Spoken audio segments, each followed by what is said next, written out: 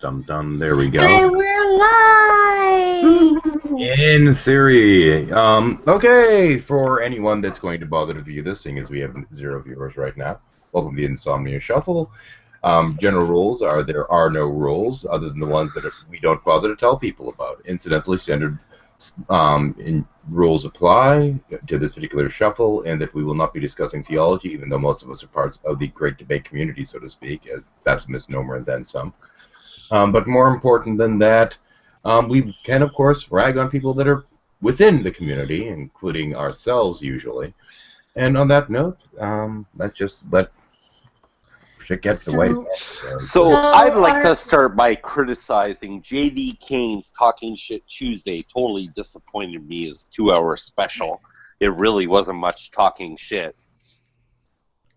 So there wasn't much I, talking shit or not much special. I don't know. Probably a little bit I of missed both. it. I missed it. What happened? Nothing. That was the whole thing. 2-hour show and it was nothing.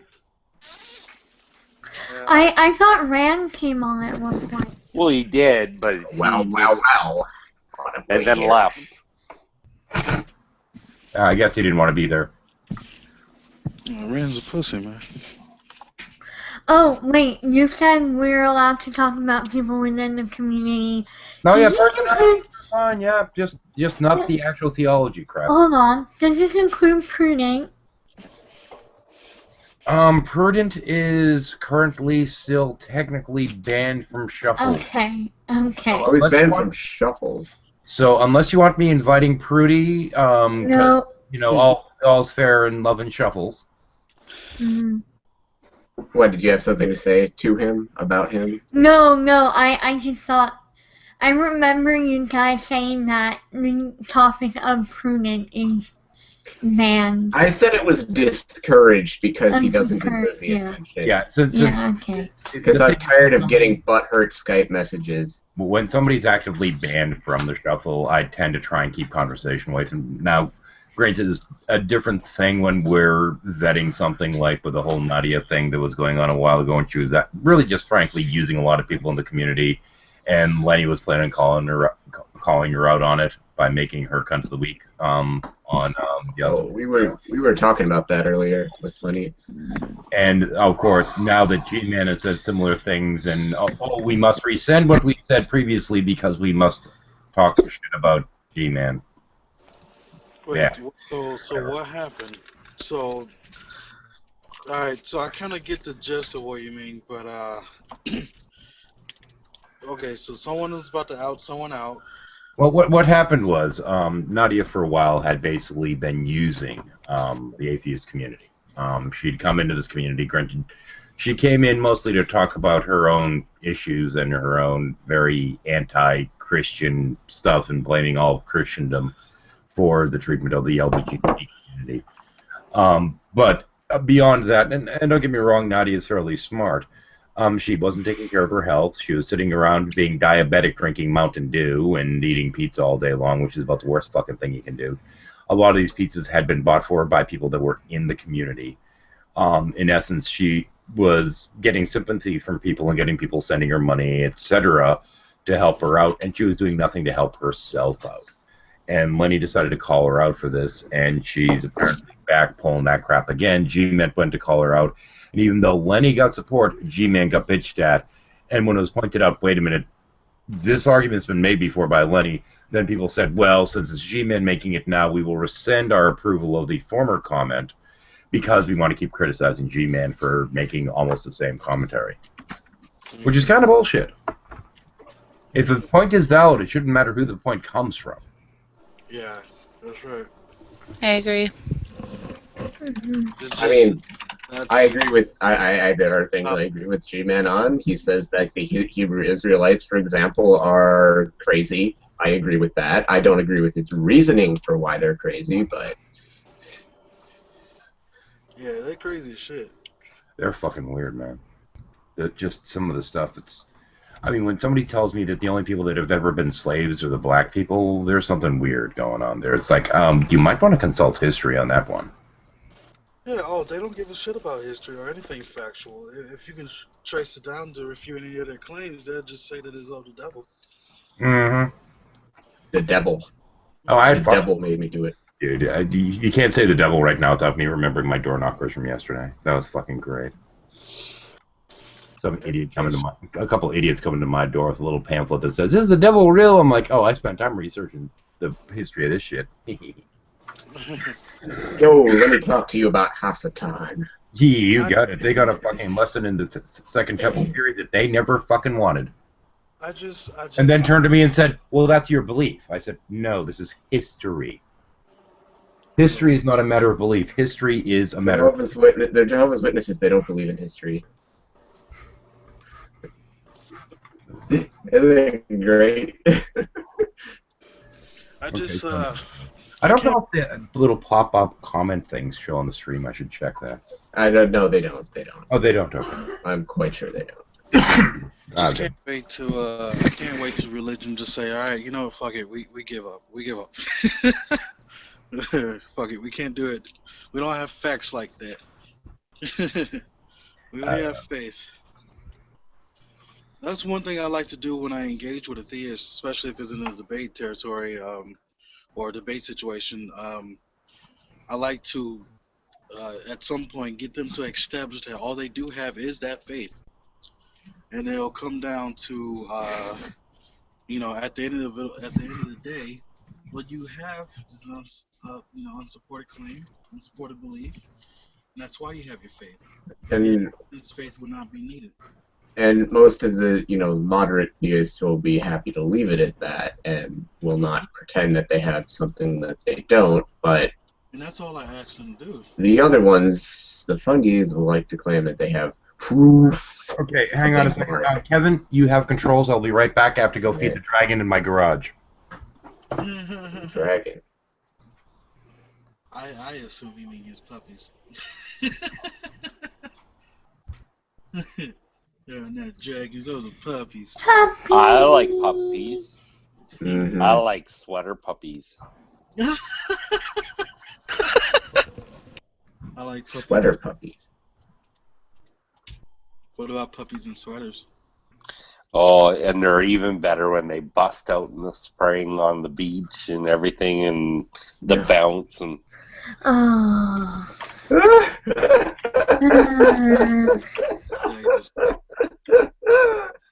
Oh dear. She's adorable.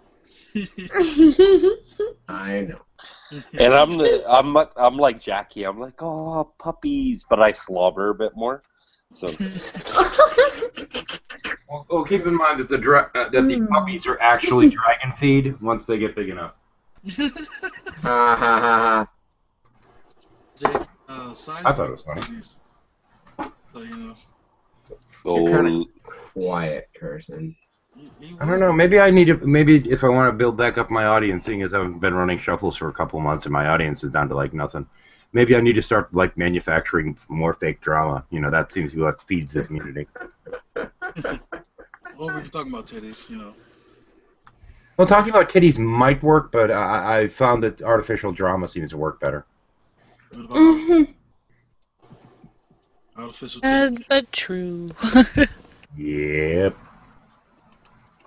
Or, you know, we can talk about artificial titties, dragons, and puppies. Title that. That's the name of this shuffle. No, it's not. Artificial titties, dragons, and puppies. Yes. That's gonna be the name Wagons. of the rock band right there. Well, I did also start like an hour late. Oh, speaking of dragons. Oh, go ahead. Speaking of dragons, I sat through that awful Megan Fox video where she goes Oh, me to too. the Evolution Museum Oh, and the part about the dragon. I'm gonna punch you. oh, that was bad. That just the ignorance. It burned. It burned. It was hilarious. Come on. Like, That's like the thing, because like it's all about connection. You know, when it comes to someone's attraction. For me, that there, I don't care how beautiful she is. No. This is somebody else with Oh. that. wrong Megan Fox. Yeah, this is some random weird-looking person named that. Not the same one. Very much not. I was just about to say, man, that there is a deal breaker. I would cut it off. So why did... Okay, if she's a nobody, then why did this video become a big thing? Because she happens to have the same fucking name. Yeah. So Oh, people that's so thought it stupid. was the actual person, clicked on it and went, motherfucker, and then clicked away. This is why it has like 40,000 views, because people are like, oh, it's Megan. Who the hell's this ugly bitch? Oh, fuck it. Leave. Yeah, even if it was, the actress Megan Fox, I can imagine like being in a scenario where we're like dating or some shit, and then she'll say something like that, like, "Oh, I went to the museum, the Creationist Museum, and seen the dragons, and I think it's awesome. I believe that." And I'll be like, "Yeah, this is not gonna work, Megan." Yeah, I would pretty cut it off. much. Yeah, the stupidity is strong in this Hold one. on. No, Carson, what happened was with Megan Fox when you went through an evolution museum. I will not wear these headphones if you keep this up. Sorry, like, but, oh, apparently I can't talk. Is that your sister? Yeah. Yeah. Do you have a picture of her? Are you wearing headphones right now? Yeah. Okay, so she can't hear what's being said. No. Okay.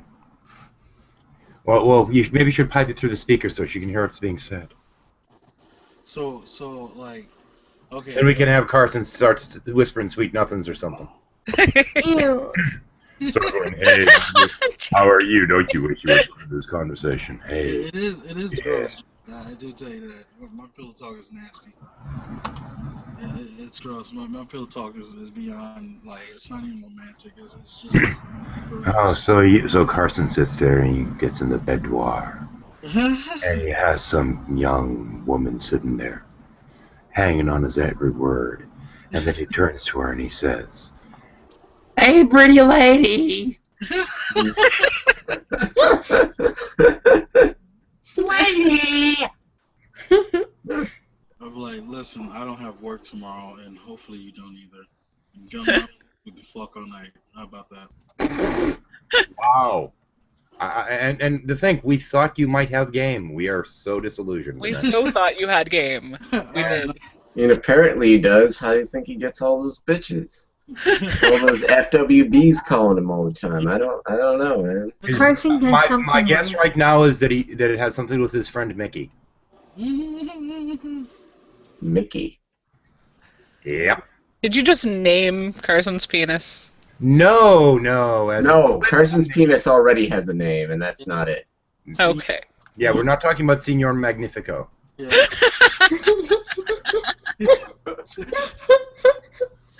He's from Guadalajara.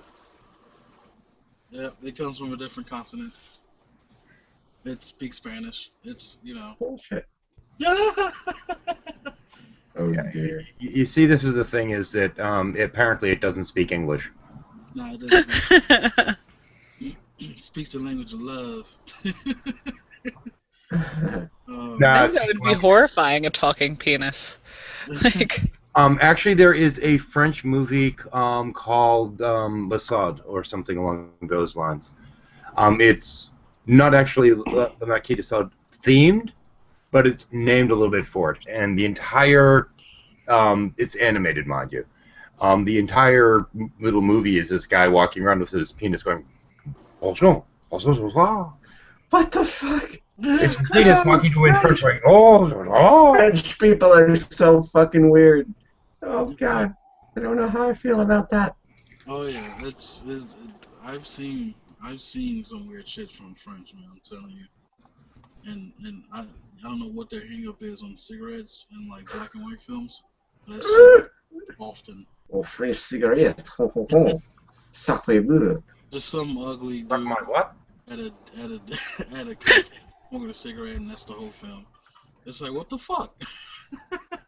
That's not a movie. That's just, That was a mime smoking a cigarette for 60 minutes. What kind of film student hipster shit is this? you get people watching shit like that, and they're like, "Oh, that was just brilliant." That's so deep.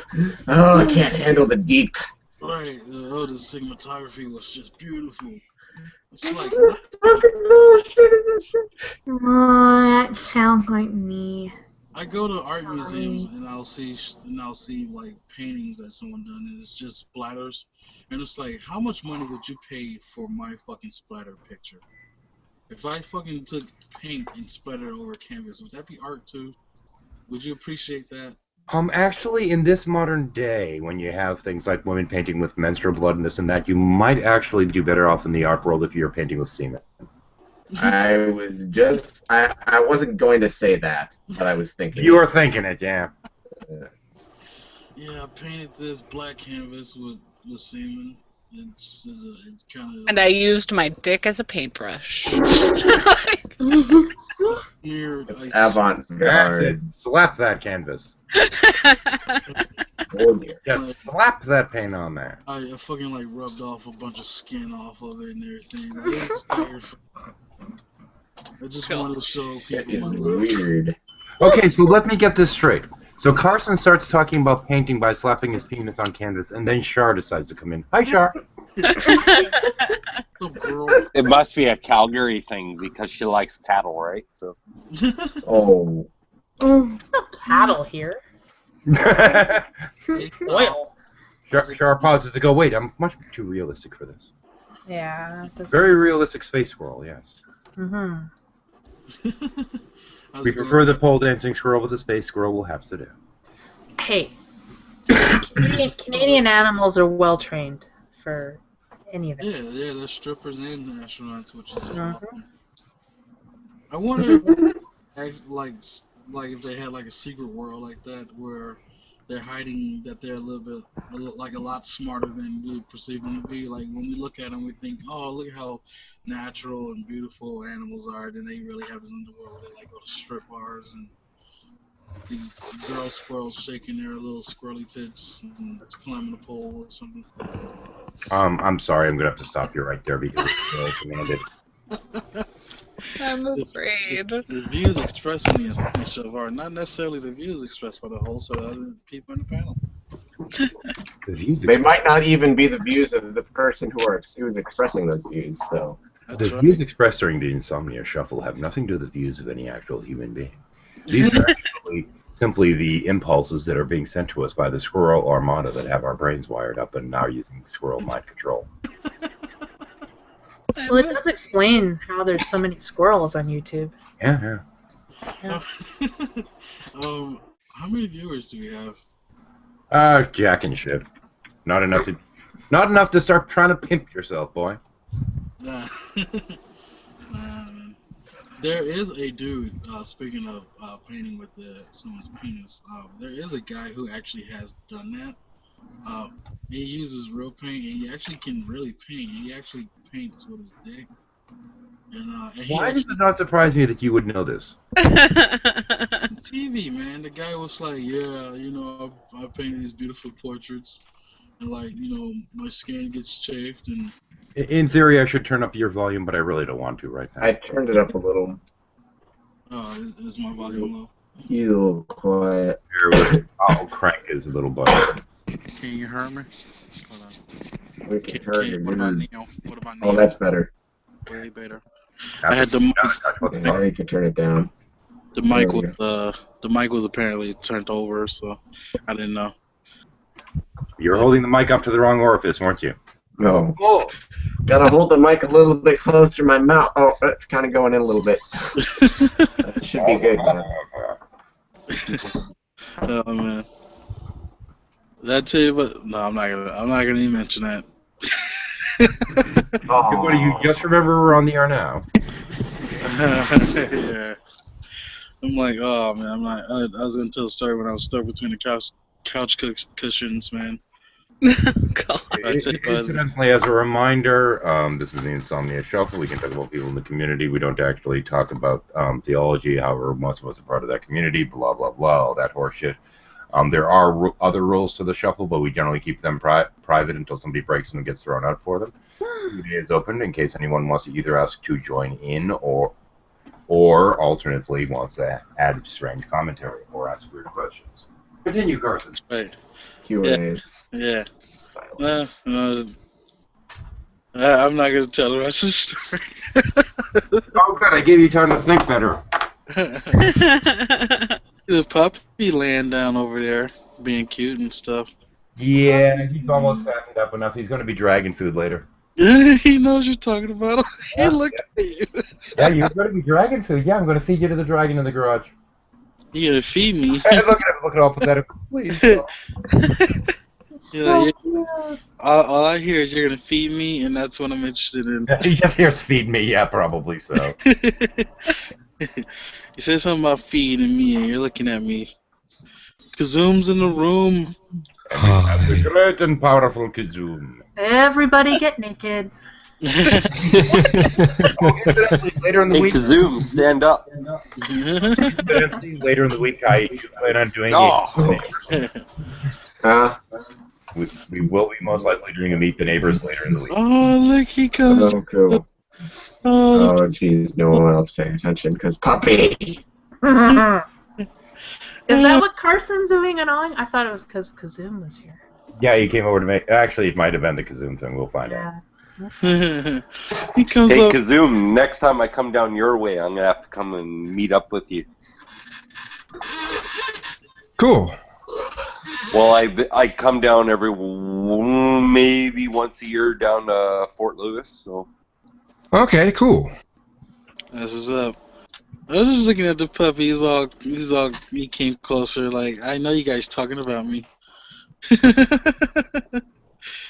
Oh, how cute.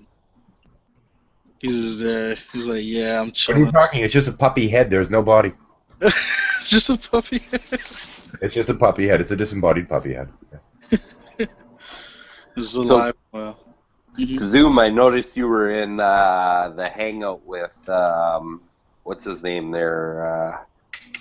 You've been jumping in there the last 4 weeks with Secular Opinion. Oh, yeah, that man, one of those. It was I can't remember what the guy's name is now. With a skull, a shiny skull head. Oh, with Dr. black back. Descent? Yeah, that guy just fucking drove me nuts, man. He was trying to just say, "Oh, choice." The idea of choice is just it's all false. It's just an imaginary. There's no such thing as choice. I'm going, oh, that's painful. Oh, you know. And he was trying to say that, oh well, no, people in the Middle East have just as women in the Middle East, people in the Middle East have just as much choice as people do here. And I'm going. What? I kind of just- have a different opinion on what you're saying. I think what he was trying to get at was that people have ultimately a choice to make, but the thing is they still have to go out and beyond to actually get those choices done, right? So, Well, I would look at it as, sure, they have choices. Everyone has the same choices. However, the consequences are not the same. That's different. yes. Right? Like, yeah, I mean, as a woman living in North America, I'm free to do pretty much whatever I want. But that's not true in the Middle East, or, you know. Well, I mean, they how can can too, someone Sorry. They can too, but it depends. they Like you might said, die. consequences, right? Yes, So, exactly. Kazoom? Oh, I just get confused when people will just needlessly remove something like that from the equation. Oh, the consequences. Oh, let's not think about that. Oh, choice. Let's separate them. What's the point in separating them? Well, you can't, because realistically a choice isn't a choice if the result is death. Like, I mean, that's not, you know, you can rule out a lot of choices as not being actual choices. Well, you still get a choice, right? Sure. And this goes back to your thing, consequences, right? Are the consequences worth the outcome of what you do, right? So, I'm just saying you can talk technically or you can talk realistically, right? yeah. They're And not- I don't know which way this guy was exactly moving because the conversation didn't get deep enough, right? But Yeah. yeah, mostly they're guys that are like slagging Von Helton there, and they've picked up on G-Man and a few of the other people in the so-called great debate community. So Yeah, misnomer and then some. You mean the miniature masturbate community? Yes. One, yes. Very good. Hey, Gretchen. How you doing tonight? Good. How's it going? Going good. Yeah.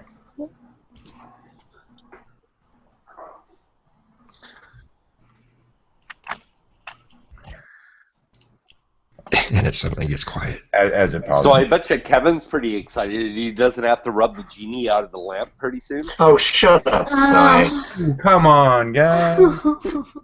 We're actually Is that one of those unwritten rules that people get kicked out for? No. If it was, I would have kicked him out. I'll give you an example of one of the unwritten rules. If you say, "Oh, he wouldn't kick me out," you're going to get kicked out. I have wishes. Can I rub a genie and get it to come out of the lamp for the wishes that I have? I'm not sure you want to rub on a lamp. Yeah, you might want to wear some I've been rubbing goggles, the otherwise you genie. won't be able to see. I've been rubbing that genie for like 11 years. It took long enough for my wish to be granted. I mean, It does get worse. Yay! Oh, wait a minute. Oh my god, why? Why? Don't ask why. That takes the fun out of it. But I really do hope you take that photo that you were talking about and send it to Prudent. That'd be freaking awesome. Oh, the one where she's like kissing my cheek and I'm flipping off the camera saying, yeah. You gotta make like a meme out of it, right? You gotta like type Yeah, something that's the idea. And I was just gonna sit on it for a while, and in case he pisses me off again, I'll send him that. No, But we're fuck, not just gonna- do it right away. Preemptive, man. We're not gonna talk about pasty here. Come on. I didn't bring up his 6-year-old face and 13-year-old body. Okay, enough. Okay, that's it. That's it. What are you doing? How many people do we have in here? 9. Number 9? Number 9. Number 9. Thank you. Well, if you invited him, I'm just gonna kick him. If he pisses me off. See what you started? See what you did now? Yannerman. Yannerman. Wait, did you just invite Prudent? Yes, yes, I did. Why would you do Come on. that? Because his name's come up 3 times. Oh, that's another one. Yeah, Now, that's yeah, hang on. If you actually pay attention to some of the thoughts of ancient mysticism and what have you, if you say a name 3 times, you're summoning something. Oh, yeah. Bloody Mary, Bloody Mary, Yeah. We got a question on the sidebar from somebody new to Google Plus. How do I get in on the video part of the Hangout? You don't. Generally, you ask for an invite. And seeing as I have no idea who you are, you're not getting one today. Oh, hey, Unless. I think it was yesterday. Yesterday there was a guy called Lucifer on some hangout there. Ask for him. See, somebody else needs to say his name, please. Ma'am?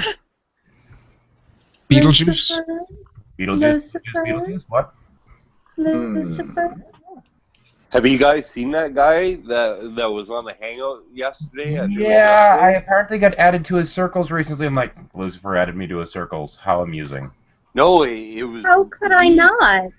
It was that guy was like freaking phenomenal. He had a couple Christians like stumped. He even had Veckel kind of stumped for a while. It's not that hard to stump Veckel. No, but it was. No, well, no. To be fair, it is hard to stump Hold that on. because it's about Hold on. perception. I haven't gotten to watch him at all, okay? I haven't gotten to watch any of that stuff because see where I'm stuck, okay? So don't spoiler it for me. I don't know what he said. I don't know anything about him, and he put me on the circles thing. So I circled him back, and then I'm like, he sent me a note and said something, and I really want to talk to this guy. Well, there are too many Lucifers. I have no idea what the fuck one it is, because there's a shitload. There's only one beautiful Lucifer. There's a shit ton online, though. Oh, Lucifer. On the morning. I Here. circled them, so if you go through, I don't know Who's if you can see other talking? Because people's I don't know who circles. that but- was. We're full now anyway. Okay. But I told you, he said his name 3 times, so he has been summoned. Wouldn't be There you prudent. go. How you doing, Prudence? I'm alright. I just got my laptop fixed, so I'm back on Google Plus, I guess. Welcome back.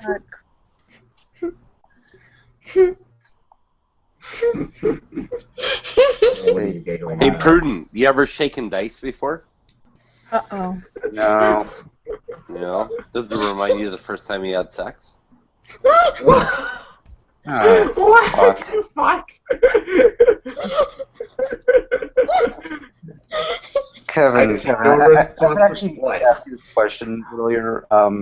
Last week, when I said I was a little doped up on antihistamines, did you say go easy on those or don't worry about them? Because I don't remember. Don't worry. It depends on what kind of antihistamine. Just Actually, no. In general, go easy on them. Those are deliriants when you take too many of them. Seriously, don't overdose on antihistamines. It's just a bad. Yeah, Okay, I actually, I have. Okay, these are. I have some in my drawer here. No, those aren't them. And they make me crazy. Like I can sleep really. The diphenylhydramine. Diphenhydramine, yeah, Good. that's Benadryl. That's just Benadryl. Yeah, it's like Benadryl. But this stuff, Note to it knocks self, me I out, have to though. take a trip to Alberta. Yeah, that totally knocks Yeah. me out though. So Yeah, because take a slightly high dose. It's a very effective sedative, but I don't like them because it makes me groggy in the morning, and I have better sleeping anyway. Yeah, they make me But super groggy. Too many. They're very potent hallucinogen. Yeah. Yeah, I mean, will generally make you feel like shit.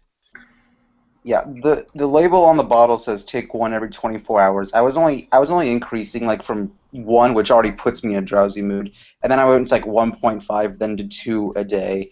And now I'm actually stopping because I have work. I have a lot of school stuff I got to get started this week with projects and studying for finals. So starting today is first day of withdrawal symptoms. Yeah. Yay. Draw from that. Oh, They're no, usually I have difficulty falling asleep, but yeah, I'd imagine to get the hallucinogenic side effect, you need to take more than 2 a day. no, Yeah, probably not. I don't know. they're Prudent, pretty what type of strong for me. antihistamines were you taking? Well, 2 a day, like, at least puts me in a very drowsy mood for the rest of the day, and it impairs my cognitive abilities enough. I Do you can't have drive. any? I can't drive if I take them. Like I seriously. Can I use that as a cue to talk about something? Oh, hey, you got a topic? Go for it. No. I mean, it's completely self-serving. No, it's Someone go said ahead. We don't care. cognitive capabilities, right? And that they were being impaired, right? Yeah. Who said that? I can't see who's talking because I'm on my phone, right? I Okay, yeah. So, like half an hour ago, I'm about to come on to something that's going to make me really loopy, but I only want to give myself like 10 minutes of vulnerability. So if you want to take advantage of me and ask me anything that I probably won't remember tomorrow, do it now, and then I'll say goodbye, and you can laugh at me when I leave. Oh. Wait, are they giving you morphine? No, you know, it's more fun to laugh when somebody's in the room. Gretchen, What? what's your address? Which one? Which Either in one? 20 minutes. No Okay, doc dropping. give me my phone number, because I'll give you the number that I am in the hospital. Ooh. Oh yeah, that's right. You're in there. How you doing? I'm really messed up. That's why I'm here. No, like, are you doing better? You said you were doing better yesterday. I think it was Wait, who's yesterday. talking to me? Sigh. No. Yeah. No, yeah, that's the answer. Does that make sense? Okay. Okay. But, like, pain-wise, no. Oh, okay. That's good. So that's why they're giving me...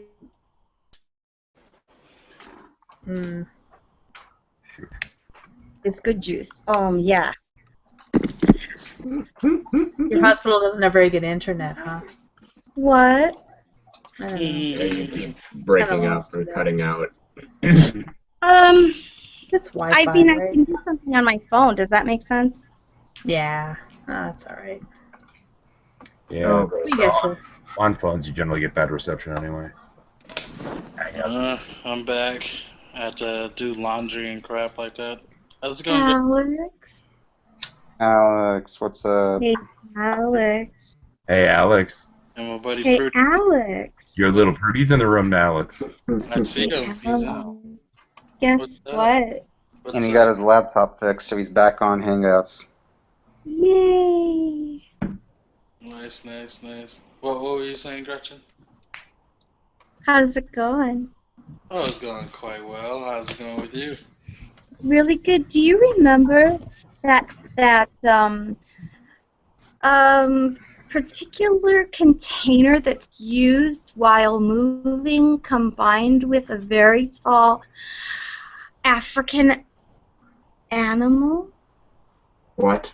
I have no idea what you're talking about, Gretchen. Yes, you do. Think about it. Sadly, I think I do. Elephant Okay. crates. Giraffes.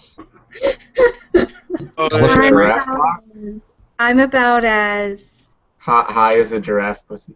thank you. oh, yeah. Oh, well, you said it threw me off. I didn't get what you were saying at first. You're smart. No. I think that's only on alternate Wednesdays. And it's Tuesday right now. Alright, well, I'm gonna say goodnight and thanks for letting me hang out and stuff. Good night. Take care. Night. Good night. Okay, and we still have zip on comments. We are down to 8 participants, so we have 2 slots open, and I am not inviting more people yet. Ah. Does Lenny still want me dead, just out of curiosity? Lenny doesn't give a flying fuck about you, Pruden. Nah. I know, but it was Really, funny because really doesn't. it was a joke. Alright. The whole point of that was, I knew he was just kidding around, but it's funny because I was almost hit by a pickup truck on Sunday, so he came close to having his wood killed. That's What nice. the hell were you doing? Were you in Kentucky or something? Arizona, man. Well, I bet you it was Pillbox driving that pickup truck. oh, I gotcha. Yeah.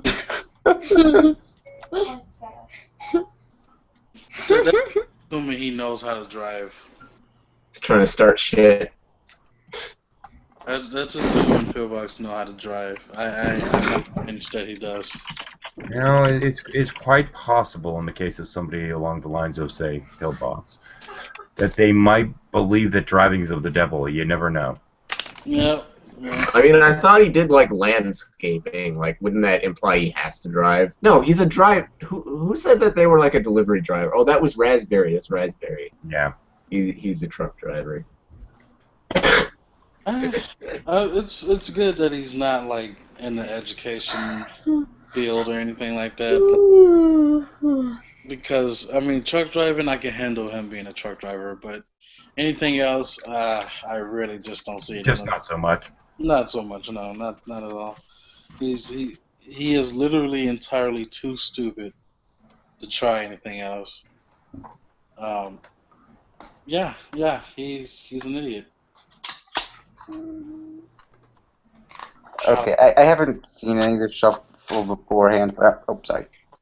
But I'm just gonna ask, did you guys invite me because you all saw Tanya's hangout on Saturday night? No, I heard about Tanya's hangout. The reason you were invited is because your name was mentioned 3 times.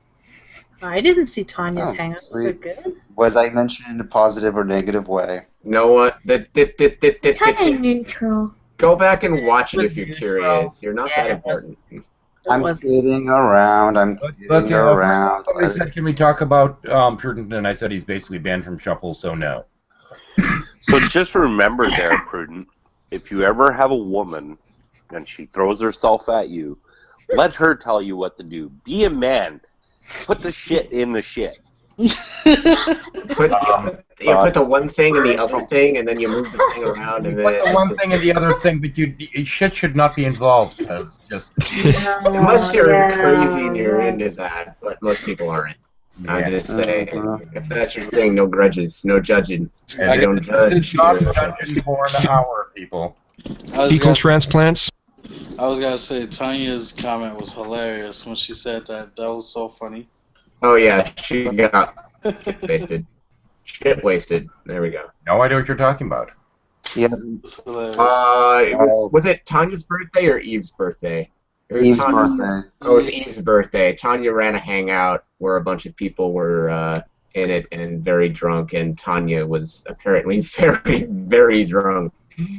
I should go and watch that hangout. Actually, I heard about it. I heard things. Well, maybe I did see. How long ago was it? Oh, just on Saturday night, and we all now know about Tanya. Now we all know about the size of Tanya's husband's penis, which is interesting to know. Oh, did No, I thought we were talking about the Halloween one. I guess that was quite a while ago, though. It's a different one. Yep. Apparently, Tanya likes to brag about her husband's 10-inch dick.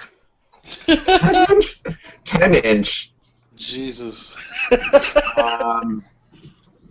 Yeah. Slightly suspect there. Jackie, it doesn't matter because those of us that have a considerable endowment know that length is problematic. Or those that have been around somebody with that kind of endowment know that length is problematic.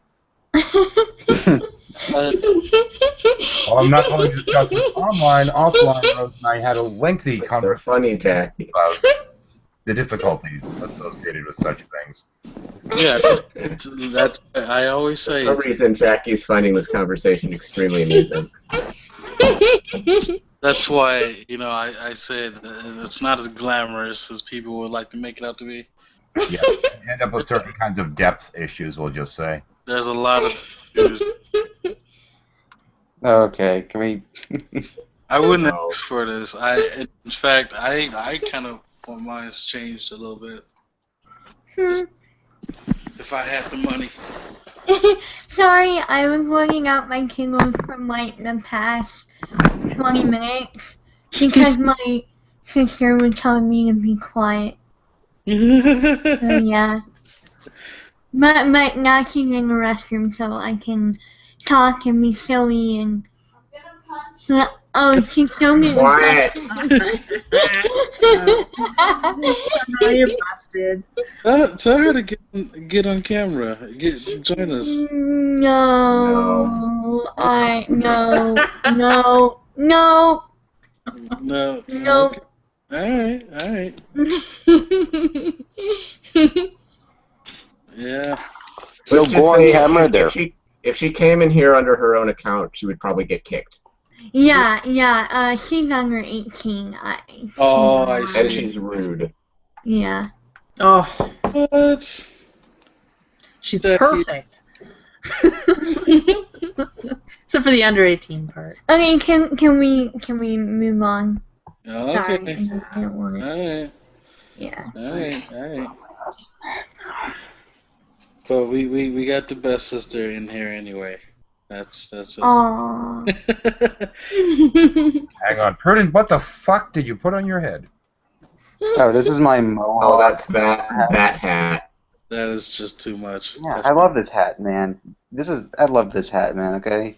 Best 25 bucks I ever spent in my fucking life. That's a permanent virginity hat. I've got a... That's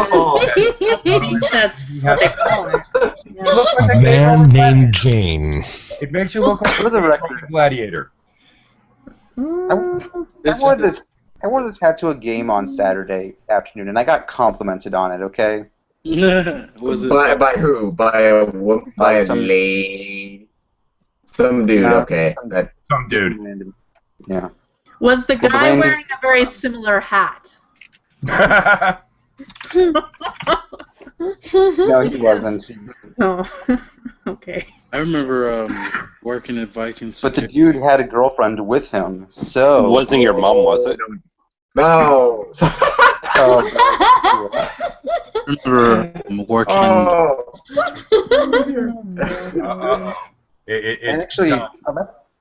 It has begun. The viewer count's going up, and they're just hoping Lenny shows up. Lenny is probably still at work right now. Or getting home from work. He should have got home about a half hour ago. Oh, anyway. Yeah. Oh wait, I know what he's doing. I think I know. We know what he's working on now. Yes, we do. It's the same reason why you won't see Kevin and I for a while after I get there.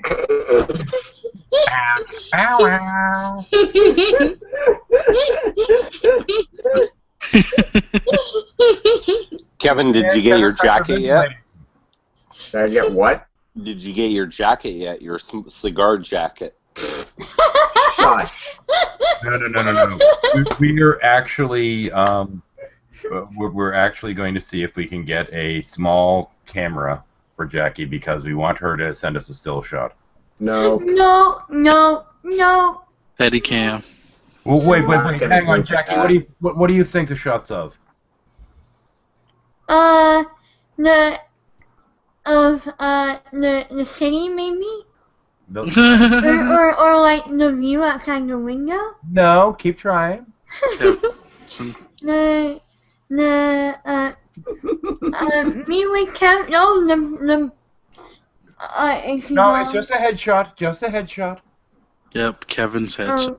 Of his eyes rolled in the back of his head going,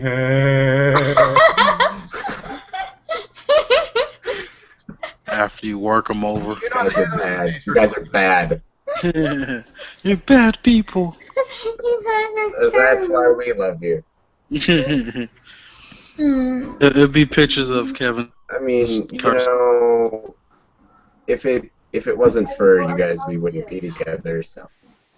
Oh. None of your business. Quiet. Yes, you would. Bullshit. Oh, the amount of nudging that was involved was like non-existent. Come on. No, I mean we wouldn't have met. Is what I mean.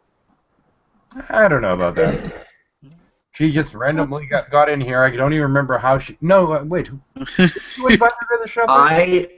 Lenny invited her because Lenny had her in circles, but I specifically asked him to.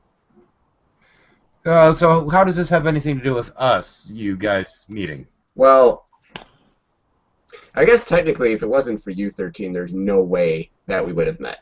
No way. If I was not subscribed to you back in the day, there is no way we would have met. So, there you go. In other words, you can thank 4chan. Oh, we could. Oh, yeah, we could take this back quite a bit. We could take things. Is it okay if I were to go back to 4chan with this because it was the Anon protests that I ended up getting involved with because of some girl at a party that said, "Did you know there's a protest going against Scientology by this group Anonymous? What the fuck's Anonymous? Oh, look it up. Oh, for fuck's sake." I like Anonymous. I really do. Just fucking Google it. I get that, but it's normally not what you say while you're at a party. Yeah. The whole conversation thing. Let me get that going. I love Anonymous. I seriously think Anonymous is going to be one of those groups that really, really prevent a lot of terrible stuff from happening. Wait. We've said Anonymous twice. You can't say it a third time because you're not technically evoking them.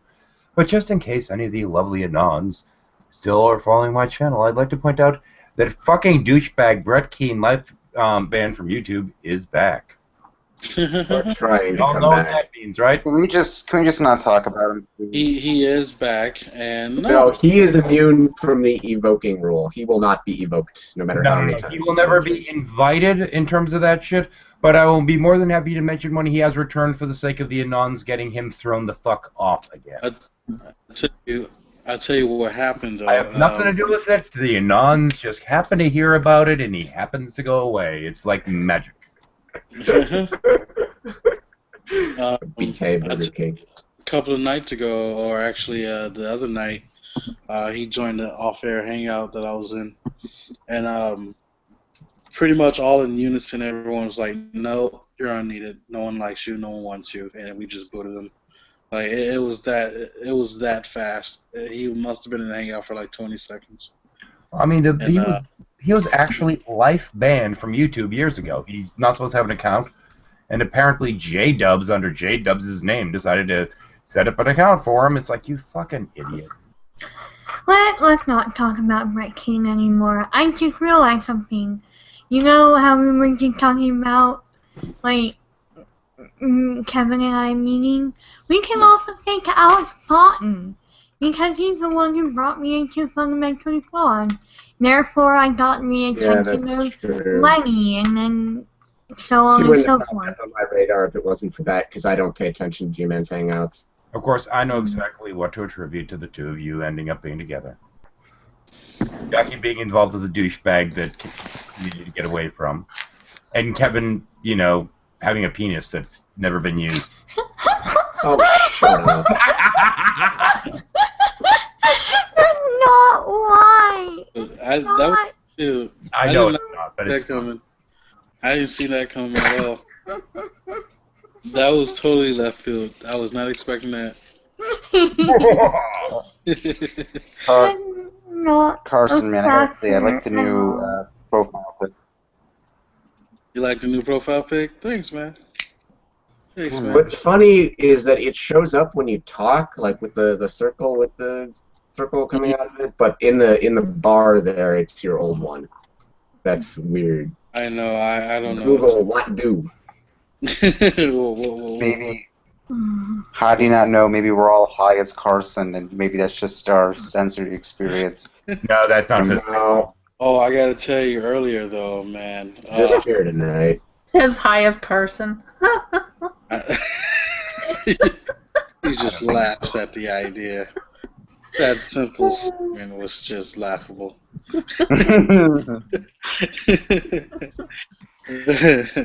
Yeah, man. Earlier today, like I sat there, I napped all day after that. I was in some hangout earlier with Xbox, and I don't remember much of it because I was, you know. Yeah. You were hard. Yeah. And I got booted because he wanted to make room for Ozzy. I'm like, yeah, go ahead, man. And it was cool, man. It was cool. I ended up waking up like watching the Donald Duck cartoon. I was watching Donald Duck cartoons on. Someone posted them up, and I managed to watch all of it. And then I was like, okay, I'm entirely too tired to even do anything else. Wait, can you do a Donald Duck voice? I cannot.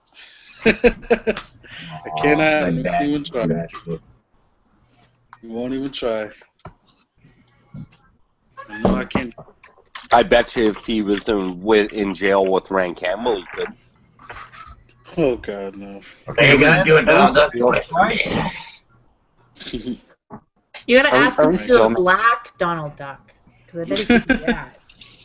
No, the Black Donald Duck sounds like me. Alexander Carson. I wouldn't even change the voice. I'll be that one character in like Disney that will have like the normal voice Disney. and has these weird voices. Got Mickey Mouse voice, Goofy's, and then here's this weird character voiced by Alexander Carson. That sounds like Alexander Carson. It looks like Alexander Carson too, but does it smell like Alexander Carson? Oh, let's go, bro. Let's go. You want to go, bro? You mean, does it taste like Alexander? I certainly hope not. I don't know. It tastes like chicken though. Oh, let's see, buddy. Yeah. Probably more like KFC though. Oh, the hatred, the. No. You're right. I mean, you make comments like that. The area that I live in, there's actually a fairly reasonable black population, and I will have you know they don't go to KFC. It costs too much. Yeah. It does. Oh. It does. I'm supposed to agree with that. That was horrible. I know it's a horrible joke. I went past it. Yeah, but no one wants to go to KFC. Shit's horrible. I love KFC, man. What is wrong with you? KFC's got good chicken. Yeah. Especially the one near the north side of Minneapolis where it looks like a bank. We were talking about this, where it's all bulletproof glass and whatnot. Yeah. I used to live. Yeah. Prudent, how often do you go to KFC? Not often, very rarely, actually. Oh, okay. I was going to ask you, why do you use the bucket to wash your face? Oh dear. The bucket to wash. I didn't say it. No, I'm sorry. I can handle my diet, man. Okay, I got a cyclist body. Okay. Diet? What do you need a diet? You weigh less than I don't I have do. a diet. I'm saying, like, I'm sorry. I'm better with my food consumption. I don't. No, Prudent, you gotta. You're not fat, that's for sure. Dude, Oh, I'm yeah. just teasing you. I had my pimples and I zits, know. I'm too. just saying, like, seriously, if you look at it, like, I am 5'11", and I don't even think I am 150 pounds. I'm like close to there, but that's You're how 5'11". I Yeah, pictured you like 4'3" or something like that. You know? I'm 5'11" as well, and I weigh like 130 pounds. So I guess Prudent does weigh more than me. Hold on. I'm doing some. Hold on. I'm doing some. Nothing to be proud of. You're average. So Kevin. What? I could bench press you, and how much you weigh, Prudent? 115? I weigh about 150, maybe a little less. I don't know the exact number. I totally can bench press you, and also I weigh 2 of you. You weigh more than both of us combined? No, not Carson becomes a unit of measure. not combined. I weigh exactly 2 of Prudent. So like, then you weigh more than both of us combined. You weigh 300 pounds? No, you said you're 115, right? I said I'm 150. Oh, 150. We heard 115. Okay. I heard 150. I'm smoking. My bad. Because that would be a lot. 150. That'd be 300 pounds. I'm not that. Around. How much are you? Around 230. Yeah, really that. Solid muscle, baby. Not too bad. Muscle bound. Yeah. It's all muscle, son. No, all of my muscles are. Oh, sorry. No one's talking. Saying all of my muscles are in my legs. Like I don't have any arm strength. I have a lot of like upper leg strength in my thighs. I know. Do you get that from clenching after you jerk off? For the record, I have a weird story actually about that. This is about to get weird. I do a lot of cycling. Okay, I'm a cyclist, man. Okay. It's like cool. Is that not manly enough for you? Is that not manly to be a cyclist? It's but what I was gonna say was that's kind of the reason why I gotta actually like find a way to break your knees or something so you don't run away. So Hey, Prudent, you said you're a cyclist? I'm an amateur cyclist. I mean, I'm not like. Oh yeah. Yeah. Do you do spin? No, I mean I don't have like the high-end bike. I just do a lot of cycling on my regular. Oh yeah. Do you have like a seat with springs on it, or do you have like a normal narrow seat? No, tell me it's I think I have a normal narrow seat. I gotta say that. Well, you need the banana seat, man. Well, yeah, you get a big banana seat, put it on there, just like Faithless said. Yeah, you'll be all good. Or you can actually just take off the seat, and on the seat post, put a dildo, and you'll be good. No. Oh my god. Oh, it's like, I gotta say there was cycling. I could hear the stupid grin on Sai's face as he was leading up to that. I was just waiting for the punch. But in reality, if you do a lot of if you're out cycling and you're out like an hour to an hour and a half, you are sitting on your. If you're a dude, that is not the bike seat is not designed optimally for men. All right, No, you are sitting on your nuts. I have a full suspension mountain bike, and I get like you will not be able to. Do none of you guys have a hole in your seat? Like I don't. No, okay, because that's Why? weird. Okay. Seriously? No. Why would I want a hole in my seat for? Because I'm a mountain biker, and everyone does that on a mountain bike. No, hell no. I got a full suspension mountain bike, and I ride on there, and it rubs You don't against have my it? prostate, and it's awesome. Sorry. That might be the way in Canada. But if I was caught doing that kind of thing in Arizona, I would probably have my ass kicked right away. Like no hesitation. Well, you'd be on a bicycle. You could easily outcycle them. Because they have. I tell you, for me, it's like night and day. Like I love it. Like because I can ride forever and ever, and it's awesome. What, you have a hole in your seat? Yes, I have a hole in my seat. Do the curtains fall right in there and you're able to ride? Yeah. And You you can do the same thing for men. Sorry, you don't have to deal with the same. You don't have the same problems that men do with biking. Okay, you can't even feel your junk for like an hour after. It's not that much different. That's not the It's not point. that much different. It's a little different. I'm not gonna say it's the same. But so with men, you can get the same thing. You can get a hole in your seat, but the hole's a little further back and a little wider. Like it's just a different placement, right? I can. So when you're really interested, and you're really into it, are you able to put a bullet in that hole? What? Oh, no. Never crossed my mind. I would say. Oh dear. You're struggling, man. You're struggling. Yeah, that was a little weak. That one was a little weak. It's all good. It's okay. We have all night. Damn it. All night. He's like, damn it. It's all good. It's all good. I will tell you a funny story that you guys are gonna love. My mother-in-law, so my sister, like, she used to sell sex toys because it's a good, business. She used to have like the parties. She'd go to women's houses and sell the toys. And like Tupperware, but we just got something in on Q&A from somebody that apparently has a generic name. Oh. I on a whim said, "Who the hell is this person?" So I went to look them up and typed in the name and the little invite who's me joke thing. I'm like, holy crap! There's like 90 of them. Jesus is God. Oh. No. Yeah. That's original. I never heard that one. Anyway, continue, Char. Yeah. Was it a passion party? Yes, exactly. She did passion parties. So anyway, one of her best sellers was the bullet, right? Obviously. But the funny thing was, so my mother-in-law had this new boyfriend, and they opened their Christmas gifts, a day early, and she came over for Christmas dinner, and she goes, "Oh, he bought me the best thing ever, and I've wanted it for so long. He bought me the bullet." My mother, my sister, and all of us are kind of open mouth looking at her, like, Did you really? Say that? Really? She meant the magic bullet, the food chopper.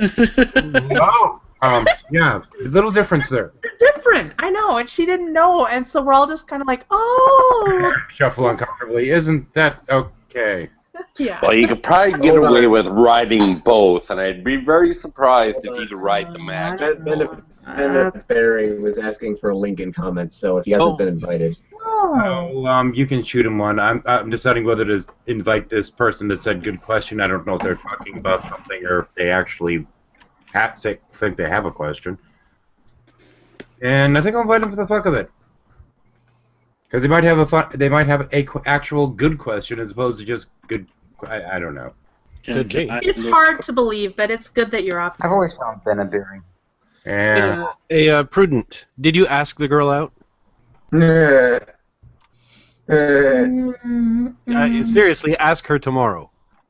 Dude, man, let your balls drop and go do it. No, you don't even have to commit all in. You can just go say, "Hey, are you busy later?" Just ask that. And you can tell by the response. Wait, are you talking to me? Yes. You talking to me? Talking to me? You talking to me? What you talking about, Willis? You gotta ask the girl. I don't go to school tomorrow. What? I don't go to school tomorrow. My professors are leaving a little early. We don't even get. Yeah, you so don't it's nice. need an But I still don't excuse to call her. You already know her. Well, no, he probably doesn't have her number. So just stalk her. That'll impress her. Yes, I do. You do Yes, have I her do. number. Oh, well, you're in like Flynn. Yeah, but oh fuck, it's Sam, and he kind of hates my guts right now. So I just hope this goes okay. All right. Well, next week you'll have done the deed then. We just not talk about this anymore. Wait, really? This is like the. Okay, everybody place their bets. I placed $10 that he won't. Oh, come on, guys. Come on. Yeah. Probably right. We're pretending to be nice people today. Okay. I'm actually 5 minutes at least. Then it's free. Then it's free game. No, those seriously, I'm serious about, like, you gotta ask. And that's it. Just do it your way. It doesn't matter how, but just do it. All you have to do is get her through the door, You grease her up with some tuna and you're in, man. Oh. That's not the way we do it in America. That is not the way we do it in Sorry. That's America. not the way we do it in Canada. Sai, because it works for you doesn't mean it's going to work for everyone. I'm sorry, Char, but any chance I'm going to get to insult Canada, you know I'm going to do it. Okay. Here, I don't blame you. you work in a university. Get some GHB. You'll be just fine. Yeah, man. Well, Just jokes No, aside, Jack. it's not. Jokes aside. Oh, jokes aside, the real advice is just do it. As Galaxy, as Galaxy Dreams we would say, not? Oh my God, Galaxy. put the shit in the shit. You know, Yeah, put the shit. just put the shit in the shit. There you go. It's that simple. All right. Hey, Faithless, I loved your song, by the way. Thank you. I don't know which one, but yeah. The one that you posted on. The Jesus Gonna Fix It. Yep. I love that. It was so Yeah. funny. It really was. It's a silly one, yeah. I'm working on my Christian rock song. That's gonna be hilarious. It's pretty much a story of me going to a bar, picking a chick up, and taking her home. And meanwhile, throughout the whole adventure, there's a particular Christian rock song that interrupts the airwaves, and I can't take it off the radio. So, Faithless, you were talking to Lucifer the other night. Did you like it? It was interesting. Here's He's a a very, weird, very oh. interesting fellow. I understand he was back at it again this morning, but yeah. Yeah, how was it speaking to Recklin earlier? You know that's Recklin, right? Okay, what I missed? Lucifer? You think it's Recklin? I know it's Recklin. Oh, okay. You did well. He did well. Great. Especially the accent. Yeah, he was working on it. It's Recklin. It's Recklin Anderson. For those who don't know. There was one moment where he didn't keep it consistent, but I wasn't sure, you know. Yeah, he probably doesn't want me out. But no one's watching this on me shuffle. I'm just kidding. I do have. But he completely convinced what's his name, Michael. Michael was hooked, line, and sinker. Like I just had fun with the troll. Like it doesn't matter who it was. Like I asked questions, and I'd ask how old are you, and he'd answer 17.5 billion years. Like that settles it. Wait, what? No, it Michael was. who? I don't know the guy's name, but it was phenomenal. It was really good. But yeah, Michael got hooked, hook, line, and sinker for sure.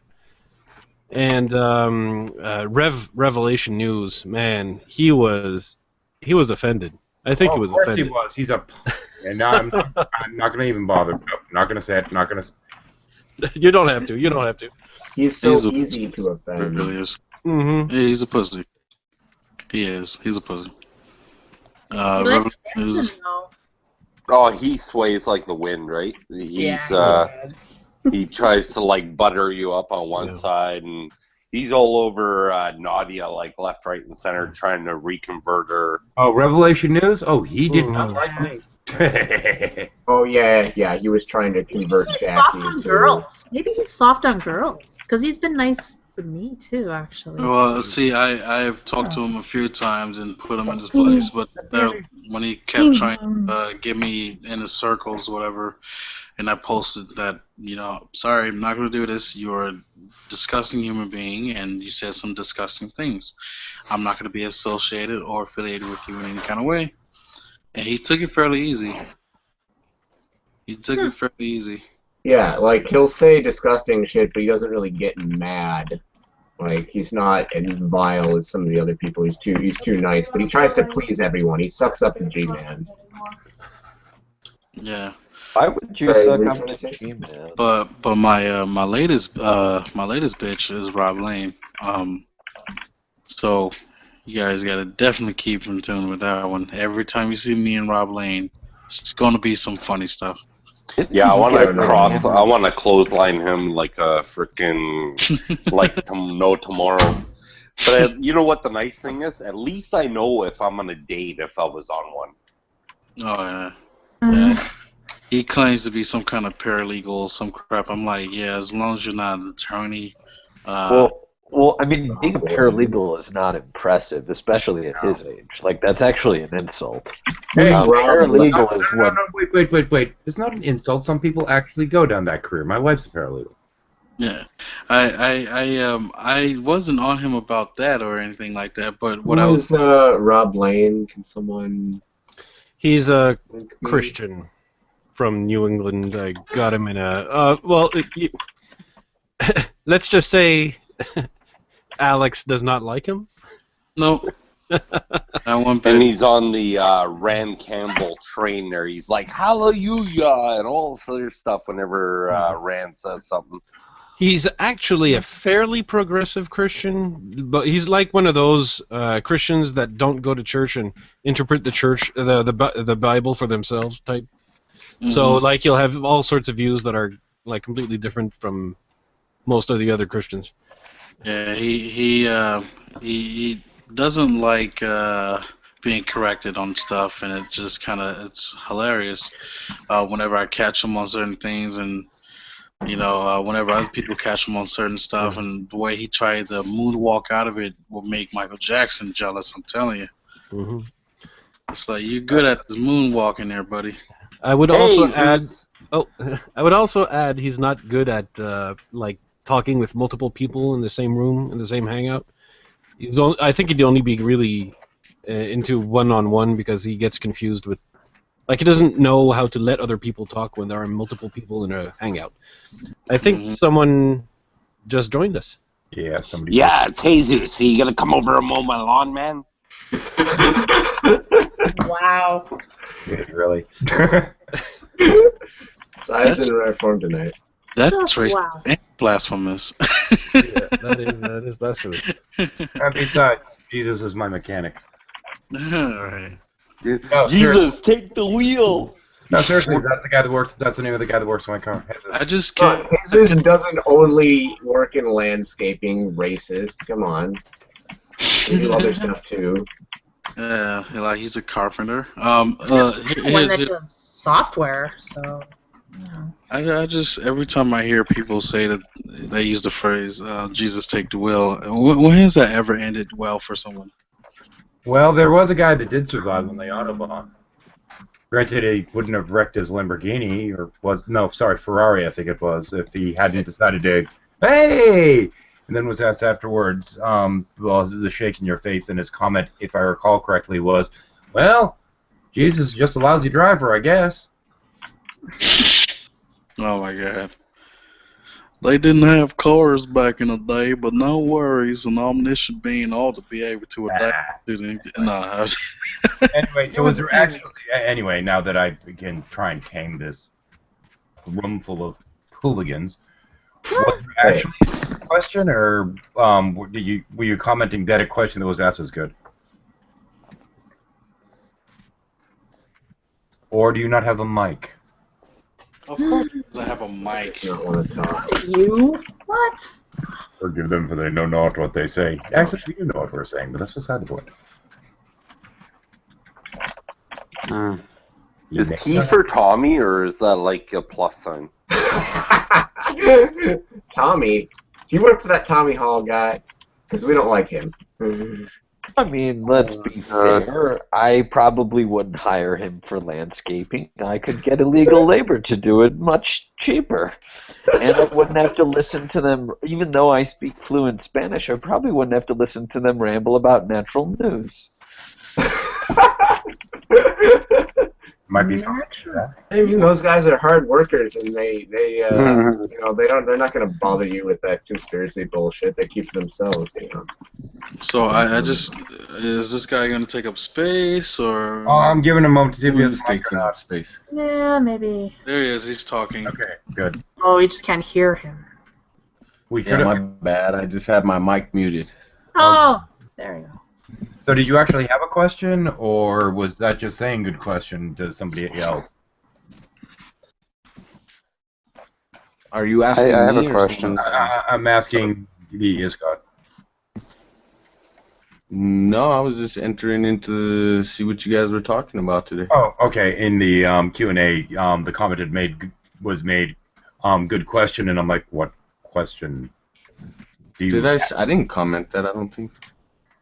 Yeah. I said, hello, God loves you anyway, and forgive them for they know not what they say. No. If you go in Q&A, you did earlier. Yeah, I'd have been in there in Q&A earlier. Oh, I needed a link into the room. I appreciate that. Oh. Is this guy actually religious or just Poe? Like, what are we doing? What are we working with here? No clue.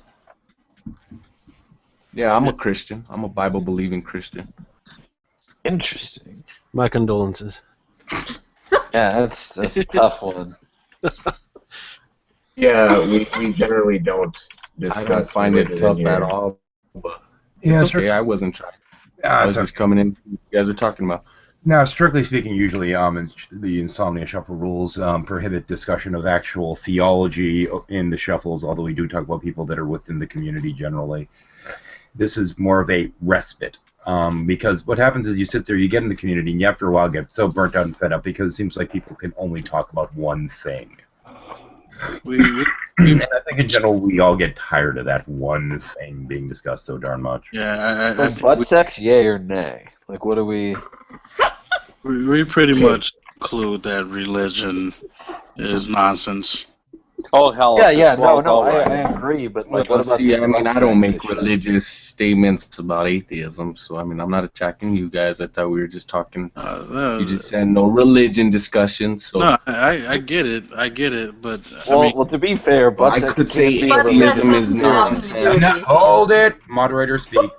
Guys, relax. Now, what were we talking about before he came in here? Yeah. Not butt sex, We but now that were. it's- What about? Pretty sure it was actually- Prudent's sex life. No, not Prudent's sex life. That is definitely not. Go back to Come on, back butt sex to me. isn't. It's not an introduction to sex. That's No, it's comes not. later. But Oh my. it's open topic, so like anything you Like a have can on- opener. Oh, Jeebus, Oh. take a hit on Prudent there. Give him an insult or something. No, Oh, come on. Oh, come on, he's an easy target. That's not even an No, accomplishment. It's fine. It's fine.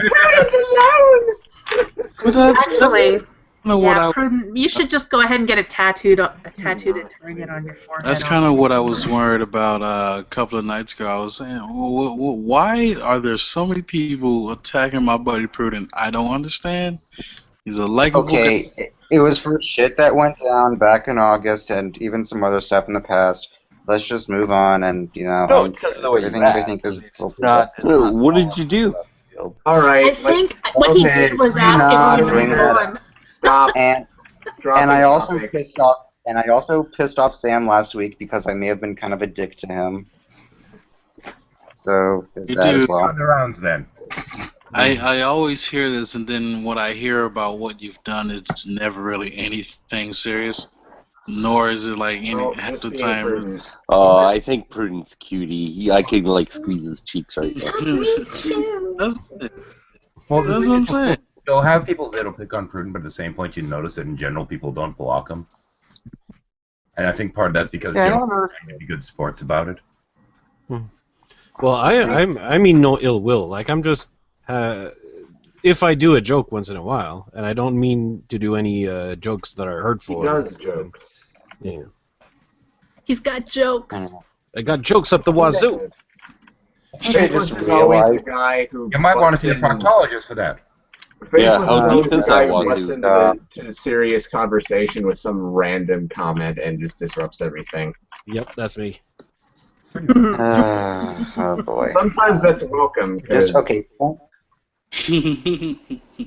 Point being, I just wanted to say, I think I just came to that realization that maybe I was getting a little stressed out for no big deal, and I may have been a little irrational in the way I may have flashed out at some people. But like I'm I'm not getting angry. high on Prudent. antihistamines. I don't really. I don't really care either way. I don't have the time or the energy to care. I just don't want to deal with people that act the way that you do. So Like, you should just either correct that, or that'll be what that is. Or And that's pretty much what do that's pretty much the same thing Lenny would say, except he's a lot less nice about it. I mean, Yeah, Lenny says what I think if I was And he says, what? If you were a huge dick, yes. No, I said a drunken Mick. I am a huge dick. I'm just not a bog person from the marshlands of the British Isles. Oh, that's good. Oh, here's just a bit of a All topic right, shifter. ladies and Here's a weird- gentlemen, I'm gonna head out. Just wanted to tell you all, have a good night. Yeah, you too. I wish He Lenny was was here fussy.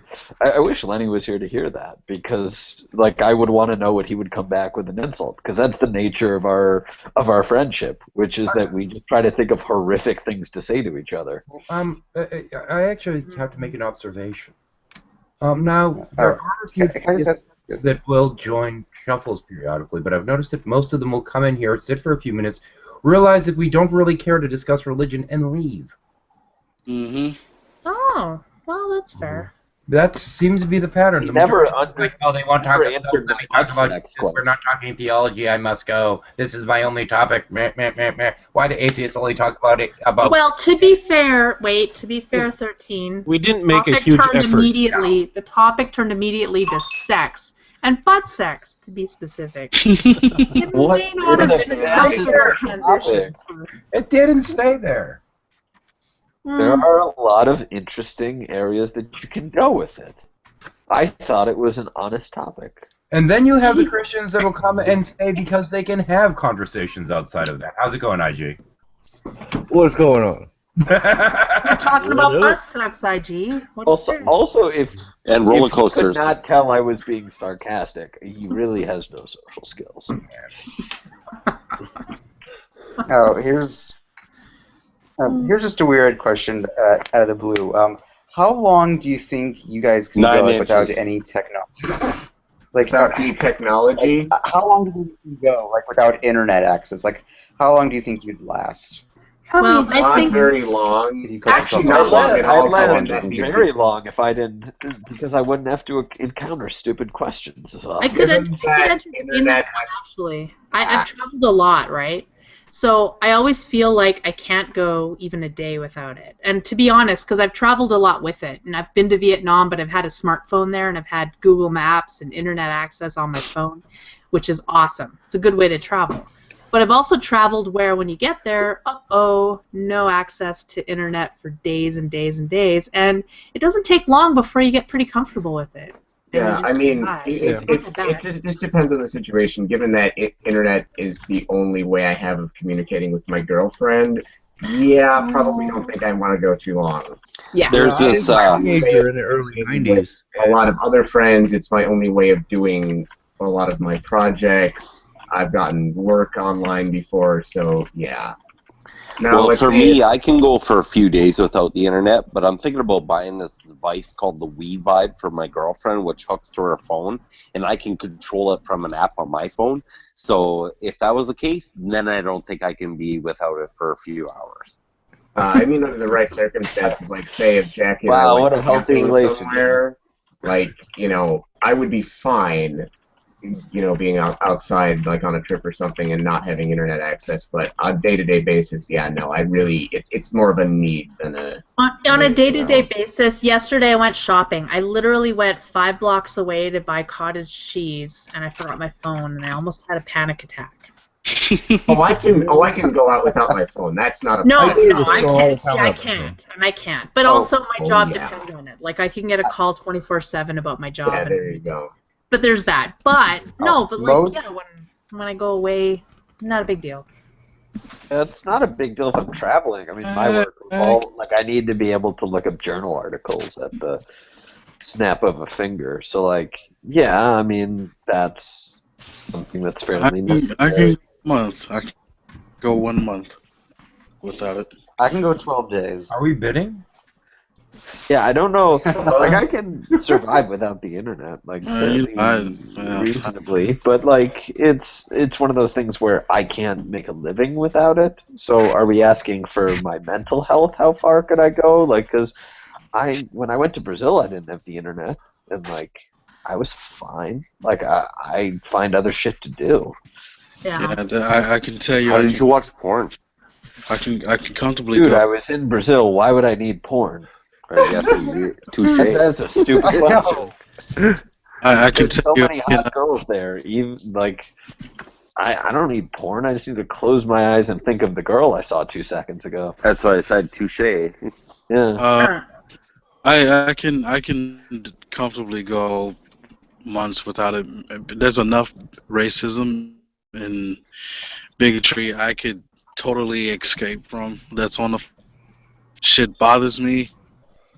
Half the time I probably wouldn't even use it if I didn't have the choice. But yeah, I run the business and I gotta use the fucking internet, unfortunately. The most I've ever gone like without any camp technology was 12 days, just one time. Certification.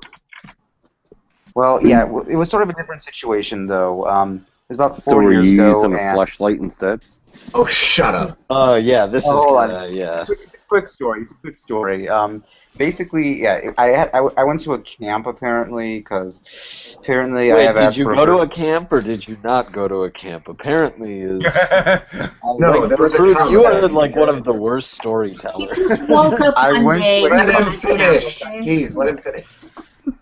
Yeah, so I went to camp. Long story short, that was about 4 years ago. And here's how crazy it was about it and how isolated you were from the outside world. When you got there, they took away everything. They took away your phone, so you couldn't call home. You were basically isolated from your family for that long. Now, that was the part that bugged me just a little bit. Then it got slightly more intense. Then it wasn't just you were at the camp. Then you actually left the campgrounds. Then you would actually hike out in the woods for 5 nights. And yeah, no technology of any kind. Does this And- story get interesting at any point, or should I just shift to the internet? No, for it? I think he's describing the dangerous game. Did Was they give this you a- binoculars so you could watch was the this girls' a- camp? No. I'm Jason saying. Hunted? Hold on. What? I'm lagging. Well, no. The only part I was just going to mention was, you know, that part about where you're in the woods for 5 days. This is the part I don't think I would ever want to go through again, because I think I spoiled myself too much as a kid with this part. When you're that far out in the woods, there's no bathrooms around. If you have to shit, you would shit in the woods. Was this a religious Oh camp my or? god, this is such a boring story. Remember, you got to pull the skin back and you wash know what? underneath it. literally forgot what I like that story. happiness was, like, in the span that it took you to tell this story. Hey, wait a minute. Okay, you know Wait what? a- I'm sorry that I'm bad at telling stories, okay? And I was going to finish it too, but apparently I've just been heckled off, so thank you very much. What was it, Don't- like sleepaway camp? Someone asked if you've forgotten to pull the skin back. Now let's reflect on that question. You had it, Someone, I fucking asked. what brilliant person thought that was a good question? That was. Well, I mean, I thought so Putin had sort of a Ken doll situation going on. Like, not really. Oh my god. Prudent. I'm just trying to, like, Hold on, I'm trying to talk here. Was I'm this so There was one time where a buddy of mine came to my place, man, and goes to use the bathroom, and I shout at him, "Don't forget to pull your skin back, nigga!" And like he starts losing his shit while he's in the bathroom, hearing me say that, and that just reminded me of that. That was just funny as hell. Prudent, That was was this a religious camp or wilderness survival thing? What was the deal? Because the camp that I worked at, like, that was pretty much the same deal for campers, but it was only for like a week. Oh, how about a story about how I think I finally disappointed my mother? Okay, just ignore me. Oh my god. What, you told her This that is gonna be as boring as the last one. Okay. I was kind of interested in the Woods story, but whatever. Let's talk about Well, Mom. apparently Sam cut me off because he apparently had me a dick about it. Well, surely you were close to the punchline by now, right? Yeah, I don't know Love where story. it was. Regular- I thought it was just. Later, Solgo. Well, yeah. Apparently, my mother is very disappointed now in her oldest son because she apparently is a big anti-gun person, and I actually want to own a firearm when I'm living on my own. Should I feel bad about that, or No. I mean, Don't worry about it. You can have a gun until she moves When did in. this become Dear Fucking Abby?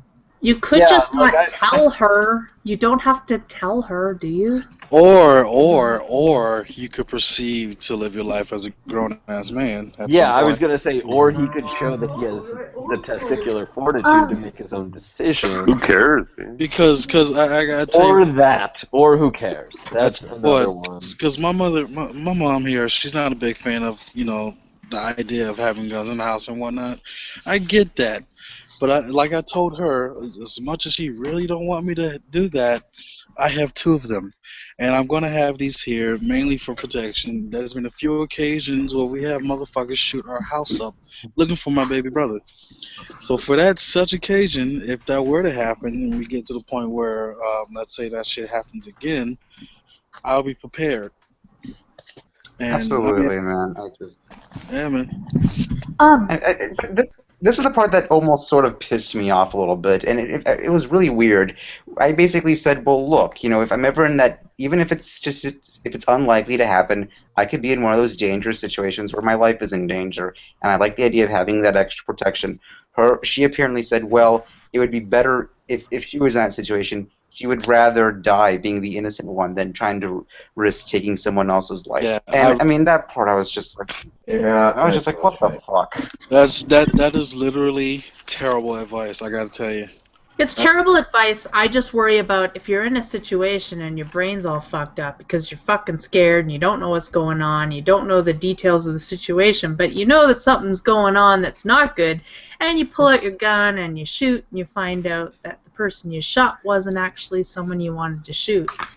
That's the scary thing. Well, it's all about training, right? Yeah, I know It is. If you're It gonna is, but- if you're gonna buy yourself a sidearm, right? Make Yeah. sure that you go and learn about rules of engagement, shoot, don't shoot, stuff Right, like that, but- right? But how do you practice a situation like that? How do you I practice? do it all the time. You practice situations where your life is in danger? Fuck yeah, that's my job. Well, if you can, so sure, if you can do that, that's great. But I'm just saying the average citizen, like, how often are you, like, literally scared? Well, I also don't think we're Nearly to looking death. at defense practically. From a practical perspective, guns really aren't a good first line of defense. And they're really not that great. And at a close range, a trained shotgun. fighter or just at close range, a trained fighter or someone with a knife is much more dangerous than someone. That's why standoff is important, right? Yeah. Use as much but more than standoff likely they're as you probably can. not. Okay, 2 at a time, please, folks. Come on. I mean, what if it's just a regular mugger with a knife? I mean, at that point, it's like, okay, he's got a knife, I've got a gun. I think we know who's gonna win here. Not necessarily. Guns aren't terribly effective at close range. They're not that accurate. Especially Knives for are, a handgun. and also the wounds from a knife are much worse than the wounds from all you have to do is generally for the most part it's just fragments from bullet that are getting you, but with a knife you're actually directly lacerating internal organs. At a close range they are much more dangerous. Hey, Prudent, here. They I'll are- let you know what I think on this. If you feel uncomfortable that you have to walk around with a pistol everywhere you go, there's issues. You shouldn't really need to feel the requirement to have a weapon, right?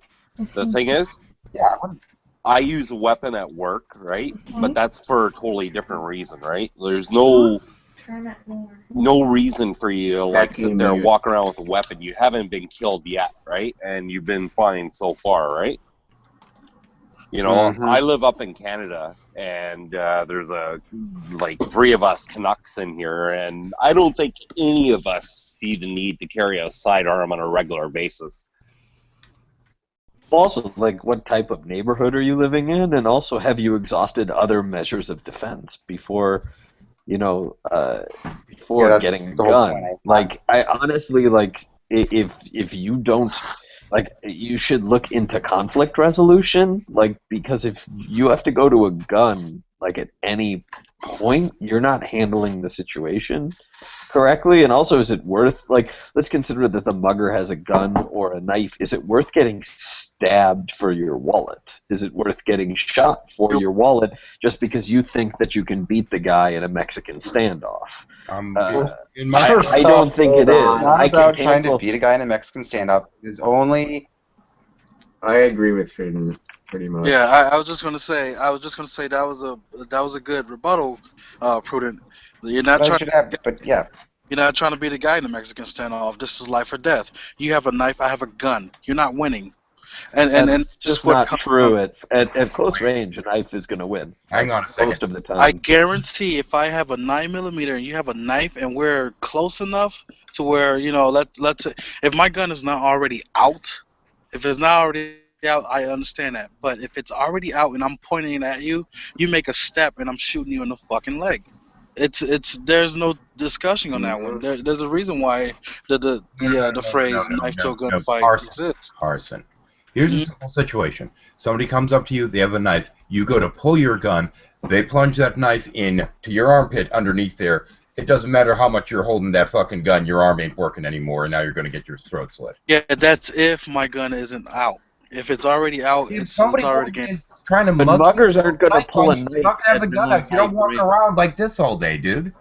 Well, true. I understand. It might be a little bit different in my end. I'm sorry. I'm just not afraid of anyone with a knife. I'm a trained fighter. That might be a contributing factor in this. But the thing is, if you have a knife, if that's all you have, and I have nothing, if you want my fucking money, you're gonna have to fucking fight for it. And especially if it's a significant amount, if you need $20, fine, take the fucking money and go on your way. But for the most part, a dude with a knife, let's say if I'm working and they're trying to rob my store, if that's all you have, it's your fucking ass. It really is. I'm not afraid of a guy with a knife. Well, also we're also not at all considering the practical consideration of like what is the rate at which people are getting mugged where Prudent lives? Yeah. Isn't that like I live in an extremely safe area. Like there's no point in me buying a knife other than I wanna have a knife. But it's not about. But that's the whole point. It wouldn't just be at home. Like I would actually carry it with me in a holster because there might be other. Because Oh. Yeah, and all it takes is Disappointing. coming up behind you, holding a knife, putting a knife to the back of your throat, and saying, "Hi, I'm going to take that now because they can sell the gun." Do you just want a gun as a status symbol, or what? No, I mean, I think it makes it sound like to me it just sort of one of those things where it's coming from a place of insecurity. But then again, I've never understood.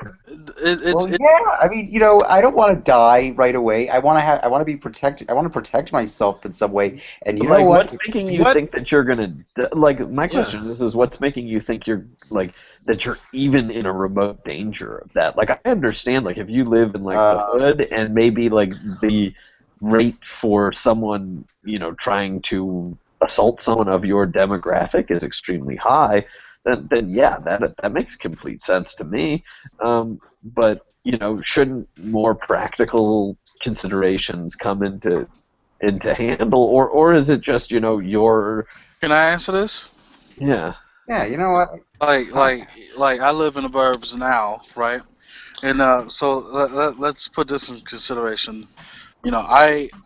Even though I might be in a safe environment now, I'm not always. And even with me being in a safe environment, doesn't mean that, of course you know this too, it doesn't mean that nothing could possibly happen. You know what I mean? It's always that possibility. Exactly. Of course it's an insecurity thing. You want to protect your life, and I think it's always smart to have some kind of firearm in a house somewhere, someone who's responsible, of course, And if any case where something bizarre happens, where your life like that is in danger, you're also, prepared. At very least, you're prepared. You know what I mean? Well, at the same point, though, is statistically, if you look at who gets wounded by guns the most, it's people cleaning their own guns. Or family members. Oh, don't be a fucking idiot. I think the moderator is going to take the floor for a moment here. the worst thing you can do is get a gun and not know how the fuck to use one. Yeah. There was a woman that was out there around about Ferguson that decided that because she was scared because she'd had cops hassle her and this kind of stuff, she decided to get herself a gun. And her husband were driving back from there, and they were sitting there talking about it and not paying enough attention. He gets in a car accident, the gun goes off, the woman ends up blowing her own fucking head off with her own damn gun. Now, statistically, the majority of people, according to at least some of the studies that I heard ages ago, tend to get shot with their own fucking guns. And it's not just cleaning them. Somebody breaks in the house. They tend to know where the guns are kept. They find the gun before the homeowner does. Other situations like this, somebody goes to pull a gun on somebody that's already has a gun pointed at them. They get shot for their trouble. A lot of it's this kind of shit.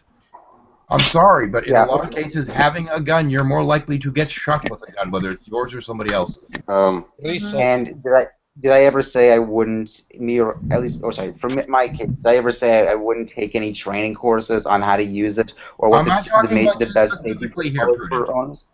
Am I talking about you specifically right now, Prudent, or am I speaking in generalities? Point taken. All I want to say before I have to take off here, but all I want to say there, Prudent, if you want to get a gun, do whatever you want. But the thing is, at the end of the day, go get your courses and stuff like that. The only way you're ever going to win with a gun is if you're already drawn on somebody, right? Regardless of what weapon somebody else has, because if they really want to get you, they're going to stab you or do whatever anyways. If it makes you feel more secure, I don't think that's necessarily the route to go. I see in where I live, in the country that I live in, I see no purpose of carrying a weapon. A penile implant would be safer. You'd have a hard time doing it in Canada. Martial arts is generally going to be more useful. Here we can't carry pistols around, right? Because they're restricted. Mm-hmm. But the thing is, even for my job and what I do, I've had my life flash in front of my eyes more often doing civilian jobs than being in the military, right? And I'm more likely to be more hurt in the military, and I haven't had any issues whatsoever.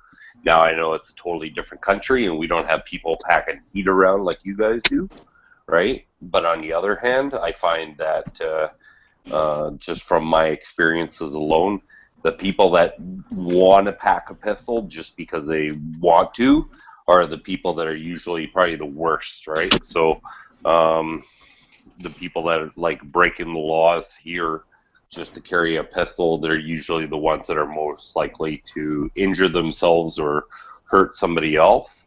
And I hate to use a quote like this, but live by the sword, die by the sword, right? So, but anyways, have a good night, guys. Good night. Good having you. Yeah, bye. No, get the fuck out. I do love in Canada. I love the fact that I can just walk around, and I know that with the exception of it's a rare exception that somebody will be illegally carrying a gun. I know that the people around me in the city do not have guns, and even if they did have a gun, it would legally they'd have to it could not be concealed carry. So I would see the gun, so I could leave. I could see the gun, and I'd be like, I don't want to be near that gun. I'm gonna leave, and I could do that. And I love that about Canada because I just don't have to worry. Well, about most of the states worth living in the United States have pretty tight gun control, similar to Canada. So yeah, well, that's good. another thing to consider. But I've only ever seen a gun, a pistol, on a person in the States. That's the only time I've ever seen it, other than a cop. I went to a movie theater and I seen one. I've actually never seen a pistol in my life. Go on, Alex. No? Okay. Yeah, I was in a movie theater and this guy had one holstered and it was in clear sight and no one gave him crap. I don't understand how that was. Yeah, I'm sure he was licensed and all, but it shouldn't be it shouldn't be visible or anything like that. It's supposed to be. But Carson, wouldn't you rather, if you know people have guns, wouldn't you rather be able to see them? Yeah, I would. Yeah, so see, in Canada, concealed carry is extremely hard to get. If you have a pistol license, the chance of you getting a concealed carry license is like literally they gave out 3. You have to be a secret agent. Yeah, like it literally 3 people in the entire country in 1 year got a concealed carry license. It doesn't happen here. So if somebody has a gun, and guns within city limits are extremely rare, other than cops, but if you have a gun, you cannot have concealed carry, which means everyone can see it, which I think is a better thing. I want to know where they are.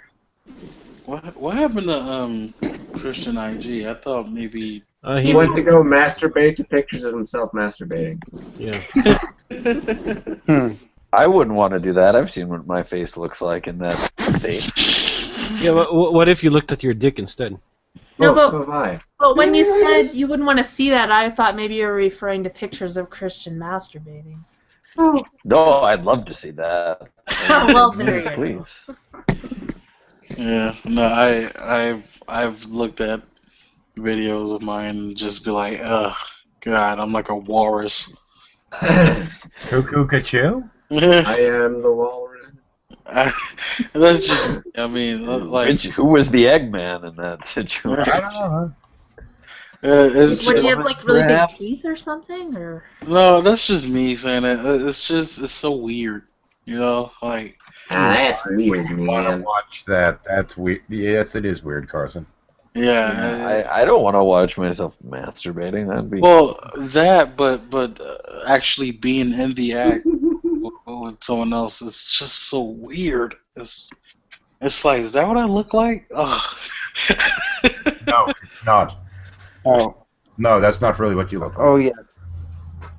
It's like during. It's like it's great, but then you go and watch it, you're like, oh God, no. Well, what is it? It'll come down to that like one facial expression at the end, the one that I think Jackie should take a picture of. Yeah, go for that from Kevin again.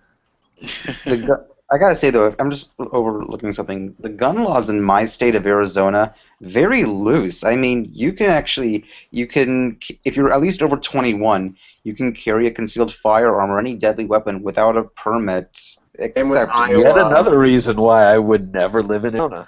Same with Iowa, and Iowa actually has one of the lowest violent gun crime rates in the United States. But do you guys have a concealed? Are you guys loose on the gun? Yeah, we are a concealed carry state. I know several people that have concealed carry. Here's what I would say though, is because it seems like with the whole gun thing, and people are very naive about this. It's not like it's always about gun concentration or like the concentration of guns in a certain area. It really, most of the gun violence, I mean, at least in the States, it's not like only gun laws would probably reduce it. We would probably have to increase education incentives, incentives to decrease poverty in that area. I think that would probably have a much bigger effect, because you do have some other countries too. They have high concentration of guns, but they don't have the same rates we do. Areas like Switzerland or Norway. There aren't any countries that have the concentration of weapons we have. Actually, no. Canada has more guns per capita than the U.S. Yes, Canada has no people though. We have more guns. Yeah, but you don't have American. Yeah, but you have more bears per capita than we have. That's true. Yeah. You also don't have to deal with you don't have to deal with the fact that Arizona's a state. You can in terms of problems, you don't have to deal with Americans. I love America. I hate Americans. Here's a very serious question, though. Me too. This is a very serious question. Does anyone know of any instance where education doesn't improve anything? No. Nope. Can't think of one. Hey guys. Wait. Hey guys, I just want to say I'm heading out, so you guys have a good one. Okay, a situation in which education doesn't improve something? Yeah. Okay, religiosity. So education of in religion? No, education does not decrease your chances of being religious necessarily. Wait a minute, is that true? I don't think that's true. As long as it's a well-rounded education. Oh no! I'm talking religiosity, not How religious someone is? Religious. It's the degree of religiosity. It's how a religious person is. Yeah, I don't even know how you would measure that. I mean, you just have to, like, it's one of those things, like, it's, well, no, you couldn't. Like, think about it, like come on, Jordan. It's a relative scale. you've Psychologists do this all the time, man. Well, no, usually, that's not what I'm talking about, though. You can't actually do the experiment. That would be necessary to actually prove it, right? You can only do correlations. So generally, the correlation is that more, people who are more educated tend to be less religious, but that could be partially because, I suspect that maybe part of that is because education reduces religiosity, but it could also be that less religious people tend to be more attracted to education to begin with, which is probably also a big factor, and we can't legally do that type of experiment because it's highly unethical to isolate children. Yes, we understand that. That's why we use quasi-independent variables, man. That's justifiable in some cases. Okay, Rodent, shut up. Nerd. Okay. No one cares about your pseudoscience. Okay, Sam. Fuck you, Sam. What I'm saying is that Rodent, shut up. Okay, Sam. What I'm saying is, when I'm talking about religiosity in this case, I'm talking about things like the fundamentalism, things like zealotry and what have you, because I think it's harder to get to that level if you're more worldly or more educated about, the rest of the world. Yeah, I would say that in general I accept that claim. It's just very, very hard to prove. Yeah, I'll agree with you on that. It certainly would be hard to prove, but I really can't see that somebody could be, way complete left field, accepting everything, complete creationist if you understand. I mean, let's face it, these people don't understand the science. They don't understand what's going on there. Now, you can still accept the science and be religious, but that level of zealotry I don't think is really possible if you're properly educated. No, I'm not saying that I disagree with the claim. I'm just saying we can't necessarily I don't think it's provable. Prove it. Yeah, I mean, you'd have to do some sort of survey. I don't know if they've done this, survey of someone going into an educational experience and their level of religiosity, and then do it afterwards. Maybe that. I do think there are. I'd have to think about it. Part of the reason why higher education is vilified by a lot of the over-the-top religions is because they seem to be afraid that people are going to leave the faith because of the schools. This is why higher education is demonized by a lot of the more zealous religious groups. Well, I think that that's partially the education. I also just think it's the cultural environment. I mean, I can think of instances where certain views of mine changed radically during college, and it had nothing to do with a class that I took. It had to do with the people I was around. Yeah. And I think that's also what they... That's one of the points of college, is to expose you to people with different ideas. I mean, I think that's true of most people when they go to college. It actually, I didn't understand critical thinking until university. And so it wasn't any one class I took, and it wasn't even the people. It was a combination of everything, and it basically, I had to learn how to learn for myself. And in doing so, I had to learn how to read things and how to think about them, and that was something I didn't learn until university. And that's what broke religion for me, because I suddenly started thinking about it, right? So it's in all of the above. I would say just as much as, and they're trying to do, I know of at least a couple psychologists that are trying to prove ideas that you learn almost just as much in college just from being in that environment. And I think that there's no greater deconverter from wanting to, for instance, I had a friend who didn't drink because he was a Muslim, and I've seen that guy crush a 30-pack of beer. So, I think there's no greater deconverter from those types of socially conservative tendencies than being around people who aren't socially conservative, and, having a beer with them. Sure. I think education often gets over that well in Hangouts. Huh? Only it worked that well with people in Hangouts. Well, People do get deconverted on here, but it seems to be pretty rare. Yeah. Well, honestly, the Hangouts aren't what does it. I'm going to sit there, and I guess I'm going to wave my own flag a little bit in some regards. Because one of the things it was part of, and I'm not going to say it was a major part of, but was part of Galaxy Dream's deconversion, is some of the conversations I had with her pertaining to rape and slavery in the Bible. Predominantly the rape part of it, because I got frustrated, and I said, here's some Judaic resources pertaining to this 613 laws that we were discussing, and the parts pertaining to how they actually handled rape. Go through, take a look at it, see what's going on there. Now, it wasn't specifically what I said. It's that she cared enough about her beliefs to go to these sites, to look at the classic Judaic beliefs, and, well, plan to try and prove me wrong, basically. Yeah. And yeah, she initially... Yeah, I mean, well, that's... She knew it was poor, but she cared enough to look into it. Sorry, go ahead, Sam. Well, it's yeah. I mean, I think you absolutely hit the nail on the head with the fact that it also depends on what type of person it is, right? I don't, let's say that I still believed in God. I was never going to be, dyed-in-the-wool religious to begin with, and that's because of my upbringing, and that's because of the person that I am.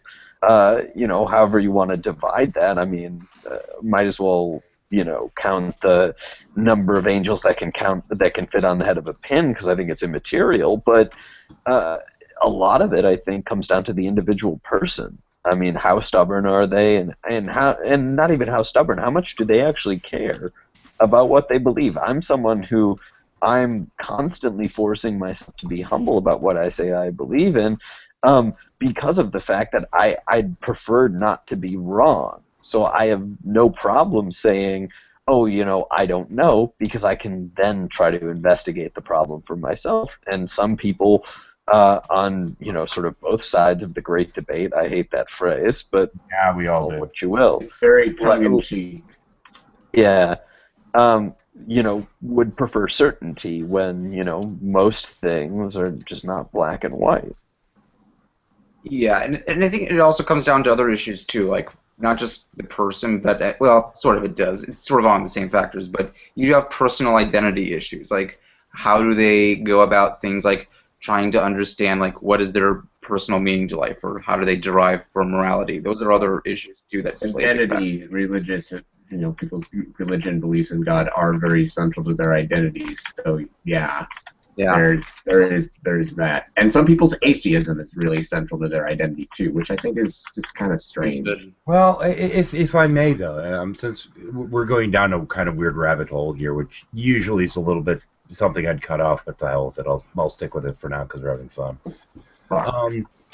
You have a bunch of people that are going around being told that this one aspect of their life is supposed to be the most important. And then all of a sudden that's not part of their life anymore, so what's going to be most important?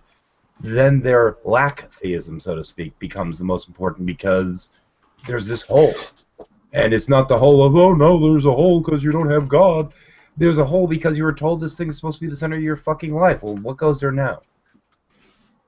Well, that's why people who tend to be sort of the rabid anti-theist stripe tend to come from some sort of evangelical background, in my experience. I would tend to not exclusively, of course, but that seems to be my general experience.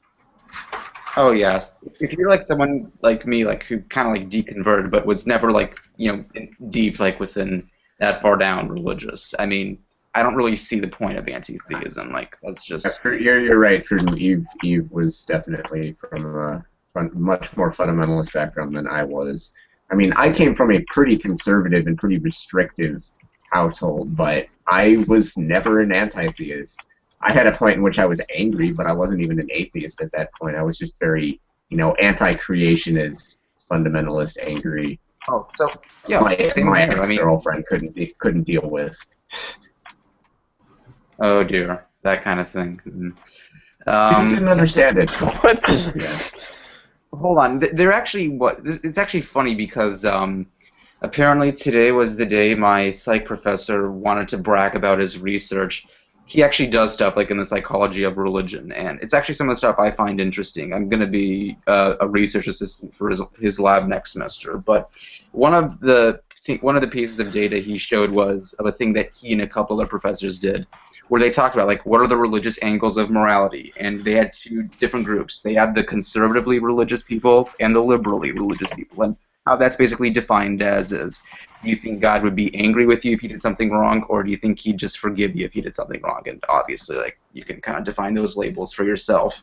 And what they basically showed was it sort of did go, it was a little counterintuitive from his position. He thought that, well, if people are going to be more liberally religious and they're going to sort of have this nice picture of a nice God, they'll do nicer things.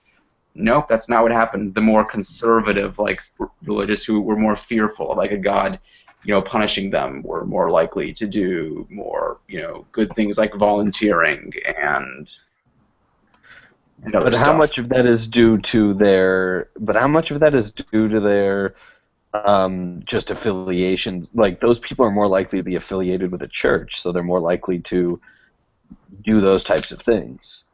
Yeah, that was also that was I don't also like the second that part. metric.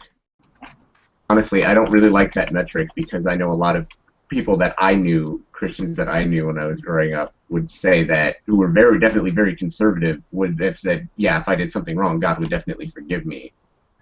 I think that you can't just Let's say just whether assume for the somebody's sake more, of I don't think you can simply go with whether the person's quote unquote more theologically liberal or conservative on this. I think you have to take it by individual doctrines. Yeah, but again, let's just assume for the sake of argument, because he didn't obviously, I don't know where to find like the paper for it, but I could try to Well, find did it. they but- did they control in any way for the fact that people who, you know, let's say that, like, I would assume that someone who's far more conservative and more religious would attend church more often, and I do know that churches do charitable actions more often than individuals do. You know, I'm doing a cancer charity with my, you know, with a Brazilian Jiu-Jitsu tournament that I'm doing that I probably wouldn't be doing on my own. So I don't, like, again, that's the problem with a lot of these studies is they find interesting correlations, but they're not terribly interesting in the way of explanation because and either they don't necessarily do their legwork or they just can't because of What are they defining as more liberal? I mean, that for example, I actually am somewhat active with the UU Church, and the Unitarian Universalist Church, among other things, has been really, really active with the UN, with varied human rights things, like, for example, the kill gay bills in Uganda, trying to squelch that. Hold on, I'm still trying to look up, see if how well the controls were done. Ultra-conservative evangelical groups that are trying to promote the kill the gay bills in Uganda.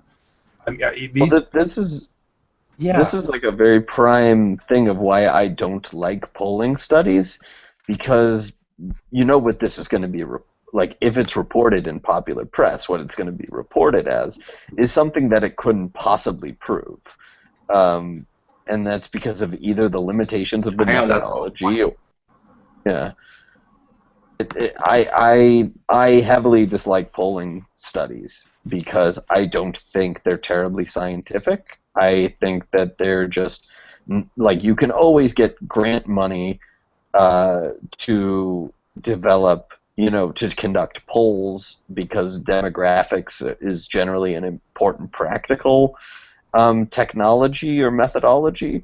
But I don't know how, like, I don't feel like they add scientific understanding to things because they're necessarily not, you know, they're not mechanistic. They're not, I hate to say they're not science, but Well, you're talking about a type of people. science. I mean, how do you measure, like, even if you can find a correlation, right? Like, you can say this many people that did this do this or believe this, but figuring out why, like what the cause of that is that's a puzzle I don't know that we'll ever be able to solve. I mean, there's thousands and thousands of different factors that go into a person's beliefs. well, then there's a matter of the amount of bias when it's self-reporting. Yeah. Yeah, I know there's a lot. I know there's a lot. Well, okay, I don't think he's a very religious person, so I don't know if that was like any bias on his side. I'm just gonna again just assuming that for the sake. No. I don't think it's the researcher who's biased. No. We're talking about you're basically calling somebody and for all intents and purposes asking them their take on something. The phrasing of questions tends to change polling results. Oh yeah, that's why it's so hard to get a accurate number of the number of atheists in the U.S. because of how that question is where how do you define the stupid definition of atheism thing? Right. Because there's a lot of people who don't want to, who really are not. They don't believe in a god. They're not affiliated with any religion or any. They don't have a god concept, but won't use that label. Well, I want to say I'm not poo-pooing psychology as a discipline. I think that there are actually interesting experiments that have been done on things like cognitive biases. I just don't think that. I just have a general skepticism towards polling studies, and that might be justified or unjustified, and it is certainly due to bias, due to the fact that I work in a laboratory science. But that's my opinion. Well, people aren't honest when they answer questions, and I don't even mean like that they're trying to be dishonest or deceitful, but sometimes the way the question is phrased, they're gonna try to twist the truth and make it look better. Well, it's even worse than that. Have you ever heard of the classic experiment that proved that cognitive dissonance is a thing? Yep, I've read that paper actually. There are some problems with it. Well, the basic experiment was they would put people through this laborious task, I forget what it was, and then they would pay them money afterwards, and then they would ask the people if they enjoyed the class, if they enjoyed the task, and they would poll them at different time points, like with relation to when they got paid, and they would say they enjoyed it way more after they got paid, and basically the idea was that they would force them, because they got rewarded, they would force themselves retroactively to change their view of what they did, even though there should be theoretically no change in how they felt about the task. I probably butchered some part of it, but that's a pretty famous study that did it, that looked at that. Damn, that was, come on, man. I'm taking a class where we went over that experiment, and we've gone over further areas of cognitive dissonance. That's not a good explanation of the experiment, man. I think I butchered that. Yeah. All right. Okay. What is it? Yeah, I know this stuff pretty. Okay. Yeah, there were two different. And I mean, come on, your friend Anti-Citizen X made a video on this, but I mean, I already knew it before. Yeah, but yeah. I'm sorry, it's 11:30, and I spent half of my night wrestling. I'm sorry that I'm tired. Explain it, or stop pitching with him, or I'll pitch you. Express here, don't explain it. Keep being preachy douchey, and you go out. All right. I'm sorry. I'm just some cunt. Yes. Yeah. Taking a deep breath now, and I'm good. Can I explain it now? Yeah, go ahead. Okay, so yeah, there were three different groups that did the laborious tasks. One of them was a control; they didn't get paid at all.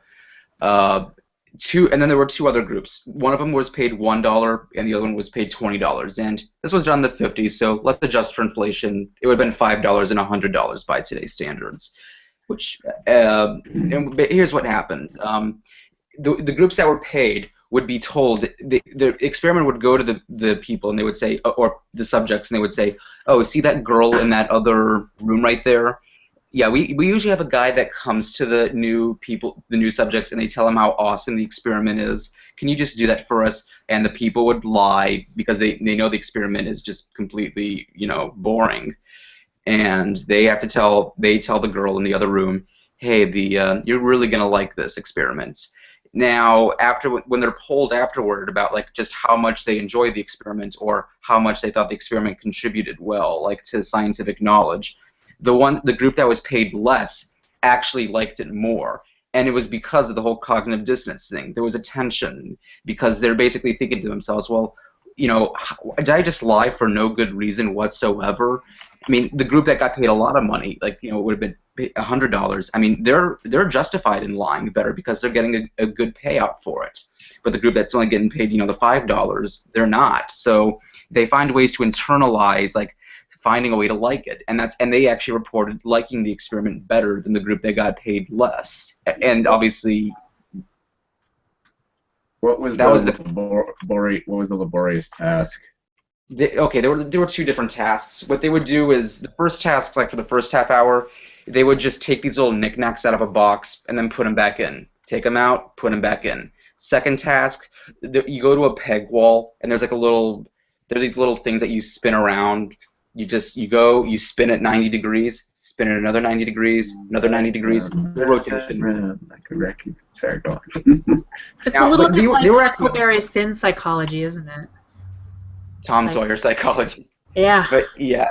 Well, here are actually the real problems with the original experiment, because I found like the original paper. It was pretty funny. It only had a sample size of 71, if I remember correctly, and 11 of them actually had to be redacted from the experiment because they figured it out. Like they were like, hey, something's really fishy about this experiment, and they had to remove them from it. So you really only have a sample size of 60. Luckily for them, and they were able to. This experiment's been repeated over and over again, and cognitive dissonance is a very well understood psychological principle, and it is taught in university classes. But here's the problem with psychology research. They just don't get a very high sample size for many of their experiments. They mostly have to rely on other college students to be a part of it because college students are cheap. You don't have to pay a lot of money to just other people out of the college range. Sample size, though, it's a sampling problem. Like you're not getting a good cross section of the population, and you can't account for cultural differences. Like you can make you're only say as a result of these these studies that you're discovering something about human psychology, when really you may only be discovering something about American psychology or white upper middle class. Even American narrower than that. Like how many internet surveys are there right now? You're basically only surveying people that have internet and can read. Right? Well, not some surveys could be face to face. I mean, there are some surveys that are like that. Yeah, they could. That's be. probably better. Yeah. The other. Oh, go ahead. I was just gonna say, like Kevin was right though about that is a big problem, like in age range, because you have that age 18 through 25 range, and that's mostly the subjects in a lot of these papers that are written. That should be a problem that should be fixed. And you know what? Hey, science isn't perfect. We should work on that problem. Hey, just. Well, the problem with the biggest. I don't know that it's a science problem. I think that's more specifically a psychology problem. It's a social science problem specifically affecting. Yeah. The biggest problem, though, when you're talking about people that are essentially self-reporting. But they definitely have found some. They have found some good things, like with American at least from an American psychology. Hold on. Let's see now. We get it. We get it. There we go. We're not trying. Prudent's volume is off in the hopes that he will not sit there and start talking right after I start a sentence again. Okay. The biggest problem when it comes to self-reporting, though, is that people tend to lie. They tend to represent things. They tend to not answer things honestly. This is part of why, with a lot of the evaluation tests, etc., that they have right now for psych evals, instead of just simply going through a short battery, they have thousands of questions. In part because people will sit there and they will try and answer the way they think that the person asking the question, or the test for that matter, would like them to answer. So they have to ask thousands of questions so they can try and figure out what the fucking truth in the matter is, because you can't trust people to give honest questions. And I will admit I've lied. Not maybe intentionally, but I know I've done it. Like, I don't know if you've ever had like surveys or whatever of your television preferences, right? And because I watch some documentaries and I watch some nature shows. Suddenly it's like, oh, I don't like sitcoms and I don't like reality TV. And I don't like that stuff, but I love watching a good documentary, even though like part of me knows I'm lying. Not even just about the survey. I'm lying to myself, right? Wait, about what? That you. Well, because Well, no, just yeah, because I'll watch a variety of things, but I'd like to believe that I'm a more intellectual type and that I'm more interested in maybe the shows that I maybe only watch half the time, and I might overinflate how often I watch the intellectual shows. Because it makes me feel better about myself when I'm filling out the interview, right? Or the survey. Uh-huh. You know, yeah, I can definitely understand that. Well, that and I don't know if you've ever, like, if you go to, like, Lowe's or something, right, and you get, like, the receipt at the end and there's a survey and you go online, you can fill it out to win a $1,000 gift card. And so I do those sometimes because we do a lot of home renovations. And I can honestly I can have the exact same shopping experience, but depending on my mood or if I managed to get what I needed to get when I went there, I can fill out the survey completely differently from one day to the next. And I realize as I'm doing it, like this, I filled this out just 3 days ago and it was completely different. It's the same store and it's the same people and it was more or less the same experience.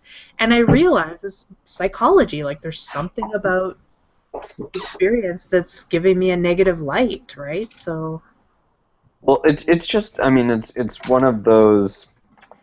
It's why I never personally took a terribly large interest in psychology, is that it's very, very, very hard to design good experiments in psychology, and I think that the level of cleverness it takes to design a good psychological experiment isn't necessarily representative of psychologists writ large. Now, I'm not saying that psychologists are any less intelligent or more intelligent, blah, blah, blah, blah. I'm just saying it's a lot harder to design good experiments for it because people don't do the necessary legwork of what they need to be saying. That was my perception when I took psychology. Granted, it's been, over half a decade at this point, but yeah, I mean, I think that there are ways to control for those types of things, but how much, maybe a lot of it's going to be funding. You can't, double check that, if someone's supposed to take a time-related survey, that they're supposed to have the same blood sugar, because we know the effect that blood sugar has on mood and sleep and all of those things, right? It's almost impossible to just ensure and control for all of these different things. And I think that that's often just that little idea is just a microcosm of what the problem is with measuring humans. You're fundamentally measuring a chaotic system, and you're trying to distill how it works without isolating many of the elements of chaos. Yeah, I think that's a good way to state that, yeah. Yeah, like I said, I'm very tired and slightly dehydrated, so I don't know if what I just said was just a pretentious bunch of bullshit, but no, that was can't control for that. Yeah, we can't control for that. That should just basically be the title of my rant, is we can't control for that. Well, even if you don't want to use the word chaotic, like if you don't want to call it a chaotic system, even if you look at it as a more like a computer system, there's so many variables that you don't even know what they all are, let alone what weights they carry, right? So yeah, at least psychology has experiments. Like when I dabbled in anthropology, there were the archaeology classes, the biology classes, all that stuff, linguistics classes. But also anthropology, and in the field, the anthropologist is just like some guy that goes into a remote tribe, for example, and tries to understand how the people live. But that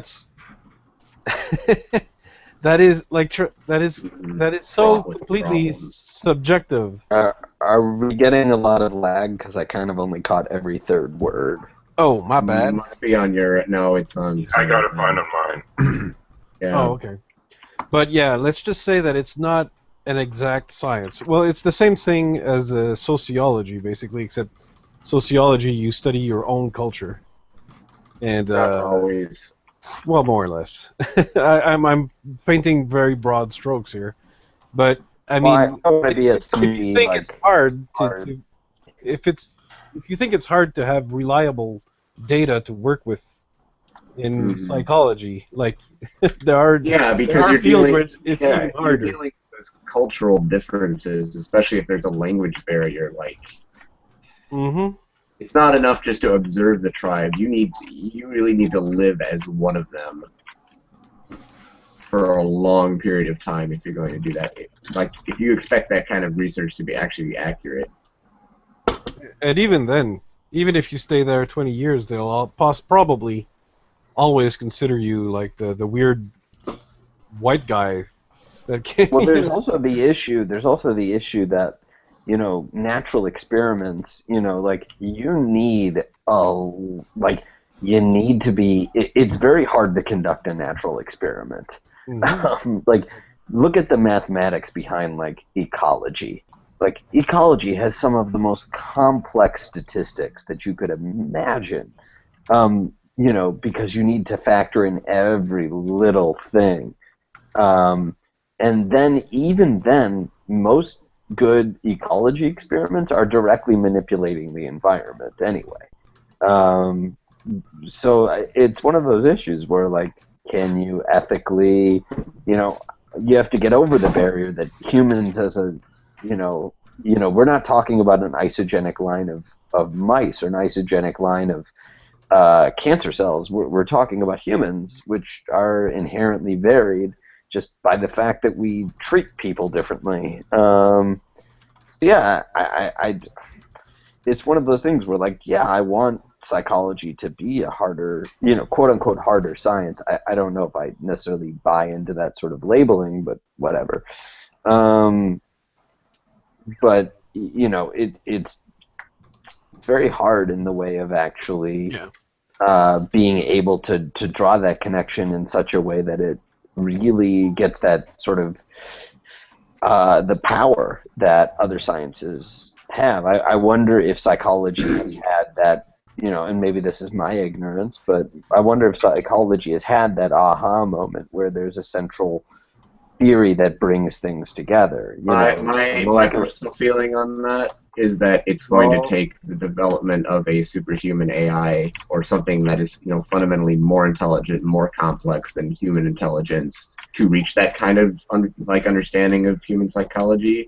And then you have the same problem, like you need something even more intelligent to analyze that AI. I think part of the big problem, though, when you're talking about psychology is that so much of it has to be intuitive. And so much of human intuition is, well, bullshit. Shitty, yeah. Well, and at what level, what you described, Kevin, at what level does that become neuroscience? That's true. You know? It's the two are definitely like very closely interconnected. They're becoming closer and closer all the time.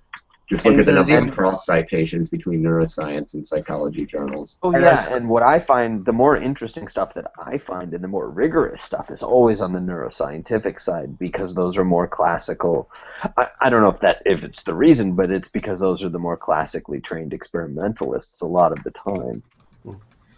And by the way, I don't want to knock those fields. It's just like we just have to appreciate that we won't have the same degree of precision that we might get in like something like physics.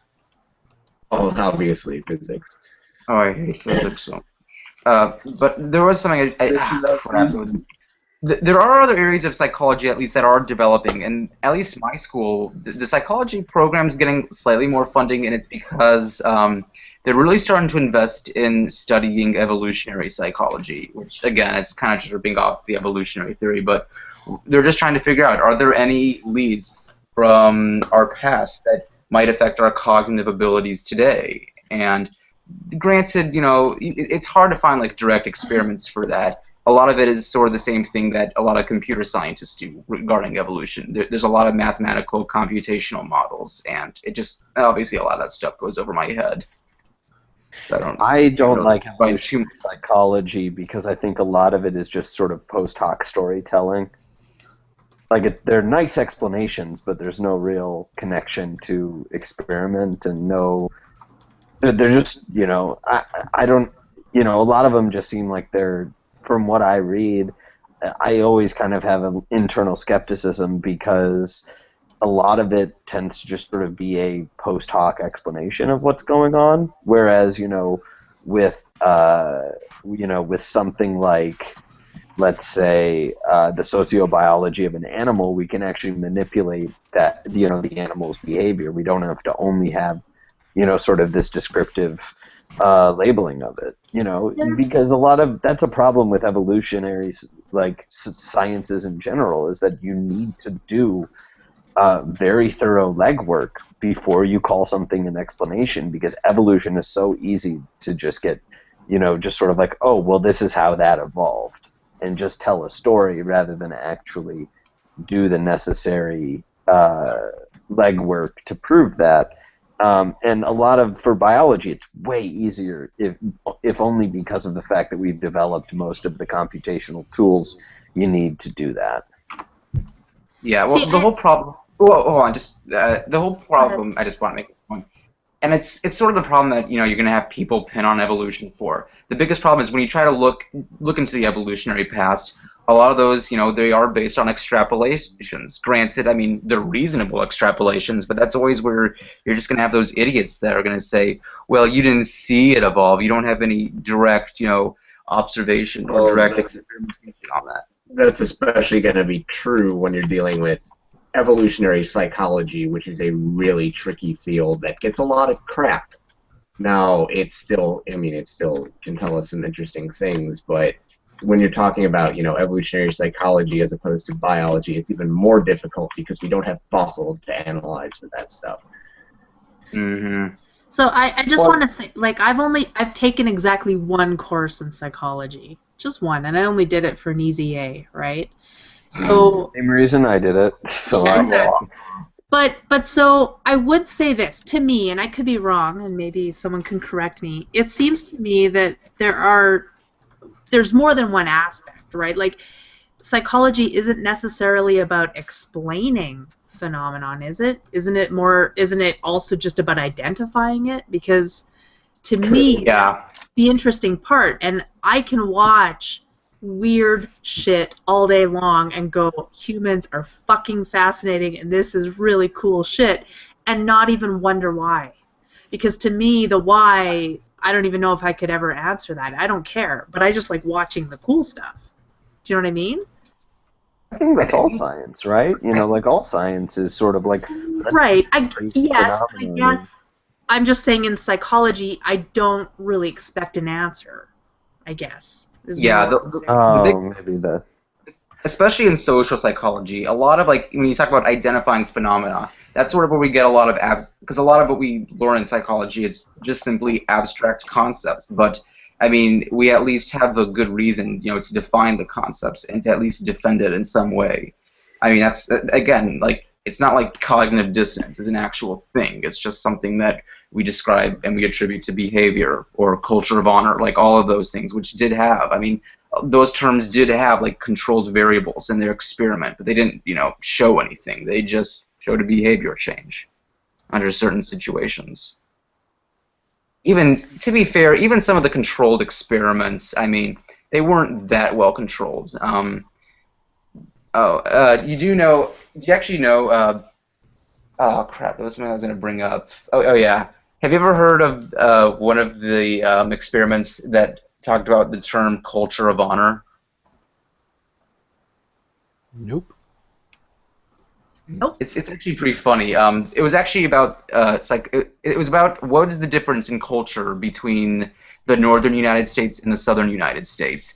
And what they basically did was they had these students and they equalized them. Some would be from the north and the other half would be from the south. And they wanted to see what would be their reaction if you tried to stimulate them emotionally. And by that, I mean piss them the fuck off, in simpler terms. You would have them take the test to the room, and it was this is the funny part. You would have some guy he works in the file room, but he's the confederate of the experiment. He's the guy that manipulates the variable. He basically he just runs into into one of the subjects, whether he's from the north or the southern United States, and he calls him an asshole. And basically the whole point is you measure how do they respond after that?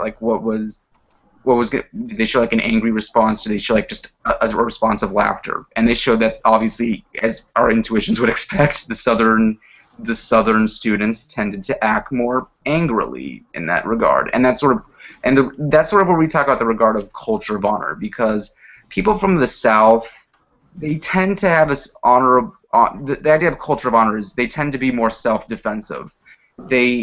You've had cases like in the South where some people have actually died just over petty arguments, and it's because there's this need to not lose any arguments or lose any competition. No, that's not true. It's because he needed killing. That's my self-defense strategy, and that guy needed some killing over there. We had to take care of that shit. That's an interesting experiment, but what was the point you were making? Oh yeah, the whole point was to show that the Southern students, under a certain situation, like when they're No, I get that, but why did you? Is there some connection that you were making to the what whole we were talking about?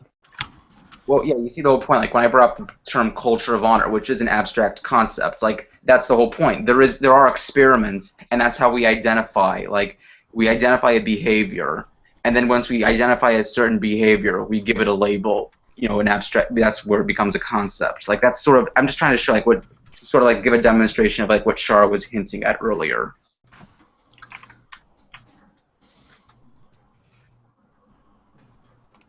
It got weirdly quiet. I don't like that. What was I hinting at earlier? Yeah, I don't like. Yeah, it's an interesting.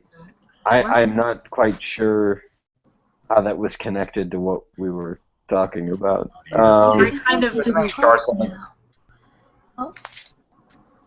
You were saying the more compelling part of psychology always was to me is the more sort of science and cognitive psychology, because it always seemed like to me and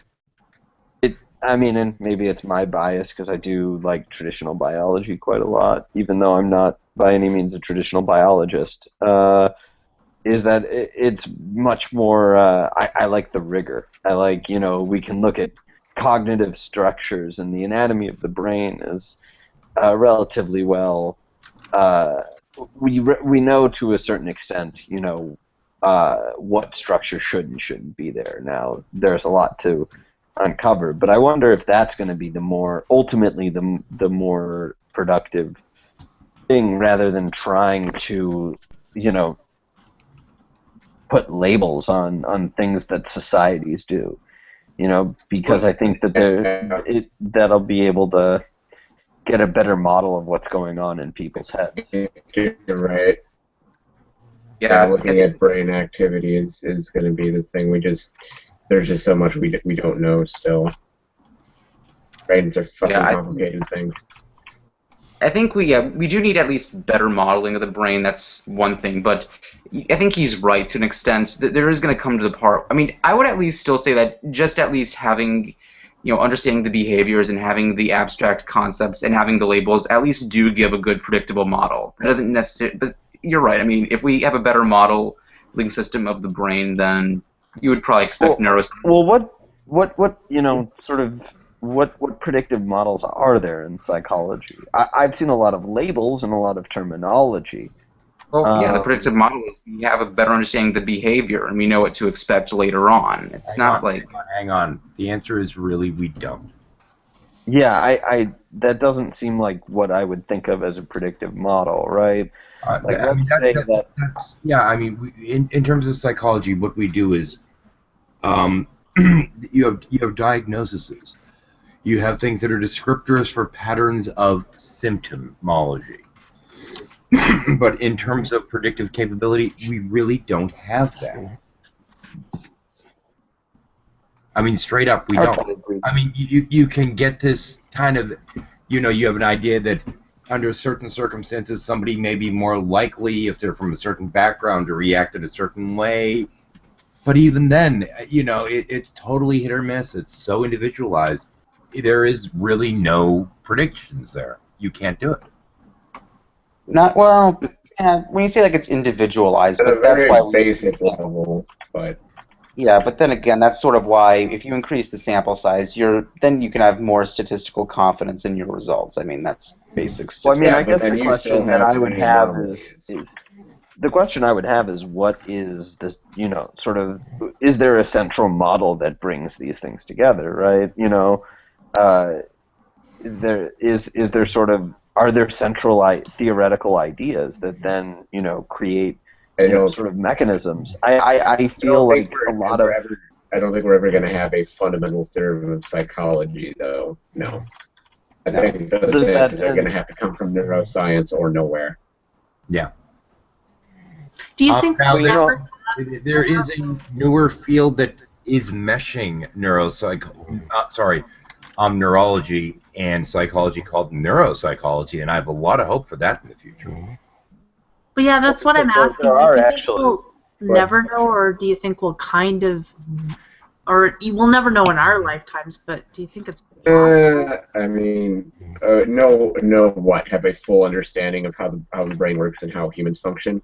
Yeah. Do you think that's possible? I think it. I don't know that we have the statistical tools to do that. Yeah. I definitely think it's possible. It's going to take more powerful computers than we have, and probably more powerful intelligences, which is what I mentioned earlier. And then you have the same problem, which is analyzing those intelligences. Well, I think we need just the right ways to be looking at things, right? Because look at Siri. Siri is a great example of how human intelligence actually works. I mean, look, we can all bitch and complain about how Siri gets stuff right, but think about how much, I can ask for, that's an incredibly I can ask for basically anything, and Siri can get a pretty good idea. For sex. Siri is snoring. Prudent, this isn't you. Like, I don't need to ask for Siri about these things, but... Was Faithless actually snoring? I'm sorry. Yes. Okay, Faithless, you have 10 seconds to reply or you get the boot. But yeah, I think, it's about, it's sort of in line with a lot of what's going on in biology in the area that I'm sort of involved with, which is systems biology, which is how do we understand entire systems rather than one molecule at a time, which is traditional biology, which I certainly have very good respect for. But it's very, it's interesting. That's one of the issues I have with psychology as a discipline, is the fact that I don't ever see there being, a Newton moment or a Darwin moment there. And because there was a point where biology was just purely descriptive. There was a point where molecular biology was just, let's identify these molecules. And when we once thought genomics was the same.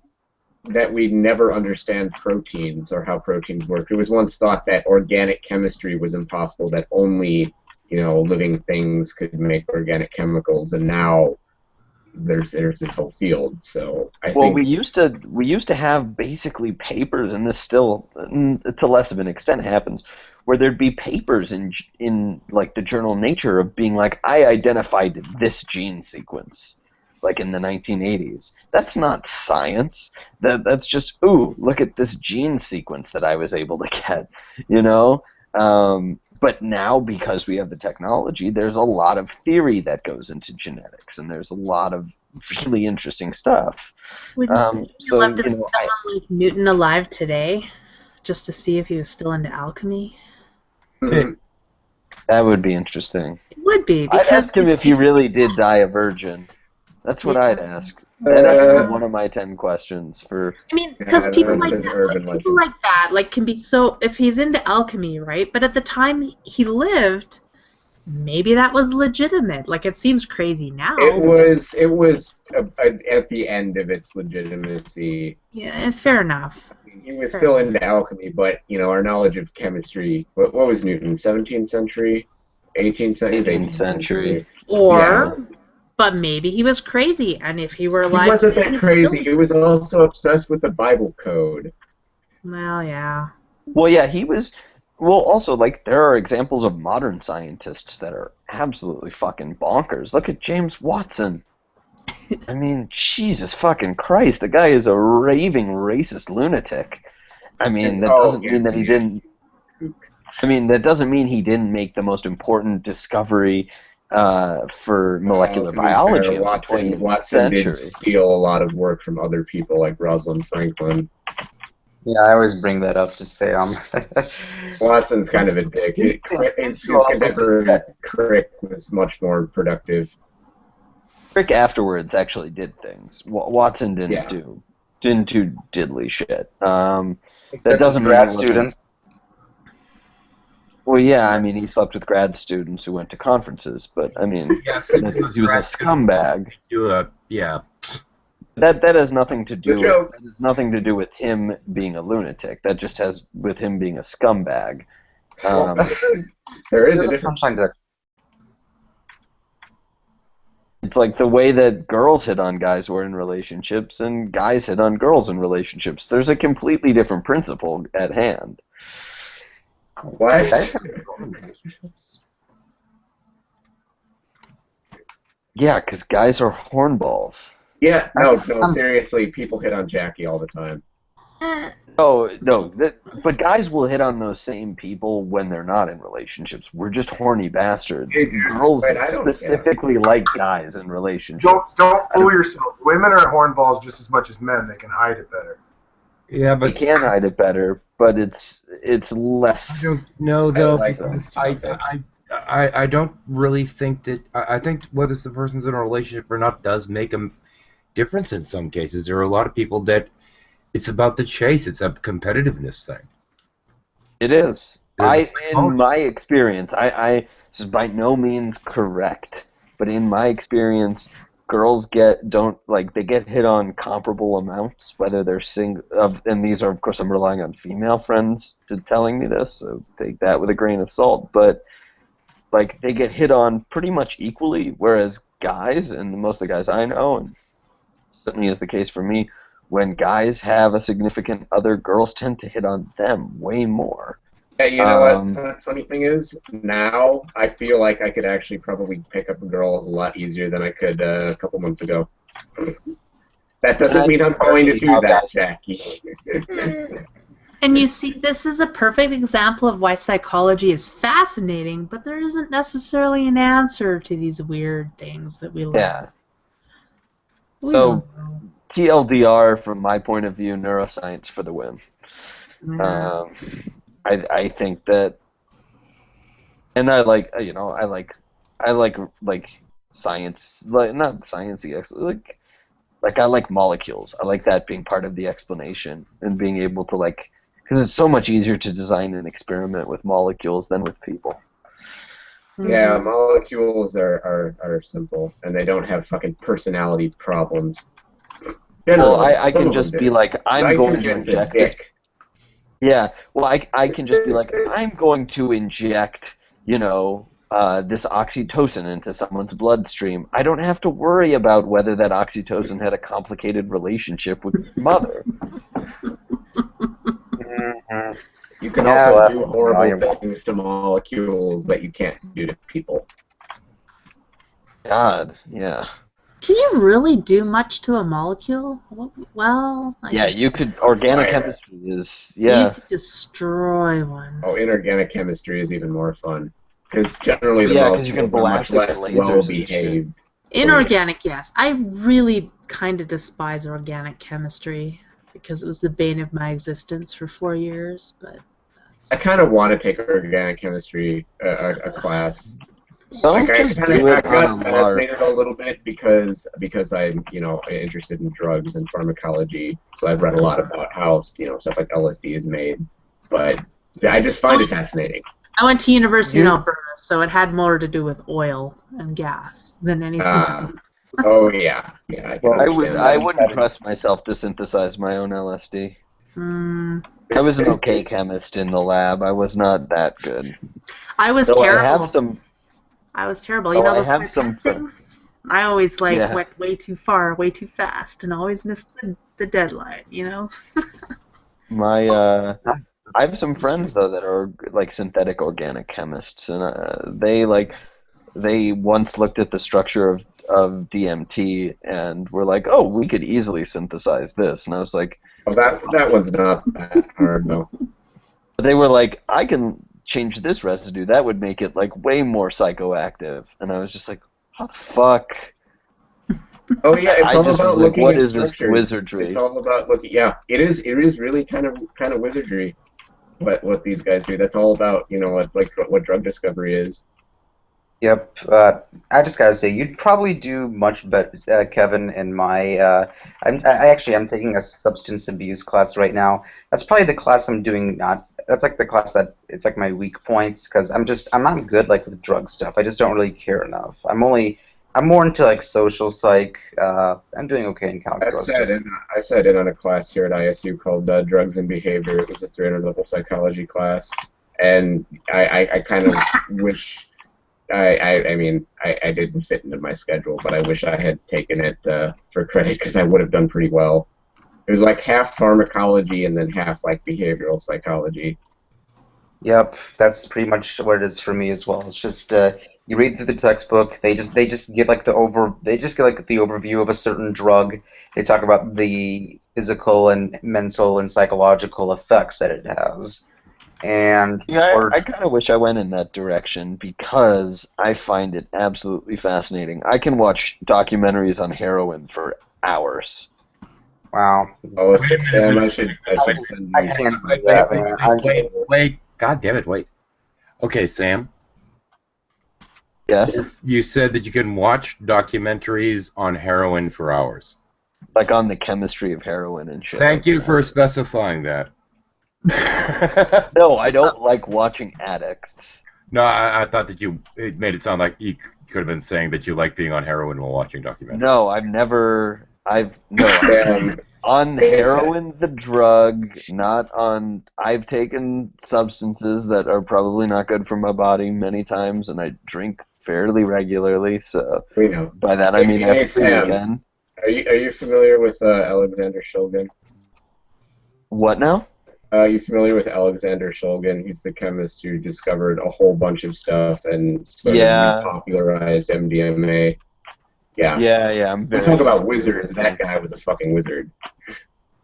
Some guys just have the magic touch in the lab. Like, it's hard to explain, but after taking organic chemistry lab, I completely believe it, because there are some people that could just be in and out of there in, like, way less time than me, and it's not like I'm an unintelligent person. You look at, like, an existing drug, be like, oh, I wonder what happened if I put that, group on it. He'll do it, and then he'd do it, and then he'd test it on himself, and he developed a system for doing that where it was safe, and he wasn't really putting himself at risk, and discovered a whole bunch of crazy shit. Yeah, I'm personally fascinated by that type of stuff. To be just tripping balls like every other day, that is a little much, but it works. If it worked for him, I mean, Hunter S. Thompson, I wouldn't recommend it for anyone else, but it worked for me. He was doing it, with a scientific eye rather than just to get, loaded. Wait, what did Hunter S. Thompson take? Everything. Heroin specifically. He was a junkie, but he was also no. He's more of a cokehead later in life. Oh yeah. He's more of an alcoholic and a cokehead for the most part. That guy was crazy talented though. Very good writer, but fucking crapped out his brain on drugs. Don't mention the whole drug thing to me because never mind. Apparently, I may have had a little bit of an antihistamine problem last week, and today's kind of the day I said, okay, gotta stop. You did not have an antihistamine problem. Don't. Are you fucking kidding me, Prudent? I cut down on my drinking because my hangovers are too bad. It's a sad reality. Oh, and you took a little additional Zyrtec to fall asleep at night for a few weeks, and then you stopped. Boo-hoo. Yeah, I've had bigger problems than you, and I've never been an addict. Jesus Christ, you're. I'm rolling right now, and you guys are making me feel upset. Okay. Lol. Good. I really hope. I wish that was sincere. Be nice. Play nice. Okay, you know what? Fuck it. I'm gonna take one right now. Student, if you're feeling upset, just remember how much Jackie wants to pinch your cheeks. The thing is, I mean, sometimes when I would go, like, usually, like, last week especially, like, I had taken one, it put me, like, in a really nice, calm mood, and, like, I was able, like, to talk, I was like, wow, like, I'm not as mad at people anymore as I should be. It's like I have a really high tolerance for BS. You're hardcore, pruned. You doing allergy medicine as your drug of choice. God damn it. This is like the most, Drink Robitussin, that's actually better for you. I don't want to be insulting towards women. It's just this was the way I was raised, but that is like the most vaginal thing that I've heard in a very long time. Come and do a hangout tripping balls on DXM. That would be so funny. The thing is this, I don't. It's not like I would know where to get anything else, so that's the problem. It's like it's easy, it's accessible. Like why not? It's like I don't want to do anything hardcore. Just like something simple, something just to calm me down when I get. Let's not talk about like weed. People wanting to kill. For fuck's sake. Are you fucking kidding? Like this is like the most depressing thing I've heard in a really long time. I get stressed out. I had a friend that didn't get some for like a year because he was living with his parents, and that is far less depressing than what like you just took his spot in terms of depressing news that I've gotten from people. Congratulations. I've done plenty of stupid shit with drugs in the past, but I don't exactly broadcast it. Yeah. I don't have a problem. It was just like 1 week, and we're not. No, Prin, we're making fun of you because you can't.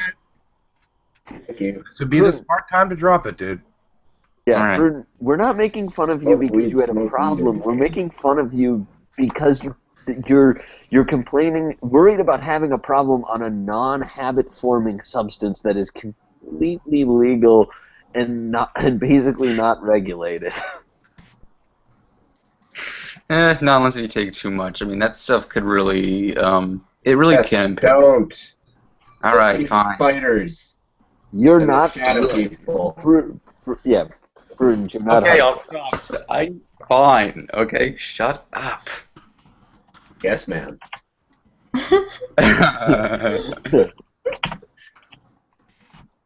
Oh man. I just want to clarify the reason why I shouldn't be because. For fuck's sake. Fine. If I had to clarify, it would make it much more easier to understand. Meh. Okay, let him clarify. The reason for the clarification is because that stuff causes me to oversleep a lot, and I actually need to be up early tomorrow because I got some work I got to do for school. Yeah, actually, it does. That's why I do not take Benadryl for sleep anymore. It makes me really groggy in the morning. Mm-hmm. It's pretty much like it's an effective sleep aid. It's just a shitty one. It is. And if you're gonna look for a better one, I think you should go with like Gravol. Melatonin's great, and it generally doesn't cause me to oversleep. I'm prescribed Trazodone. That's the sleep aid that I take, and it takes a while to kick in, but it's generally pretty effective. I've done Ambien before, and don't even get like Jesus. I can't use that stuff anymore. Well, I can't use it as a regular sleep aid because, yeah, it's super effective. It's too effective. Like, I usually end up taking it almost every night. It's if I have it, and the tolerance on it just goes up way too fast.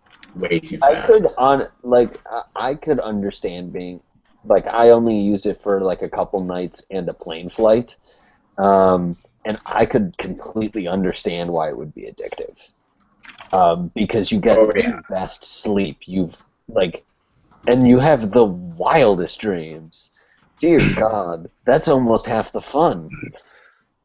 It can also be hallucinogenic if you stay up on it. It gives you that anterograde amnesia. So like you black out, but it's not like blacking out on alcohol. Like you're still fairly functional, but like people have people have like driven on Ambien, which is a terrible idea, but it doesn't impair you as much as it does when you're on alcohol. But you're just completely out of it, and they won't remember shit. I haven't had that problem, but some people do. Like they'll wake up and do shit on it and then not remember in the morning. What makes it so effective? Just like from a pharmacological standpoint. It is a agonist at a very specific GABA receptor, alpha 3. I might be wrong on that, but it's that particular GABA receptor just happens to be a very effective hypnotic when you hit it. And Ambien, unlike other like benzos, like they prescribe benzos for sleep, but none of them are as effective as Ambien. It's not as good at other stuff like anticonvulsant or anxiety relieving as other benzos are, but for sleep, it's like the best drug that is known to science. My experience with it was really, really crazy, but it did help me sleep through the night when I was staying in.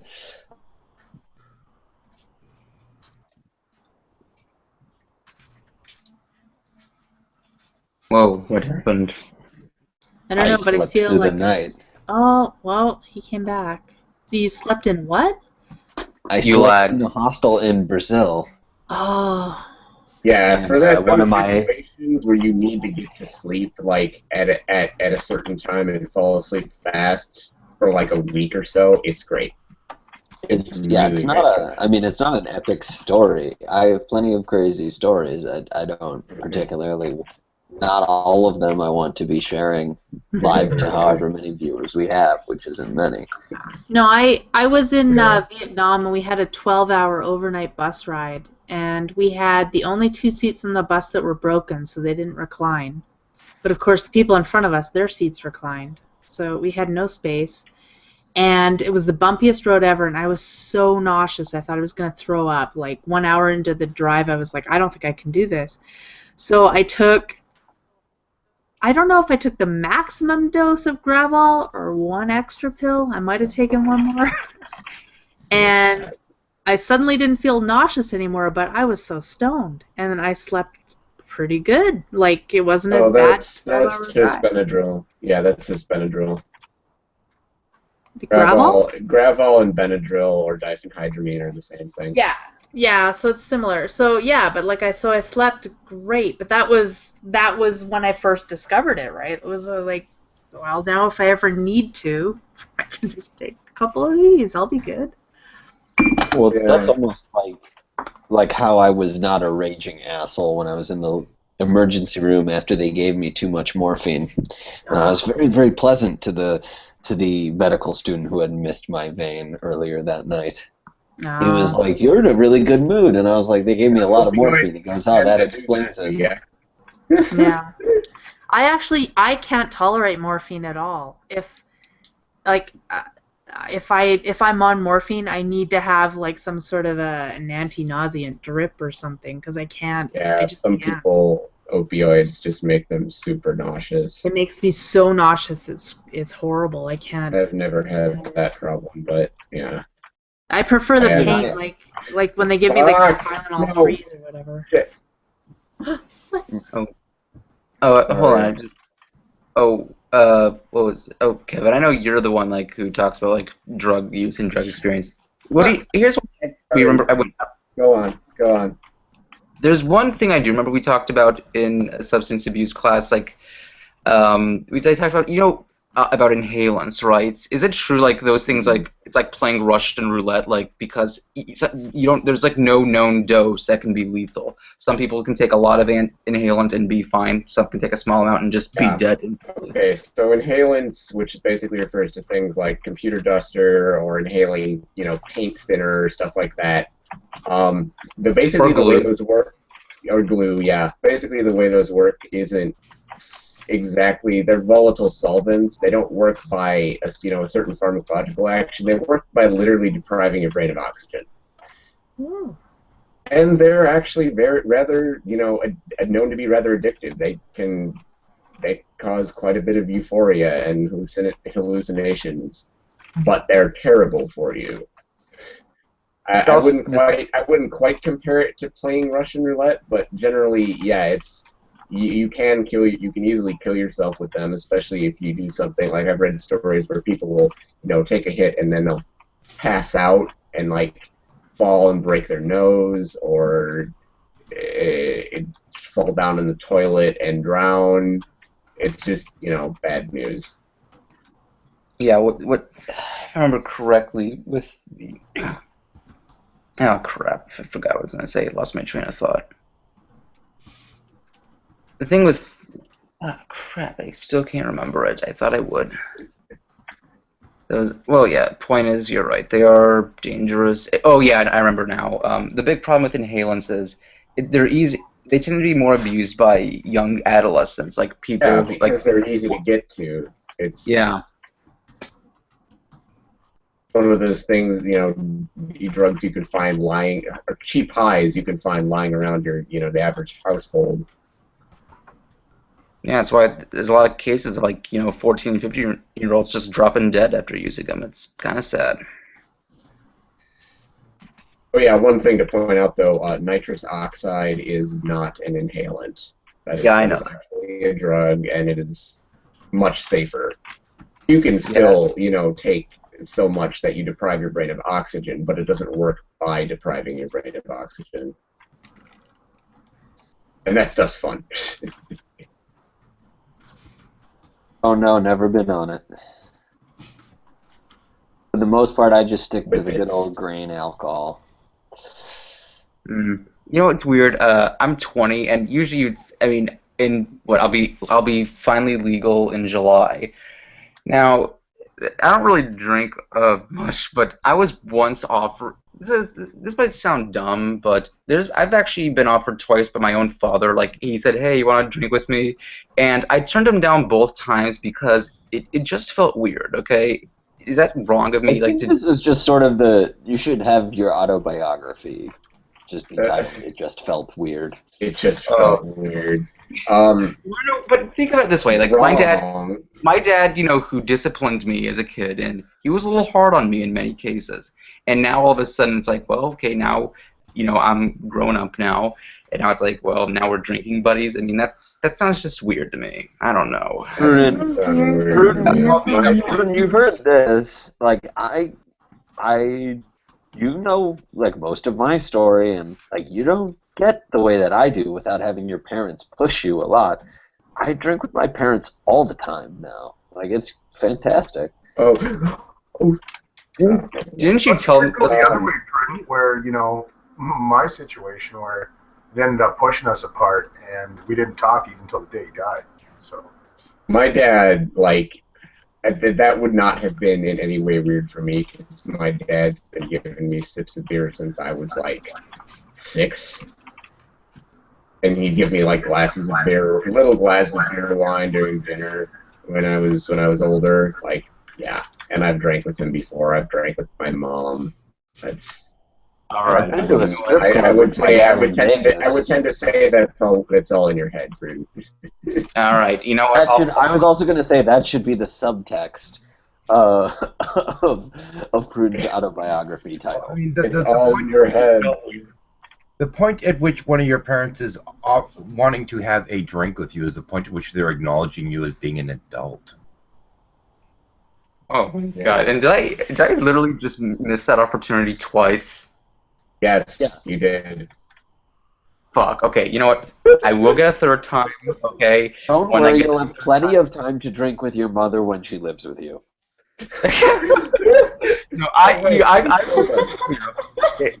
but that was the point I made in Tanya's hangout. To whoever my future wife will be, she's gonna have to live with the fact that when my mother is frail and old, she's moving in. Okay, I'm not putting her in a home. Damn it. That's another reason why. I'm not taking care of my mother. Are you fucking kidding me? You know what? She might be a pain in my neck sometimes, but damn it, she did a good job raising me. Wow, why don't you pat yourself on the back? I'm not gonna comment. Basically, my grandmother did not move in with my mother, so therefore I don't think I have to carry on that. I should carry on that tradition.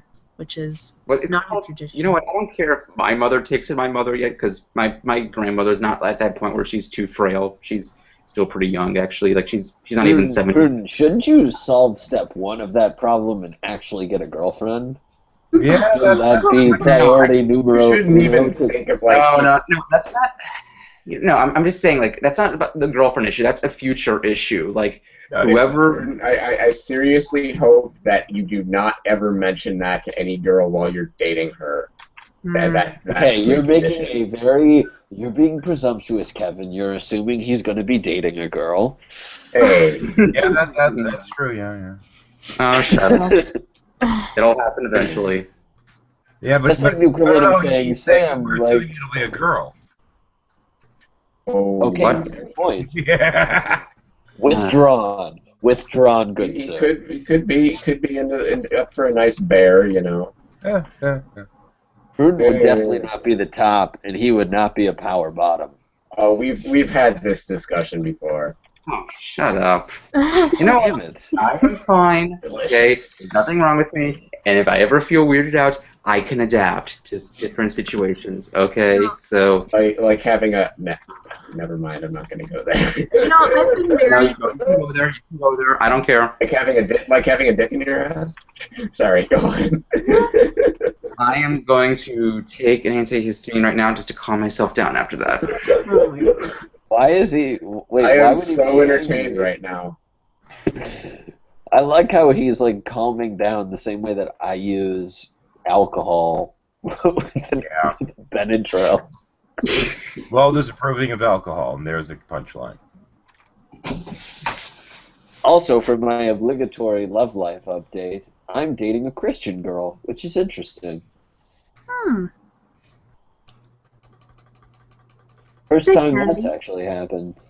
Wait, is this the same one as either of the two girls you were dating the last time I talked to you? Yeah, it's one of them. Oh, really? Wow. This is lasting long. The first one or the second one? Which one was the first one the last time? There was one that was a date that you didn't know was a date, and you were already No, dating it's not someone her. else. It's the second one. Okay. The first one, we've just been very busy, so haven't really had much progression there. But see, I'm not in any big hurry. No need to be. But that's my weekly update, I guess. My update is I'm still with the best guy in the world. So. Aww. That's so cute. I think there's something wrong with my coffee. I just got a little nauseous randomly now. I didn't do it. That was my fault. Relax. It I'm won't used to being around dating couples, so it's it's normal to me. The mother issue won't be a problem for me until like I'm in my 30s or 40s. Okay. I hope you have a Okay, Jesus. Come on, dude. Get over it. It was a joke. The fact that you've given this thought prior to even having a relationship tells me enough. I plan my life ahead, man. Okay, I don't live in the moment, man. Obviously. I think that's called counting your chickens before they're hatched. I like to pre-plan my life from the whole way. Okay, that's just how I roll. How is that going That's for so you? boring. Does that include the PhD? Yeah, probably. I mean, I do want to at least have like some advanced degree in psychology, which would be fun. Plus, I mean, let's face it. You know, if you have like a PhD or something, really in any field, I mean, unless it's not like something completely bad, I mean, that at least is a good way to get women. Define completely bad. No, it's not. No, it's actually not. Afterward, because now it's like, well, guess what? Bruden, I think we've more than established that you know nothing about women. So let's just stop this line of questioning. I think you have PhD confused with paycheck. They're not the same thing. And the paycheck One does is not way imply better. the other. Mm-hmm. Yeah, I know that. I'm Yeah. just saying that. What do you know that you know that? Oh, because I know that I know that I know. Okay. No, why do I have to ask any more questions? Because I'm fucking with you because it's fun. Yeah, this is like very fun. No, even if you have money, you have to still have the courage to act upon it, because you can have as much money as you want, but you can't, it's not the type of women that you want to marry, and I know that you're probably a sappy romantic, unlike me. Yes. And they're not going to be just interested in money. Those are what we call chicken heads or gold diggers. I don't want to attract any gold diggers. I actually, look, I mean, yeah, I want to at least have someone that I can have an actual, real monogamous relationship with, that I can have a lot of common ground with. Well, you have a right hand, so, that. Why is it that 4 out of 5 hangouts I'm in with Prudent, it always ends up back on his dating issues? Because they're really entertaining. Fucking shit. You're right, Kevin. Let's just. Okay. I think the pills now are starting to take a little bit of effect. I'm starting to go calm, so I'm good. Calming down enough to realize that you're just making an ass out of yourself. Is that what you're saying? I'm like, hey, who the hell knows, man? Ass. Mm-hmm.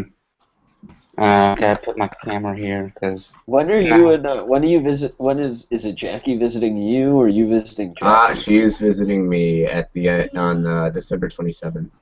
Yay. Staying here for a week. That must be really exciting. Yeah, you have no idea. And we're also meeting Carson that week too. He's coming down. Oh, that's to my New Year's awesome. Eve party. Yeah, he's coming down to my New Year's Eve party on the 31st. Carson, it hasn't been decided yet, but sometime in February, Carson and Epi might be visiting me in Arizona. I just hope that Carson doesn't try to smuggle in drugs to the airport. For crying out loud. Jesus. I hope he does. Yeah, I hope he does. Okay. I've heard of some weird ass shit they do for smuggling, and there is just some. I don't even want to talk about it. Actually, spoiler alert, it's actually not that hard to sneak weed on an airplane. Carson smokes pot. He doesn't smuggle. Oh my god, dude. It's prudent, okay? We I know. Yeah. Well, Kevin, if and when you visit Jackie, I live roughly an hour away, and one of my good friends went to college up at Irvine, so I will treat you to a very tasty beer. There's a bunch of people in I know that are in California. I'm actually sort of. I don't want to say too much about this, but I might be moving out there sometime in the next year or two. I gotta say, I like it. It's good beer, beautiful women, and perfect weather. How can you really complain about those things? Kevin knows he's beautiful. Okay, you asked. Wait. I'm sorry. You asked how can somebody complain about those things? Prudent? I think that's Oh yeah, because that's how much you love California. I really do complain about stuff, huh? I just want to know if Kevin can swim in lava. What? You can swim in lava. You can do it. Swim in lava. Go, go, go. Oh, wait a minute. Oh, I forgot I had that. And checking the Q&A, nothing. Now I Look can. at him. Look at him. There he goes. Okay, as a reminder, this is the Insomnia Shuffle. What goes on the shuffle stays in the shuffle. Well, not really, because it'll still be available on Google Plus for those that either like it, share it, comment on it, or whatever the fuck. Anyway, back to the show. And also, do not do this at home. Swimming. Yeah, really. Don't. Yeah, no, do not do this in front of this parents. Is a general life, as general life advice, don't really do the things that I do. They just somehow work out for me. Yeah, my personal choices, some of which I may talk about on here, I would not necessarily recommend to anyone else, but I've done them, so, take that as you will. I don't give life advice. I am not a role model. Fuck off. And I would just say, don't do anything that I do, because you'll probably... You haven't done anything, so that you don't qualify. Yeah. timing. What? What? Lol. I said you've not yet done anything interesting enough to repeat. Oh, that is so mean, but I'm not a mean. True. Yeah, probably is. What's the craziest night you've had? Jesus, I can't. Playing Settlers of Catan with Maybe the we should all answer that one. 'Cause I don't know. Oh boy, okay. I'm still trying This to could be think. fun. This could be fun. Okay, how does I wouldn't have, I don't think I've had anything that would, at least by your standards, would qualify as a crazy night, and I can actually explain that. I went to when I was in high school. I went to a fucking charter school, and it was a pretty conservative charter school, so we didn't exactly have, those quote-unquote crazy nights. I didn't drink in high school, nor did I ever have a girlfriend. Yeah, and then of course comes college, and I'm just gonna be honest. I don't really care for that kind of stuff, like going out doing You anything go to too crazy. ASU. That's I'm not like talking shooting about- fish in a And very I sweaty just barrel. don't care about that. But I'm not I really talking just about don't- getting totally wasted drunk. I'm just saying, like, Adventures. Yeah, there's plenty of nights where I've gotten really drunk. I wouldn't even. I've been really drunk too. I've got stories, but that's not. I have that's much way better past stuff than mine. that. No, yeah. There's way better I than. don't know, I'm just. Hey, did you have something you were thinking of, Ferdinand, or? I don't know. I'm just trying to. I mean, I try to have some fun at ASU. I mean, it's not like I don't do anything there, but. Is this just a really long way of explaining that no, you have not done enough interesting things to have a crazy night story? Okay, for the record, okay, just to be clear, I've done some interesting things, just maybe not the most interesting life, but I'm not that depressed about it. Well, then why aren't you giving us a story about a crazy night? It doesn't matter if you don't think it's impressive. Just yeah, like it's all subjective, man. Like what I think is fun, you guys might not think is fun. No, that's what I'm saying. Give us something. Give us something that you think is. I like the simple things. Okay, I am just a regular guy who goes to school, studies hard, and then plays ping pong with other kids. Are you missing the established he has nothing? Okay, let's move on. Yeah, this I'm not asking you for some grand expose. All right. Let's move on. He doesn't have Princess anything. Diana before she died. I'm just asking for what you consider a crazy night. These are not the dreads you're looking for. I don't know. Okay, that's the thing. I really cannot answer that because I have no fucking idea. Okay, who else? Who else then? Char. What? Crazy night? Craziest night? Well, I don't know if it's the craziest, but like what comes to mind is I was in Nepal and there was a roadblock and the sunset and we were stuck on the highway at night, and one of the things I remembered reading about Nepal was do not get stuck on the highway at night because that's when things go bad, right? Because there's like some there's some rebel movements and things, and they like to demand money out of you, and they even like to kidnap foreigners for money. It's a pretty safe country though overall, but so we're on this highway at night and there was this roadblock and we needed to get to Kathmandu, so we put on our backpacks and we started walking. We walked, I think, 2 or 3 kilometers to get to the other side of the roadblock where cars were turning around to go back to Kathmandu, and we tried to bribe a bunch of cars to take us. We tried to find a taxi, and we couldn't find anything. We just kept walking. And then finally we found a school bus that was going to Kathmandu, and they said they would take us. And we're like, okay, let's go. But there was no room on the bus. So we had to ride on the roof rack. You see, that's a good example of a crazy story that involves no alcohol. Well, okay, and then there was alcohol at a certain point.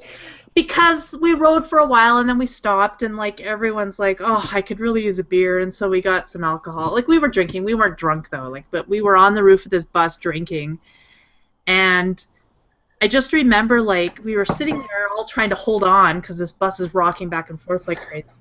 Top of the school bus isn't a great place to ride, and we heard this whoosh over our heads, and I was like, what the fuck was that? And it was dark, so we couldn't see anything. And then we heard it again and again, and we were getting closer to Kathmandu at this point, and someone realized that there were power lines that were like literally about a half a foot above our heads as we were flying under them. And so we were all like sinking down closer to the roof of the bus, trying not to be, too tall, because none of us wanted to get decapitated. And yeah, that tends to ruin your day, I've heard.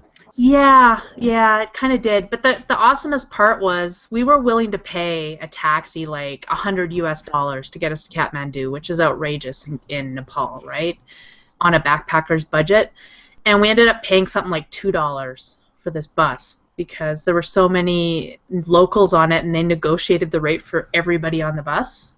So it was like $2 a person, which the Nepalese thought was extortion, but it was nothing to us, so it worked out well. But we didn't get into Kathmandu until 4 in the morning. We had no hotel. We had to stumble into a place, and we found a room that wasn't really a room, but it was a place to sleep until daylight. So, yeah, it was a fun night. That's an example of a crazy story that has no alcohol. All right, in it. I think we can all agree. That's a little off, not too much. Prudent has a story, It's not and crazy, then but I have several stories. Go on.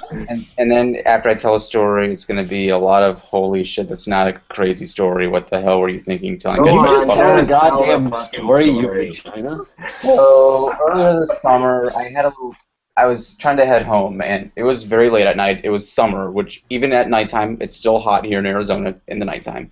And long story short, I have to get home, and I sometimes take the bus to get home. And long story short, I was at the wrong bus stop, so I actually had a bike ride, like the last 10 to 12 miles to get home. And here was where the issue came about. Not only did I have to go through actually a pretty dangerous kind of street, because it was in a pretty ghetto neighborhood, pretty much at 10 o'clock at night, and it's still 95 degrees out. Well, I mean, that's temperature. Then it just came to this point, like, I also had wheel drag because the brake pad was rubbing against my back wheel, which slowed me down. Then it just got to the point where I was so fucking exhausted. I didn't care if people saw me do this. I actually I saw a bunch of sprinklers going off, like, in a lawn area. I just got off my bike, and I basically just, like, pranced through the sprinklers, and I had this weird facial reaction. I was like, ugh, and I just, like, rubbed my entire body, like, with the sprinklers. I didn't strip myself first, just to be clear. Not a crazy story, but that's about as weird as I got under any circumstance. Yeah, you were pretty much right about that. That is not a crazy story. Okay, and then there was one good night I had. I mean, I did get to go to New York one time, and I got to see a Broadway show, but that's not, like, crazy. That's just, something you pay for. My old buddy Lucas, actually. Well, I did get a health foods lecture from a stripper once, but I guess you do kind of pay for that. Both karmically and monetarily. Yeah. My buddy Lucas actually has a crazier bike riding story than that. And his story, there wasn't much to it. He got in an argument with his folks, got on his bike and pedaled about 150 miles, stopped by my house, knocked on the door, and I'm like, what the fuck do you want? He's like, hope you don't mind me coming by here. I really need a glass of water. I'm like, dude, you pedaled 150 miles for a fucking glass of water. Yeah, there was another reason, but I forgot. That's even a crazy. That guy's in. That's a good one. But that's not even much. You want to alcohol, just teen angst ultimately in that one. Now, as for myself, I think I've chosen which my tale is going to be my tale tonight because I want to tell a different one. A gal I was involved with at one point decided that she wanted to get herself a job working at a titty bar. Waitress, mind you. I wasn't too happy about this, to say the least. It's funny because nowadays the same girl claims that I forced her to do it, which is hilarious because I actually sat every day that she was working there in the fucking parking lot writing letters to her about how much I hated her working there. But regardless, she decided this was something she was going to do, so I took her, said, well, if you're going to do this, you're going to do this right. So I took her out to help get her the appropriate attire, including, the nice, happy little underwear and the nylons so that you have underwear, nylons, and underwear again so that you're plenty protected against people with the gropies. Then we had to deal with a little bit of a body issue problem that she had. So I dressed her in a nightie that went, let's just say about 3 inches lower than the crotches, and we decided to go out for a day on the town. Now, we didn't go out to clubs or any of this stuff. No, we went grocery shopping. Wandered around the grocery store for a little bit, picked a few things out, and oh yeah, people were noticing that she was out wearing a frickin' nightie grocery shopping. But we went through, did our little thing, and the goal was for her to sit there and pretend that, to deliberately not notice that people were looking at her funny and commenting and remarking along these lines. So then we headed out of the grocery store, got back in a little car, went on a ride, went to the gas station, had her pump gas, which was kind of fun. Then I seem to remember something about getting a blowjob before driving her back home, but once again, not necessarily the wildest thing, not a huge party or anything like this, but something unusual and different. Was she still working at the titty bar? No, she worked there for 2 fucking nights. Yeah, she couldn't handle it. I knew she wasn't going to be able to fucking handle it. This poor woman had been through a lot in her youth and thought, well, gee, this might help me get over being raped as a child. Wow. No, not so much. No kidding. Made shit worse. That's quite a story right there. Yeah. So who's up next? I know me and Kevin have to go. I have one that's a little similar to Prudence, but a little more intense. I was at a rave in somewhere on the west side of Chicago. How is this similar to Prudence? Sorry, go ahead. Well, you'll see. It was a rave that ended early. It ended early because wasn't as good of a turnout as I thought. It was kind of lame. So I was expecting to stay there until like 4 a.m. when the CTA started running, because it took the train to get down there. But it ended early, so there was still like an hour and a half before train was running again. Didn't feel like waiting around, so me and this guy I met there ended up walking like 12 miles or so at 3 in the morning through Chicago's west side, coming down from Ecstasy back to my college. Jesus. Similar to Prudence, only in that it was kind of through, walking through a bad part of town late at night. Yeah, but that's not Arizona bad. That's west side Chicago bad. Yeah. It's a fun night though. That's not like, it's scary. I met some cool black guys. Gave them some cigarettes. No one bothered me. Let's see. There's other stuff I have. Like there was a time that after one of my parties here, my neighbor and my roommate Sasha and I ended up climbing on top of the roof of the Memorial Union at Iowa State and watching the sunrise. Numerous house parties that I've been to that ended up being crazy. I have a few others that I don't want to share on air, but anyway, well, I'll share the story of my worst Friday night. It's funny now looking back at it, but you also have to put yourself in the mind's eye that I lived through this. So there, as these stories for me sometimes start, there was a girl, and we were dating, and it was more or less a casual thing because she lived in Chicago, where I'm from, and I was off at school on the East Coast, and so we would sort of just date when I was in town. And we were supposed to get dinner on this Friday night, and her roommate and her roommate's boyfriend, who are in a very serious, actual, real relationship, decide that they want us to come on a double date. And I'm not thrilled about this. No one likes double dates, but I'm like, what the fuck? I don't really care. As long as I get to go out with this girl. And so I'm a little bit apprehensive, but we're going to meet at the roommate's boyfriend's place. And so I pick her up at her place. And she apparently has had the worst day, like, at work in the history, and like doesn't even acknowledge that I'm there, and is just ranting about her work the entire car ride. Now, look, I understand. I'm dating her. I have to be supportive, but of course, you know, be polite. Ask how the person's doing. But it turns out that when we get to the boyfriend's place, it is not a double date. It is a quadruple date with 2 married couples. Now, keep in mind, this was the summer in between I got my bachelor's and my master's. So I don't have a stable income. I'm the youngest person there, and there are 2 married couples. And of course, the girl I'm dating is in such a great mood and is feeling so supportive over how uncomfortable I possibly am.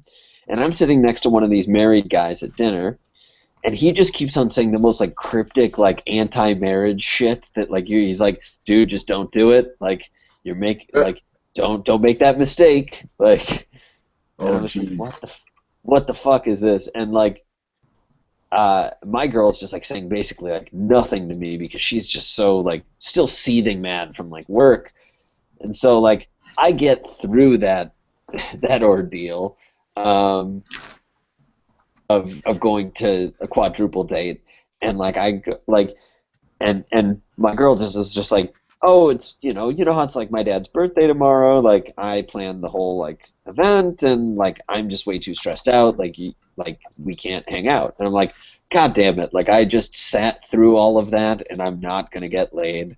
Like granted, selfish attitude, but still, that's not okay. I get a call from my friend on the phone, and he's like, listen, me and some of my fellow camp counselors are having a party, could you bring liquor?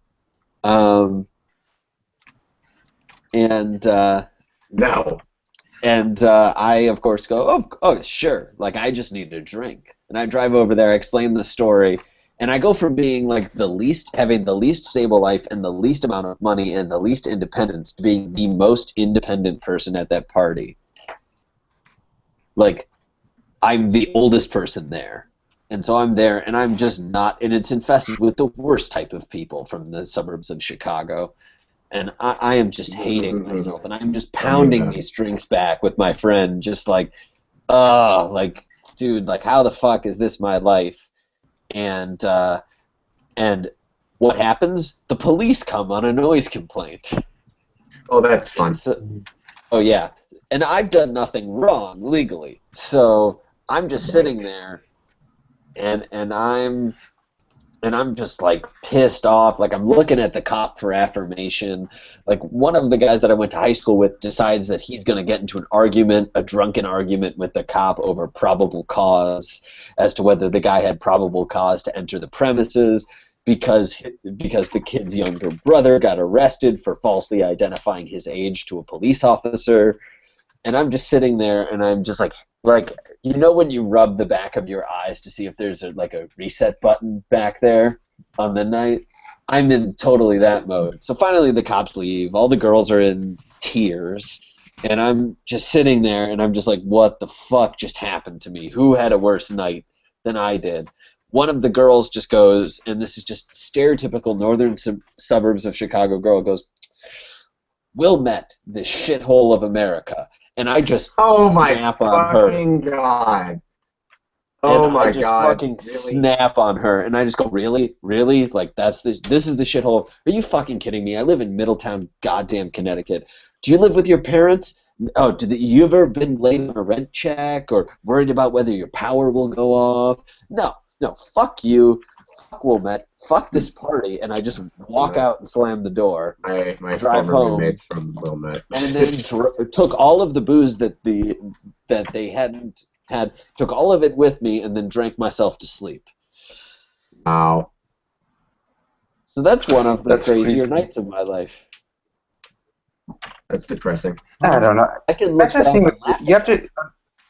Douchebag suburbanites. You have to understand, dude.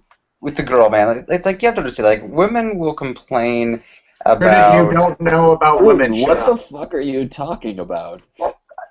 That is been my experience. That is with some of my female friends. Okay, I have female friends. That has been my experience with some of my male friends. Okay. Yep. There are just people who are just like they'll complain about any little thing. This girl was just a spoiled brat. That's not a sex. I need to hang on. I need to jump into something. Now, have you noticed that I run this thing called the Insomnia Shuffle print? Yeah. You've noticed that there's this thing, right? Now, predominantly it tends to be males. We've been getting a fair number of females lately, but it's predominantly males. And what do we spend 90% of our time in the shuffle doing? Talking about sex. Complaining. So tell me about women how women complain some more, please. In that story, I don't think I said, like, I wasn't saying anything gendered. Like, there's nothing that's especially like, oh, and that's why I don't trust women. Like, no. Okay. Just whatever. I'm offended, Prudent. Yeah, what is your that experience with girls? Let me tell you, that woman does not complain about things. Becky? Yeah. You pointed away from her. Complains a little bit, but I don't know where I am in the rotation. Yeah, fine. I don't know. I try like not to complain about stuff. Sometimes like it just gets the best of me, but I mean I consider myself like less spoiled than most of the kids at my school. I mean like I like the simple things, okay? Like I don't, and you guys seem to sort of like hit on me for that too. It's like yeah, I like simple things. I like living a cheaper life. I like just doing regular stuff. I don't like excessive, expensive things. I don't even said that I like excessive, expensive things. Yeah, that's not I'm it. not thinking Exactly. clearly right now, okay? I'm tired. He's on drugs. He's on hardcore drugs. I'm out of okay. I just took like one little pill and I'm just a little tired. Okay, it does put you in that groggy mood, but I'm still. I mean, I like how any of what anyone really like literally like Char's story was like about like being I don't know if she was broke, but sort of like being a broke backpacker, like yeah, and then like or at least that's sort of how I took the story a little bit. It's like one of those classic like young people backpacking. Or just people backpacking type of thing where you're not living in the Ritz. And then Kevin's story, I mean, like the raves tend to be kind of grimy and not. Yeah, none of my stories really involve much excess. If you want one that it doesn't involve any drugs or alcohol, one night at my old college, Dominican, a couple of my friends and I were bored in my dorm room. We decided, and I worked in the theater department, and I accidentally took the key ring to the Fine Arts building home with me. It was in my pocket. Shouldn't have done that. So what do? We decided to make use of that and go to the roof of the Fine Arts building in the middle of the night. End up having to run from security. That was fun. That did not involve alcohol. But it did include breaking the rules. Sequins and a thong, right? Just. Oh no, that's later. Oh. I mean, we could have broken into the costume room and gotten. I don't know. Should would have found that. He's like, I don't know. Sure, maybe. No. I thought that might have been a 12th Tribe reference. Damn. Oh. Maybe I should go by like a specific issue. What I mean by that usually is, I mean, I'm one of the few guys like who doesn't have his own car, and it's because I don't fucking need one. I never asked my parents for one. My parents never needed to pay one for me, and it's because one, I can just borrow my mom's car if I needed, and two, I take the bus and I bike to most places I go. And you wanna know why? Because I like doing that. Okay, I don't know why you're making a special point of this. Like, are you self-flagellating over not having... That's just a point. Like, an example. I don't... Okay, hang on, wait. Come on. Okay. Okay, story number one. So, I was sitting there home one weekend. My folks had gone to New Hampshire, and as always, I didn't have keys to the car because they tended not to do that. A friend of mine called and told me that she really, really wanted to get together because she was having a certain kind of craving. So I ended up going by a friend's house, planning on talking to him for a little bit. And he told me that he was going out, but that he'd be more than happy to loan me his parents' car, their station wagon of all things. So he ended up giving me the code to their garage, and I'm sitting there, I'm like, okay, this is a little bit weird, so I'm sitting there driving halfway across the fucking state for the sake of getting a little bit of pussy, and in somebody else's parents' car without actual permission from the owners to drive it. So I managed to get all the way out there, get together with this girl. We hang around for a little while, end up skirting the back of a cemetery. As we're pretty much done with that, we see lights coming up, and we're like, oh shit. So we managed to get ourselves clothed properly and act like we're just simply looking up at the stars, and we got hassled a little bit by the cops and sent on our merry way. And she showed her ID because she was old enough to be out past curfew, and I wasn't. So I ended up dropping her back off and drove back, and in the middle of the night had to return this fucking station wagon, hoping to God that his parents hadn't come home early from their vacation. But everything ended up going fairly well. And now here's a story in which I had to borrow a car. Now let's go to a story in which I didn't have one at all. And this, of course, is an actual crazy story in that it starts in a psych ward. So back during my first hospitalization, I was fairly young at the time. And I wanted to go home for Thanksgiving, mainly, honestly, because of the food, because, let's face it, psych ward food kind of sucks. So I went and I filed for my day pass and this and that, and they fucking rejected it. I wasn't very happy about this. Well, every year around this time, they arrange some kind of get-together. So I managed to talk to the young ladies that were in charge of organizing the get-together, and I smoothed, and I flirted a little bit, and I was being all nice and sweet and this and that. And I convinced them to have the outing at the Burlington Mall, a little ways out of their way, and close enough to home for me to feel like I wasn't too upset, but certainly way too far for me to walk. So we went down, and as we were walking around there, I smiled, turned to them, and said, well, I'm off hospital grounds. This means you can't legally lay a hand on me. I'll see you later. And they've managed to follow me for, I don't know, a good half mile while I was sitting there walking home. At which point they had to double back because they are not going to have the patients walk the entire distance with me. So they're all freaked out, not knowing where the hell I go. They end up calling the cops from about 5 different towns in the area, not knowing what the hell's going on, because apparently they weren't bright enough to think, well, maybe he's just simply going home for the holidays, which is what I was doing. So I walked a total of 18 miles, even diverting a little bit an extra mile to stop by a friend's house, see how he was doing, at which point he's like, hey, dude, how's it going? I'm packing a bowl. Want some? I'm like, oh, no, I'm riding a good natural high. But can I get a glass of water? So after getting hydrated and what have you, I ended up finishing my little trip. Stopped by my folks' place, knocked on the door. My parents said, what the hell are you doing here? Do you know the police are looking for you? And I said, yeah, I just wanted to come home for Thanksgiving. They're like, you know, we should just turn you over to the police. I'm like, can I have some turkey first? So I ended up going in, enjoying my Thanksgiving, and then they drove me back to the ward afterwards. It was a wonderful occasion. Story without a car. This is it. I mean, crazy stories, quote, quote, isn't, you know, oh, man, I was so drunk, and I got together with some friends, and I drank so much, and I ended up having my friends pull me off the side of the building because so I said, oh, wow, here's a building. Let's try and scale it. Oh, dude, that's a fucking bank, they say, pulling you off there. And then we end up having back by my place, and one of them says, fucking, I'm going to lay down here and sleep. We're like, dude, you're laying down in the train tracks. End up having to drag him off there and drag him back out and let him pass out. There are all kinds of different stories. It isn't just like a contest of who has the most. It's just something weird and interesting and different. It's a story to tell, man. No one wants to live a boring life. Well, then there's 3 right there. And none of these are like super hyper interesting things. Some of it's in the storytelling, and some of it's people saying, dude, this is something that I experienced that's different and interesting. And over the course of your life, you acquire these. As long as you let yourself. And sometimes you have to give yourself permission to just do shit that's a little bit off.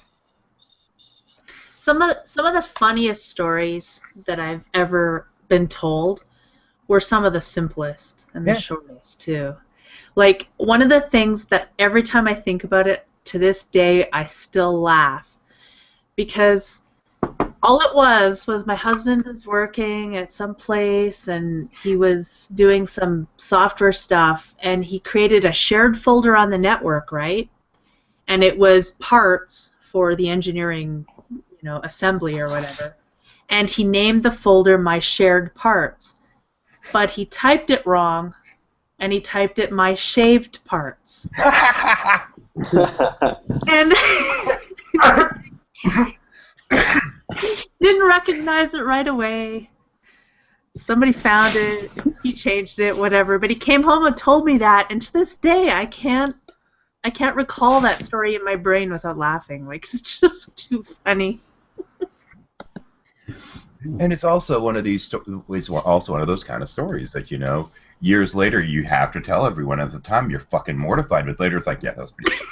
Exactly. Here's one for you. My grandfather and I both share the same name, Stanley. So my grandmother sends me down to the downstairs to grab a bottle of ginger ale. We were having dinner. Coming up the stairs off to the right, because it's an open stairwell, the bathroom door is there. My grandfather was using the facilities. My grandmother looks down the stairs at me, and I'm coming up the stairs with the bottle of ginger ale, and I'm shaking it. And my grandmother goes, "Stanley, stop shaking it." My grandfather here in the bathroom goes, "I'm not!"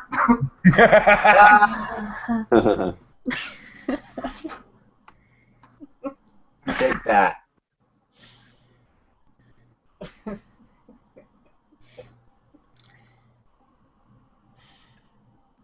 Yeah, I have to agree with that. I mean, it's just sort of that's how things happen. I don't really know. I mean, I don't think it's about liking the simple things or the complex things. I mean, I see that as like I see that as a false thing. Like, I like physical activity a ton, but I also like, I know, and I like just going to a bar with friends and just having a beer.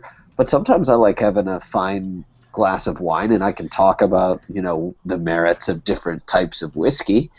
Like, yeah, it's, you know, and I like wearing nice clothes, but, you know, I also like going to the beach. Like, I don't see them as distinct things. I just see me trying to like life. Okay, I'm going to steal Kevin for a bit. I'm gonna probably go going to bed. sleep. So. Yes. Go beat Herbie before going to bed. Unfortunately, we can't do that. Okay, you're supposed to simply say no, and leave like you usually do, as opposed to quietly admitting that that's what you usually do.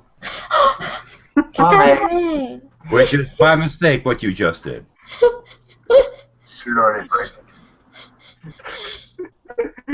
Good night, Vicky. Good night. That's a good observation of people. You write long enough, you learn what the connotations are. And this is 13, using reverse psychology to help you in your relationship. That's smart. I don't need help. I'm not saying you need help. I'm just saying that's what 13. This just sort of reminds me of way back in the spring when I was attempting to get with Studio Art Girl, and then I successfully got with Studio Art Girl, and me sharing that fact on consecutive Insomnia Shuffles that I appeared on. So I partially credit this this Hangout series. Hi, everyone. Goodbye. Absurd way. Shuffles are a weird thing. They really are when you think about it. It's weird therapy. Yeah, well, it's just it's kind of cut loose and relax, and we seem to have viewers, so I guess we're entertaining people somehow. I don't get it, frankly. It's Ben and his 8 I song. should open up the next circle now, seeing as you're winding down, but I'm not. So let's add. No, I'm still wide awake. I slept through my alarm, so I slept really late today. And then when I went to the coffee shop to buy a bag of beans, they gave me a free coffee, which was fucking delicious. The best cup of coffee I've had in ever. And I went back for a second cup because the coffee was that delicious. But I'm still feeling that caffeine. Now let's open up to the next 70-something. Maybe we'll get lucky and get an Angry Pumpkin in here or something. I haven't seen him in a while. No, I haven't either. Me neither. Ditto, I'm cleaning my new toy again. That makes me excited. Now, I know exactly what he's referring to, but how many's mind just went to a bad place? Yeah, my mind just went to he's cleaning his tool. It's actually a new gun. It's a rifle, I believe. Oh boy. How sexual. Yeah. It's a long barrel. The crazy girl over the summer who had a handgun in the nightstand, and I was just like, I had heard she had told me a story. I don't know why she would tell me this about how she has been in multiple bar fights, and I was just like, I'm never like seeing you again after this. I never said that, but it was basically. You didn't say it aloud. You had a fucking handgun in the nightstand. Yeah, I was. But Just I thought that was like common in the United States. No. No. Well, not in the city of Chicago. Granted, she was from Louisiana, so don't date chicks from Louisiana is what I'm telling you. Yeah, well, I know. Sample size of one, but that one was enough to scare me. My parents had a pistol in their nightstand, but it wasn't real. It was like a starter pistol or something, but it looked kind of real. They kept it in there just in case, because they thought, well, I don't know. Well, you know, somebody comes in here and they're trying to rob the place. When we pull a fake gun on them, they might shoot us, and that'll make things easier.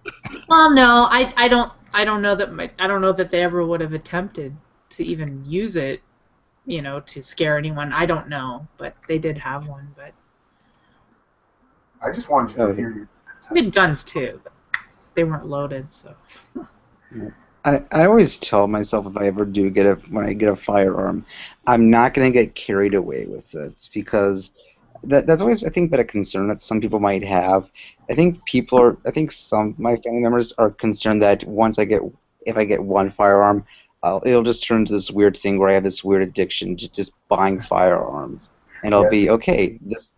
And they'll think, okay, this rack of guns right here is in case the government tries to overthrow us, and this rack of guns is for in the case of the zombie apocalypse, because you can never be too sure that it won't happen. Well, the zombie apocalypse, you do have to make sure you're carefully prepared for it. Yeah, but you're gonna run out of bullets. You need something better for zombies. That's you gotta true. go melee. Yeah.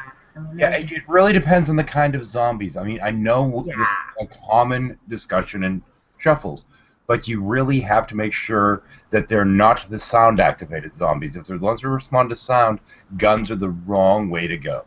Oh, like the echo locators. And for that matter, bladed weapons are technically the wrong way to go, too. They're a popular trope, but you don't want to go with bladed weapons when you're dealing with zombies, because you're more likely, whether it be axe or katana or whatever, to get it lodged in the zombie's skull. You're better off with something with a lot of crushing power. I was thinking big, like, cast iron frying pan, but... Cast iron frying pan's a little bit unwieldy. Yeah, but sexy. Yeah, it's that. The classic baseball bat is always good. Aluminum or wood? Wood, for sure. I don't like aluminum ones. They have that kind of weird ring. They vibrate, you know? Yeah. I don't like that. Or a silencer, like you can't just put like a silencer around the guns, so they won't activate the sound in that case. Well, yeah, I guess if it's zombie time, there's not really law, so. The thing with zombies is, if you don't get a headshot, though, are you really gonna stop them? Like, how many bullets are you gonna waste on a single zombie? And one shot, one kill. well, yeah, with the right gun, the right scope, yeah, or at the right distance, right, with the right bullet, with good aim. In that regard, if you can't really prepare yourself for the zombie apocalypse, try Plan B. Shoot yourself with the pistol. You're not going to make it through it anyway. That's called a pistol. I know, but how do we even know being a zombie isn't so bad? Like, I mean, maybe you should just get bit and go with it. Yeah. What if coming up with the craziest ideas? That's not how we... What if you get really good abs from all of that running after people? Oh yeah. I mean, But you're like almost immortal. Yeah, but the rotting flesh, that just kind of is unappealing. But it's okay, the other people have rotting flesh too, the other zombies, so it's not a bad comparison. This is the appropriate weapon for the zombie apocalypse. Right here. 10 times much. I was thinking my car was a better weapon, but No. You can only hit so many zombies before the car is useless. oh, See, my the car thing could is, go you get pretty in like a T8 or a D9 dozer and just fucking roll over everything. Just go. What I'm thinking is you head for deep snow. The zombies are stuck, but I can In terms drive. of vehicles, the ultimate weapon would actually be one of those big rolling thing, the street rollers. My favorite weapon would be Brad Pitt from World War Z.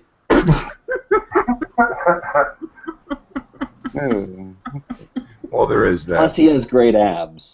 The other thing that you go from the pistols or the bows and crossbows. I always thought a slingshot would be better as long as you could get a good powerful slingshot, a heavy enough stone. Has anyone ever tried? What about slingshot with grenades? Well, what about those ones where they launch the water balloons? Well, if you have the grenades, that'd be fun too. Yeah. Are we sure that psychological warfare wouldn't work on a zombie? I think we're pretty sure with that. Really? Are we sure? Because what if we tried really basic? Sure, you could eat them first. Couldn't you make some type of scarecrow that would just fake them out constantly? A brain on a string on the end of a stick. There you go. Play highlight with them. That can only work for so long, though. I suppose. Well, I don't know. Most of the modern zombies aren't specifically brain eaters; they're just plain evil. But even if Char's right, I mean, how much time does that really buy to make extra preparations to handle for the incoming invasion? I'm just thinking it would be funny. I don't really Yeah. I came into a discussion about zombies. Wait.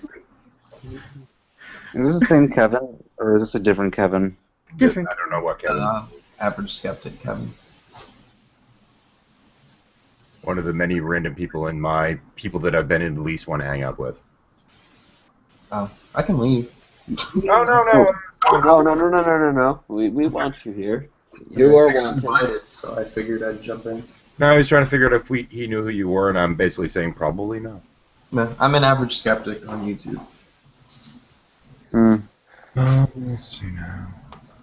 As I pause to figure out what the hell I'm supposed to be doing in my video game. There we go. It's about par for the course around here these days. I was playing Must Kill Orcs 2 tonight.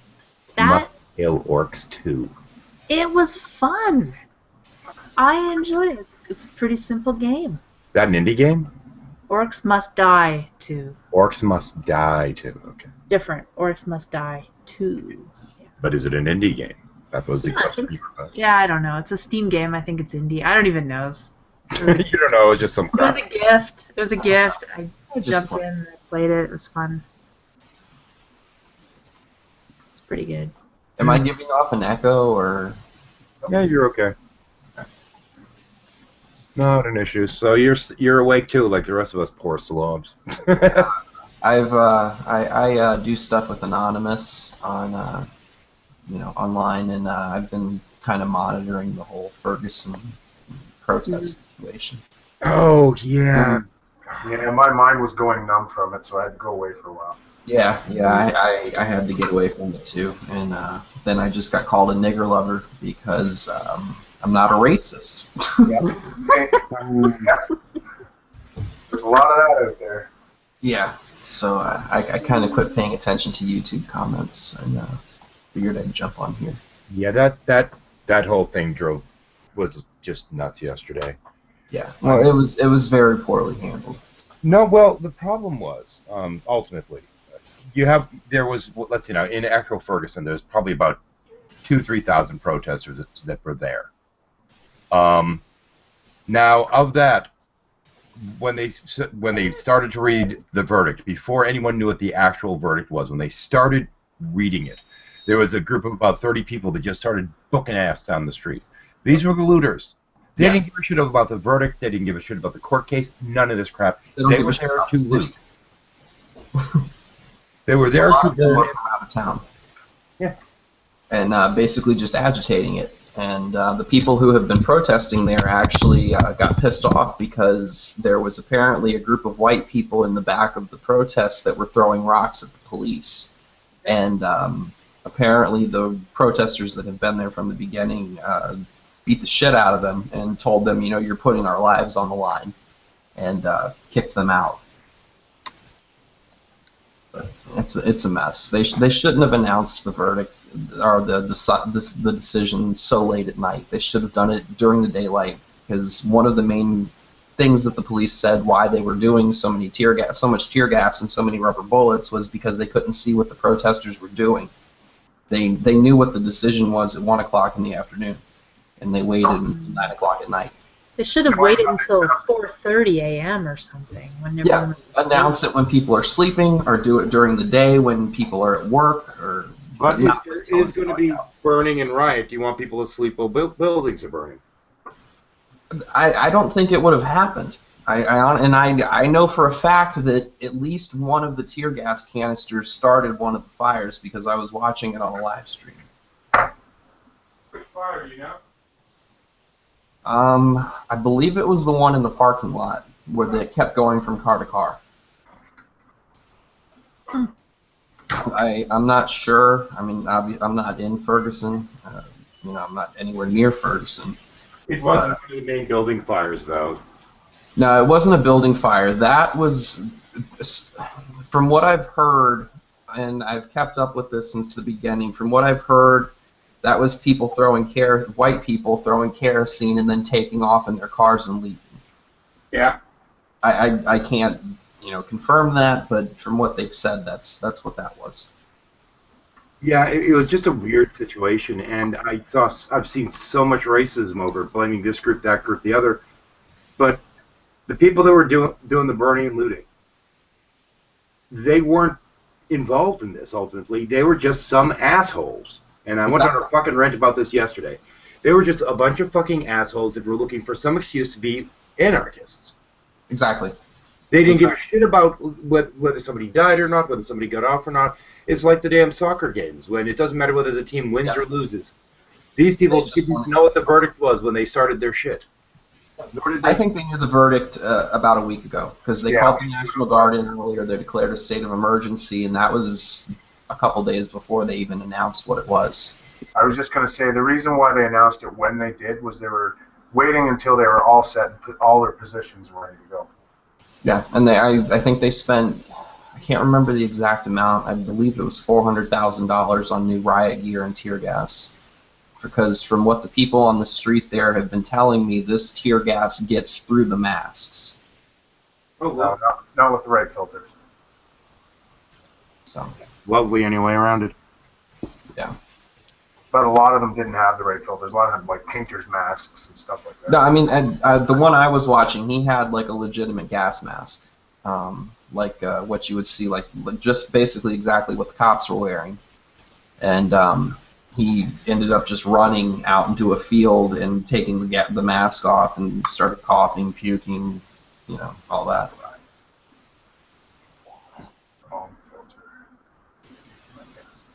It's just, it's an all-around bad situation. Yes. That would be a different filter thing, indeed. Yeah, it really kind of pissed me off, the whole thing, because there's a lot of people saying, oh, well, you know, this makes the people in Ferguson look bad, or blah, blah, blah. Oh. It's not the people that are actually from Ferguson that are doing it, though. I know, but you're still hearing these shit arguments. Well, there is still a certain portion of them that are from the original. Yeah, I mean, of course, not all of them are innocent in this, but the majority of them that are burning things and trying to flip cop cars are, from what I've heard, they are not from even Missouri. They're from California and other states. Yeah, but you look at all the other states that are going on, too, and all the other cities, L.A., New York, Chicago, Detroit. Oh, it's all over. It's in Nashville. It's in D.C. It's in Florida. It's in like 7 cities in Florida. Now, here's the thing, though. I listened to the statement in terms of the you know, them explaining the verdict and all this other crap. And I'm sitting there thinking to myself, you know, there's a part of me that thinks, yes, there's a problem with police and how they do things. And it sounds like this particular cop could have been trained a little bit better. Yeah. Could have worked out a little bit more, been, able to defend himself better. And he was 6'4". He's not a small guy. Yeah. And he said he felt like a 5-year-old against Hulk Hogan. Yeah. I mean, there is some stuff about this that does make you question. If nothing else, the guy's self-defense training. A cop should be able to fucking defend himself without pulling a gun to shoot at somebody. Well, not to mention the prosecutor was also the man who started the fund for the lawyer fees for Mr. Wilson. And the KKK helped do fundraisers for him as well. Yeah. Well, I'm not going to say, but the thing is, if the guy was justified, now that's a big if, but ultimately whether it's, just not simply as a cop, but as a person, was, oh shit, no, what do I do? Wasn't trained well enough, whatever the fuck, fired his weapon, and it apparently was a shit shot, ended up killing the kid. The kid was not shot in the back. That was one thing that apparently was wrong. We don't know what else was wrong. Yeah, The verdict might be just. It might be. And they said that they're going to release the information so people can evaluate for themselves. But nobody's making that evaluation. Everyone's too busy flipping the fuck out. Yeah. Yeah. Yeah, that's what usually happens in these cases. It was the same thing with that Trayvon Martin case. Yeah, because I live in Florida, and that was horrible when that happened. Oh, honestly, Yeah, I mean, like, the Trayvon case didn't get nearly enough as what it should have, considering. No, it didn't. This case was more questionable than the Trayvon Martin was. yeah, definitely. Yeah. I mean, granted, I wouldn't say I was on George Zimmerman's guy's side. I was a little. I thought giving him just pulling him all jack free, no charges whatsoever. That was bullshit. But for the most part, and I'm just going to assume that his story is right. That he chased after him, which he shouldn't have done. But then he got approached by Barton, and obviously by the police not to chase him. Dispatch video or dispatch audio, they tell him stay in your car, stay at the clubhouse, do not chase him. I know, but the whole point is, he runs away. Most people aren't going to listen in that case. At least I would think so. That's sort of my whole point. If we were in George Zimmerman's situation, would we not have done the same thing and chased after him? If you think that you have, not. I wouldn't have. If I was scared for my life that a black man was armed and was going to shoot me, I would not get out of my car and chase them. No, that's not a chance. Yep, wouldn't do it. To me, that's just actions of a sane human. You see, there's different people from different backgrounds, whereas I might possibly, but I would do it from afar and give locations to the police. Yeah, that'd be the smart thing to do, is keep tabs on the person and keep reporting. Now, it'd be a different situation if I saw him pull a gun and go to attack somebody else and I was armed. Yes, I would step in. Yeah, but on the same point, if he pulls out a bag of Skittles and tries to attack somebody with the Skittles or a banana or something, you're not going to... That's the difference between somebody who's really trained, unlike the person was, and somebody who's looking to try to make a name possibly for themselves or try to get their name in the paper, the whole Hollywood type thing. Well, here's the thing is, this is where I have to go to the gun culture thing. There are certainly people in our culture that want to be that vigilante. Oh, yes. They want to be the badass. They want to be the person that, I'm in the face of justice. And I've got a gun, and damn it, I haven't been able to shoot a person with this yet. I want to shoot a person with it. And that's how I see that sentiment. Yes, but there's also cops that go into it for the same reason. Well, Wilson had never fired his gun until this. This was the first time that Officer Wilson had ever fired his gun, and he killed someone. Yeah. And he also said that there was no other way that he could have done it. I know here in Florida, a cop kills someone usually every month with a taser. Why didn't he taser him? Why didn't he pepper spray him? I honestly think that there should be an age range that cops are allowed to be drawn from, like, say, no younger than 25 or no younger than 30, say, just for the sheer societal experience and understanding how society works. Yeah, from what they said in that statement, it sounded like the cop panicked, and that's not a behavior you want in a cop. No, just like the one that shot the 12-year-old. Well, it's tricky too because remember, well, I don't know about maybe in the States, but I know in Canada I've had lots of friends that were cops, and they are taught that if things go badly and you need to take action, like if you're drawing your weapon, you're going to shoot to kill, and that is it. You don't have options, right? There's no, try to deter them by waving your gun in their direction or shoot them in the leg or any of that. That doesn't happen. So it does happen in other countries, though, because I know that there was a story in Germany and a guy was drunk and attacked a police officer with a sword and a machete, and the cop shot him in his kneecap, and they arrested him. And that's fair. I'm just saying, like, at least in Canada, we teach our cops to shoot to kill. But we also don't have to train our cops to automatically go for the lethal force. Yeah. No, exactly. But I'm just saying that if you've never been in that situation and then suddenly you are, and it's unfamiliar to you, and maybe you're freaked out and scared, and the only thing you know is that if you're taking action, shoot to kill, and I'm just saying, like, I can understand how psychologically some people could make some leaps that don't necessarily make sense. But the leaps that don't make sense is half of what the problem with this whole case has been. Yeah. Because I mean, from what they were saying, there were so many people in the pool of witnesses that witnessed him being shot in the back when the coroner said he was not shot in the back. Yeah, I haven't even heard that he was shot in the back from a couple of the people who were friends with him. They said that he was on his knees with his hands up, and that's when he got shot in the top of his head. But, I mean, everyone has a different story. And the thing is, how many of these people necessarily really saw it? Because there are a lot of people that didn't. Yeah, exactly. We're coming forward talking about how they did see it, and Not to mention they have contradicting stories. Or not remembered it correctly, too. Yeah. With all the adrenaline, you wouldn't remember it, exactly as it was. Yeah. And it was at night, wasn't it? No, it was during the day. Was it during the day? Oh, I can't. Yeah, okay. They left his body in the road for 4.5 hours during the day. Yeah. They wouldn't let his mother come over near him. Gotcha. And that shit's fucked up. Yeah. They actually tried to arrest someone who tried to put a sheet over his body because they just left him there in a pool of blood in the middle of the street. And someone tried to run out and put a sheet over him, and they, put him in like a full Nelson and drug him off to the side. Yeah. That sounds messed up, but Well, if it's messed up. Forensic no, it is. But if you like, if you or you don't want someone you are working with to be accused or convicted of something, like I'm just saying, like here you are with a pending investigation on your hands.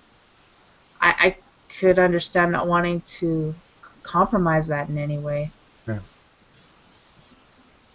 Yeah, there were 3 autopsies done on the kid. All 3 of them said the same thing. No shots in the back, 6 shots, 2 of them in the head. Yeah, and he had, I think, a couple in his arm. One went through his forearm and then through his bicep. It's sad. Yeah, if you look at claims like he had a busted eye socket, and then you take a look at those pictures. It's hard for me to say that there was a busted eye socket there. Yeah, I did MMA, and he also said he got choked. And if you get choked hard enough, you bruise for about a week, and it looks way worse than that. I've worked as a doorman at many different bars, and that's no busted eye socket. Yeah, he said he had a broken orbital bone, and that's definitely not a broken orbital.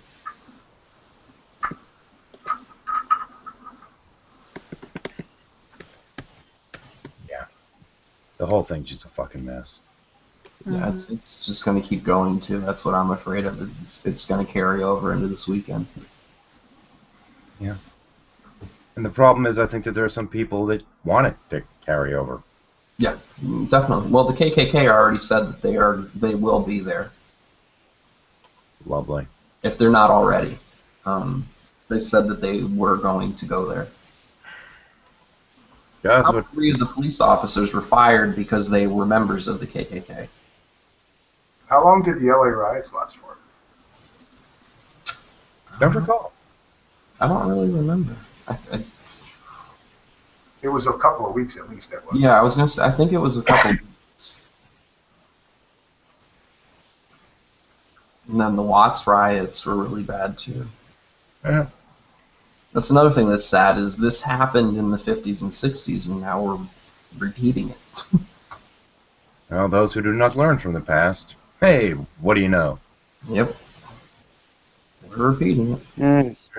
What do you know? Historia est magistra vitae. History is a teacher of life in Latin. I don't know why I did that. I'm just... Because you're getting harder to understand. Oh, good night, Charlie. Yep.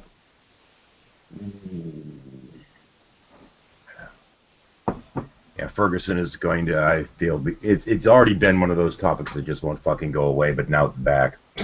Yeah. Well, I mean, the verdict coming out is gonna, I mean, that rehashed a lot of anger. Yeah. Yeah. I mean, but that's, as near as I could tell, those roughly 20 to 30 people that initially ran off, the people that were there to loot and burn and just be assholes. Yeah, they had their cards ready. It reminds me a little bit of Black Bloc from the Oakland. Wait, was it Oakland? Occupy, no. Was it? Back when Occupy was going on. Occupy Oakland got really bad. Yeah. I think that was the ones that had Black Bloc out there that actually was, you know, busting the windows of friendly businesses too. Yeah. It's that kind of people. It's those kind of people, the ones that are just there to start shit because they can. And yeah, since looting was going on, other people are going to join in. There was one point that there was a report of about 50 to 70 people wandering around shooting up the place. I don't know whether that's valid or not, but it was the report I heard on the news. You really can't follow the news. I mean, the best is the live streams, because CNN also said that they weren't shooting tear gas last night, and I was watching on live streams as they're holding up the canisters of tear gas. They later corrected themselves, saying that they were firing simply gas initially and then switched to tear gas. Yeah, that was a crack of shit. They fired tear gas right from the beginning. I think starting those were CS about 9:30 Eastern, they started shooting tear gas. I thought tear gas was a different color than light, though. Nope. No, okay. CS gas. Yeah, CS gas is exactly. It's I think the number on the canister is 3231, and a person in the Army told me that is a weaker form of tear gas, but it's still sucks and it's tear gas. Interesting. More trivia. They also fired some kind of it was called three-phase riot CS gas, and it was a higher number, and the person in the Army told me the higher the number on the canister, the more powerful it is. And they shot one. The first one that they shot was 3231, and then the next one was like 5231, so it was quite stronger. Yeah, made by a company in New Jersey, I do believe. Mm-hmm. It's the same tear gas they use in Israel and Afghanistan and Iraq. Lovely. What I think is vaguely amusing, though, is that when they were talking about, you know, basically declaring martial law beforehand and having the National Guard involved in all this, oh, no. Well, considering what happened, it's a shame they didn't, at least for the day. Yeah. Because that was one thing that struck me. I'm sitting there watching this going, what was it? It was an old man that they interviewed, old black gentleman, said all over, all over a cop and one little black boy, the whole damn city needs to burn. What the hell's the matter with these people?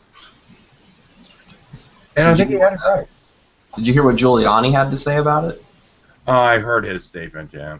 Yeah, if it wasn't for all you black people killing each other, you wouldn't have so many white cops. Yeah, I know. Talk about bad timing. Are you kidding me? Oh, no, that's pretty much it.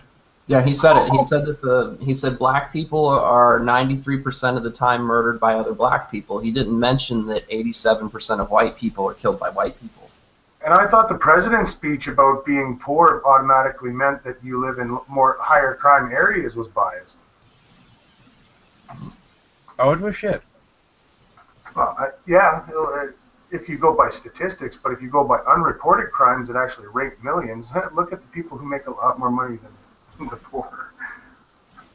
Now, there were some fucked up comments all around it. I mean, what was it? I think it was the local mayor. I'm not positive. I don't remember who was talking. I just remembered he had a whimsical name. It was one of those things that's like, yeah, I wouldn't have voted for him. But there was one guy that gave an incredibly good speech, and my wife actually made the comment, oh, well, shit, he'd get my vote if he can talk like that. And then I started joking about the guy's name, but just about everyone else, it was just like, have you considered the full ramifications of what you're saying? Now, granted, the way Fox News tried to spin Obama's speech was just fucking deplorable as usual. Oh, yeah. Well, they spin everything. Yeah.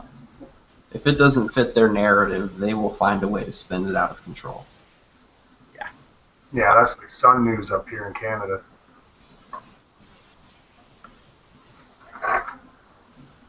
Yeah, I just messed up shit. Oh, heartburn.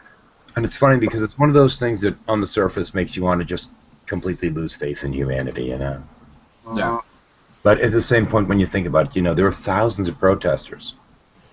Thousands. There were at least a couple thousand people there. Yeah, and there's last I heard there were over 10,000 in D.C. Okay, but I'm actually talking on site there. There was easily a couple thousand people coming and going, mind you, what have you. But it was spread out. But there were there were definitely a couple thousand. Yeah. So you have like 20 or 30 people that really started the shit with the burning and the looting. Yeah. And in total, you had maybe 100 people that were really involved in that. And all you hear about is that. You don't hear about all the peaceful people that just walked down the street with their signs, the people that tried to be good, the people that yelled at the looters and told them to go fuck themselves and then had bottles and shit thrown at them in response. Yeah. You don't hear about the clergy who are basically being a human barricade. Yeah. None of that. No, what do you hear about? You hear about the few people that are being assholes. Yep. What? Hear about? Sorry? Oh, granted, you did hear about the couple of assholes that decided to carjack an old man in his fucking oxygen tank and run him over. We hear about, and okay, I had, I should qualify this a little bit. I had door knockers the other day. Fucking Jehovah's Witnesses. And of course, they're doing their, their whole presentation of, times are worse now. Have you seen, signs of blah, blah, blah, that whole kind of crap? Yeah. Like, no, things really aren't that much different today than they've been in the past. Here, read the Watchtower. Yeah, fuck that shit. Oh, they were stupid. They decided to the thing on their Watchtower was, is Satan real? And we're like, oh, here's something I've studied into the history of. This will be fun. Yeah, so I kept them at my door with a 30-minute lecture on the history of Hasatan and the Old Testament to the New Testament through the Second Temple period and the Hellenistic traditions being introduced, etc., etc., etc. They used to come to my door, and I started actually having religious discussions with them, and I told them I was Buddhist because I've studied Theravada Buddhism for over a decade now. And they wanted to know what the entire Buddhist community of the world thought about the war in Iraq and things like that. And I was like, well, they're usually pacifists, so they'd probably be against it. And, and I told them, basically I don't believe the Bible, and why, if there's only 10,000 spaces in heaven, are you trying to recruit more people? You should be trying to kick people out. And they sent the head of the church there, and I did the same sort of speech with him, and never showed up again. Haven't seen him. Oh, I had fun because, okay, if you can see behind me at all here, the main door is right there. There's a big white book that you'll be able to see over there. That's my Koine Greek lexicon. There's a reason that I keep it that close to the door. So they're sitting there talking, and they're like, well, that's your belief. And I said, hang on one second, reach behind me. I said, no, actually, if you'd like to consult with this book, I'd be more than happy to try and talk you through it a little bit. Well, what? I'm like, no, this is just a lexicon. This is a Greek lexicon. This tells you the Greek. And I can show you that diablos, as it is in the original Greek, actually is somebody acting in the place of the Hasatan. It's not actually the devil. Or Satan. Well, doesn't Lucifer mean light bringer? Yeah. It actually also means it's also a title given to both Jesus as well as the King of Babylon. It's not talking about the devil. It's a section talking about that you shall speak unto the King of Babylon. You shall say to him, O Daystar, light bringer, yada yada yada. It's a term used to mock someone. Yeah. Well, the problem is they look at that book in terms of what our knowledge is today. They don't look at it in terms of what the knowledge was when it was supposedly written. Basically, this is one of those situations. If you were okay, I'm going to actually go to something that I referenced in one of my videos. I not too long ago was sitting in Waffle House because it was one of the few places left where I could fucking smoke. And I'm relaxing there, and behind me there's this couple that are sitting there hassling one of the waiters because, he's one of them that are liberals. And they're going back and forth, and I turned around and I said, oh, for crying out loud, all politicians are corrupt, trying to say that Obama's this way or this one's that way or whatever. They're all friggin' corrupt. You can't find an honest one among them. I voted for Obama because I wanted somebody that was going to lie to me convincingly. Yeah, not because I thought he wasn't going to lie to me. I just wanted somebody that could put a sentence together after 8 years of Bush. Not use the word strategery. And the woman turns around and she says, oh no, Reagan now, he was an honest man. And I looked at her and I'm thinking, this is an older woman. Yeah. This woman's got at least 20 years on me. And I looked at her and I just smiled and I said, Iran-Contra affair. And she gets wide-eyed and she says, how did I forget about that? I said, because it's not in the current media cycle, is it? Yeah, Reagan is like the Republican god now. Scully North, what a great guy Reagan was. But we're talking the 90s. From the 90s to now, our view of history, our view of the reality of Reagan and his administration has been so fucked up. Now, you can also take this to somebody like L. Ron Hubbard and how his history has changed, and we can see it. We can see the manipulations of that church. And, I mean, they out at Narconon, one of the Scientology ran narcotics recovery programs that they have, which are, of course, shit.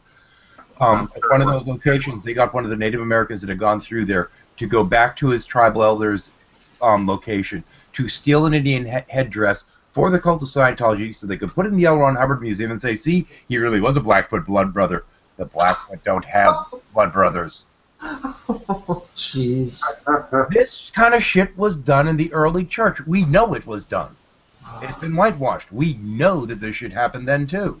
It's done with organizations all over today. Like, you look at any organization that's there to put out some type of movement or point or push something, they're all doing it. To a certain degree, whether they know it or they don't. But this is it, though. You take history and fuck with it, change the narrative.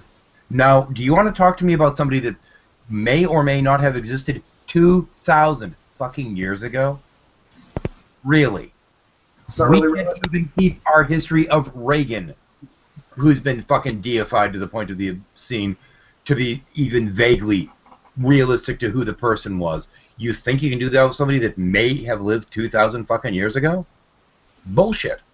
Okay, so is there any, just out of curiosity, are there any American presidents that you think weren't corrupted to a certain degree at any time, or? You'd have to go really far back. I like Jefferson, but I mean. Which one? Hang on. Who was it? Was it? I don't know if it was Jefferson or somebody else, but there was one quoted as basically complaining about already seeing cronyism. That I don't know. Like one of You know that JFK was the one that talked about secret societies and trying to get rid of the CIA and trying to bring back the gold standard. No. We're talking like John Quincy Adams. Yeah, we're talking founding fathers. Yeah, one of the founding fathers is like, we're already seeing cronyism. Yeah.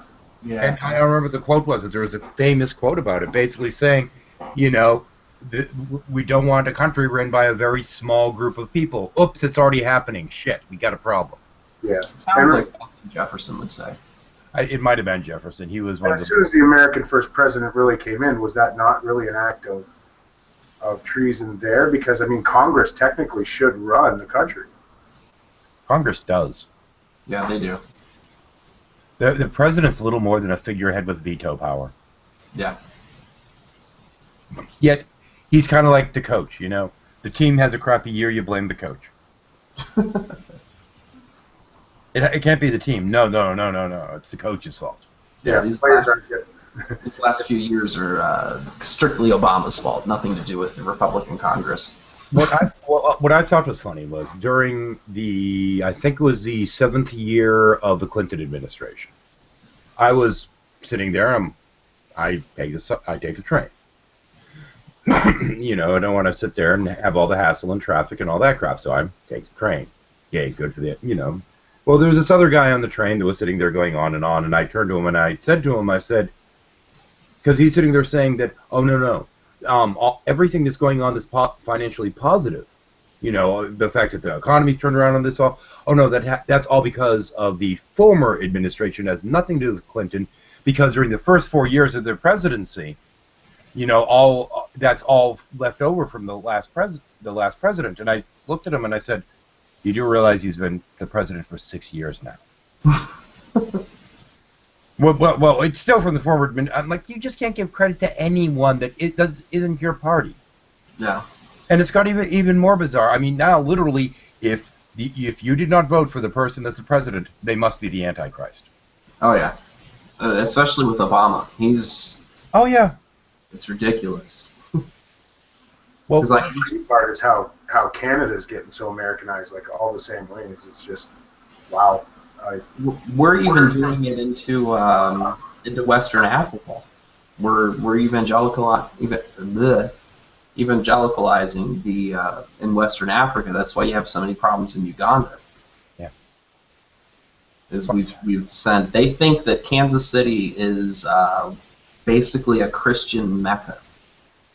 There's a documentary called God Loves Uganda, and they're asking people in Africa that the missionaries are talking to, and they're like, you know, what is your vision of Kansas City? Because that's where all these evangelicals are coming to Africa from, and they're like, well, you know, I think of it as a place where no one ever jokes around and everyone is very serious and dedicated to their religion, and you know, everyone goes to church and lives a very holy life. And I think anyone who lives in the United States doesn't see Kansas City as some religious, spring. It's fucked up. It's just plain fucked up. And that's why Uganda has all of these laws that it's illegal to be gay, and that they blamed the Ebola breakout on gay people, and it's Did anybody see the vote that Canada, the U.S., and Ukraine did at the UN vote for trying to abolish Nazism and neo-Nazi groups and quashing hate groups and stuff like that? Canada, U.S., and Ukraine were the only ones that voted no against it. Seriously? Yep. Not surprised. The rest of the world wants neo-Nazis? Well, neo-Nazis, that's just like, what? You gotta keep in mind, American banks did back the Nazi Party. Yeah, I believe IBM actually got parts from concentration camps. Hell, what we did to the scientists after World War II, we brought them over. And oh yeah. Let's go more recent. Let's go to something else that happened during the Reagan administration that we've forgotten about. Reaganomics. No, actually, what I was going to talk about is DuPont. It was during that time period that DuPont was busted for selling chemical weapons to Iraq. Yeah, see, I was born in '86, so I. Yeah, so you were just all my Reagan information from my grandmother, and she. So you're brand fucking new in terms of this, but yeah, during that time period, DuPont was busted because the U.S. gave them permission to sell chemical weapons to Iraq, and then we were pissed about how they used it. Yeah. And what kills me is we keep arming all these people. Like we armed Al Qaeda, we armed Iraq the first time. We're arming Syria, and then we're going to go in and declare war on them. Yep, and we set them up to take them over later. Yeah, we arm them, and then we come back in and bitch about how they have such wonderful weapons, but they're our weapons, and we train them. Yep. Yeah. War is still a moneymaker, unfortunately. Oh yeah. Well, Dick Cheney's proof of that with Halliburton. Yeah, it's funny because I was commenting to my wife that we were talking. There was this thing that they were asking people different questions, and it was another one of these how ignorant of the population kind of thing. And one question they asked was the name of the vice president, and I'm like, oh, that's. And it occurred to me I couldn't remember. Now during the Bush administration, you could not know Cheney. Oh yeah. But the current administration is like, well, it's Barack Obama, and you never hear his fucking name. Yeah, the only reason I know it is because I've met him when I interned with the campaign the first time around. Yeah.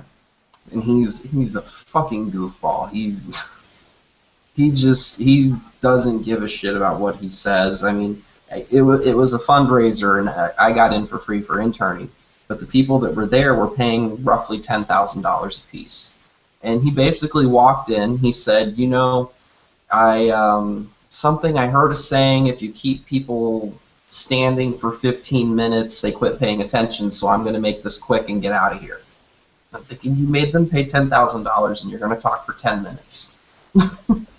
And that's how a lot of these guys get paid money. I mean, oh yeah, he cleaned up because the city is. I used to live in one of the richest counties. I moved from there now, but I mean, this was at a really, really, really nice place, resort right on the water.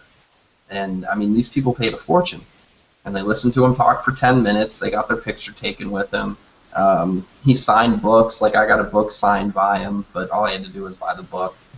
And actually, someone else bought it for me. I didn't even have to buy it.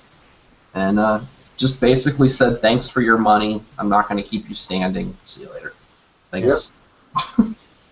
And 70 to 80%, and possibly even higher, is politicians' time is spent raising money. Is he really paying attention to his constituents? Yeah, exactly. That's what I don't get. Is like Mitt Romney started running for president like 4 years. He once the first election was over, he started right away. And Hillary Clinton is doing the same thing right now. But I mean, granted, she doesn't have constituents right now. But a lot of these politicians that do, it's just what the fuck are they doing for their own communities when they're just out campaigning constantly? Yeah. Yeah, we already know what they're doing. Absolutely nothing. They're doing stuff for big corporation, and that's about it. Oh yeah. We're just getting that check. Yeah. And that's kind of what makes me wonder: is this what's setting all these people off in different cities? Are they using this as like the scapegoat, like the Archduke Ferdinand thing to set off the war? I don't know. Yeah. They actually released a really good video online. It's pretty graphic, but it's basically showing why Ferguson was kind of the tipping point, and it has all these police shootings, and they're just shooting unarmed people. The one guy, I mean, he has his arms up in the air, he's putting his hands on his car, and as he does it, 4 cops unload on him, and he dies right there in the street. And then there was another guy who was getting out of his car, and the police shot him right in front of his wife, and then threatened his wife not to go near the body or they would shoot her. A 12-year-old kid in Cleveland this weekend. Yeah, I mean, it's ridiculous. Yeah, it is. It's fucking sad. In more ways than one. Yeah. Yeah, it's just a degradation of society to a certain degree, and it's really sad to see. It's. And I wish I could argue on it. I wish I could argue against you on that. I really do. But I find that I can't. Yeah, it's just an all-around bad situation. I mean, it makes the protesters look bad. The police obviously look bad. I'm still just waiting for the Queen to say time for the colonies to come back. Come back into the fold. Yeah. And it's not asking, it's telling. Yeah.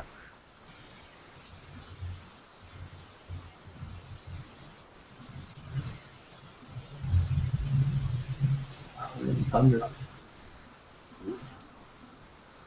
Anyway, it is currently 4 a.m. my time, and on that charming note, I'm going to call it a shuffle.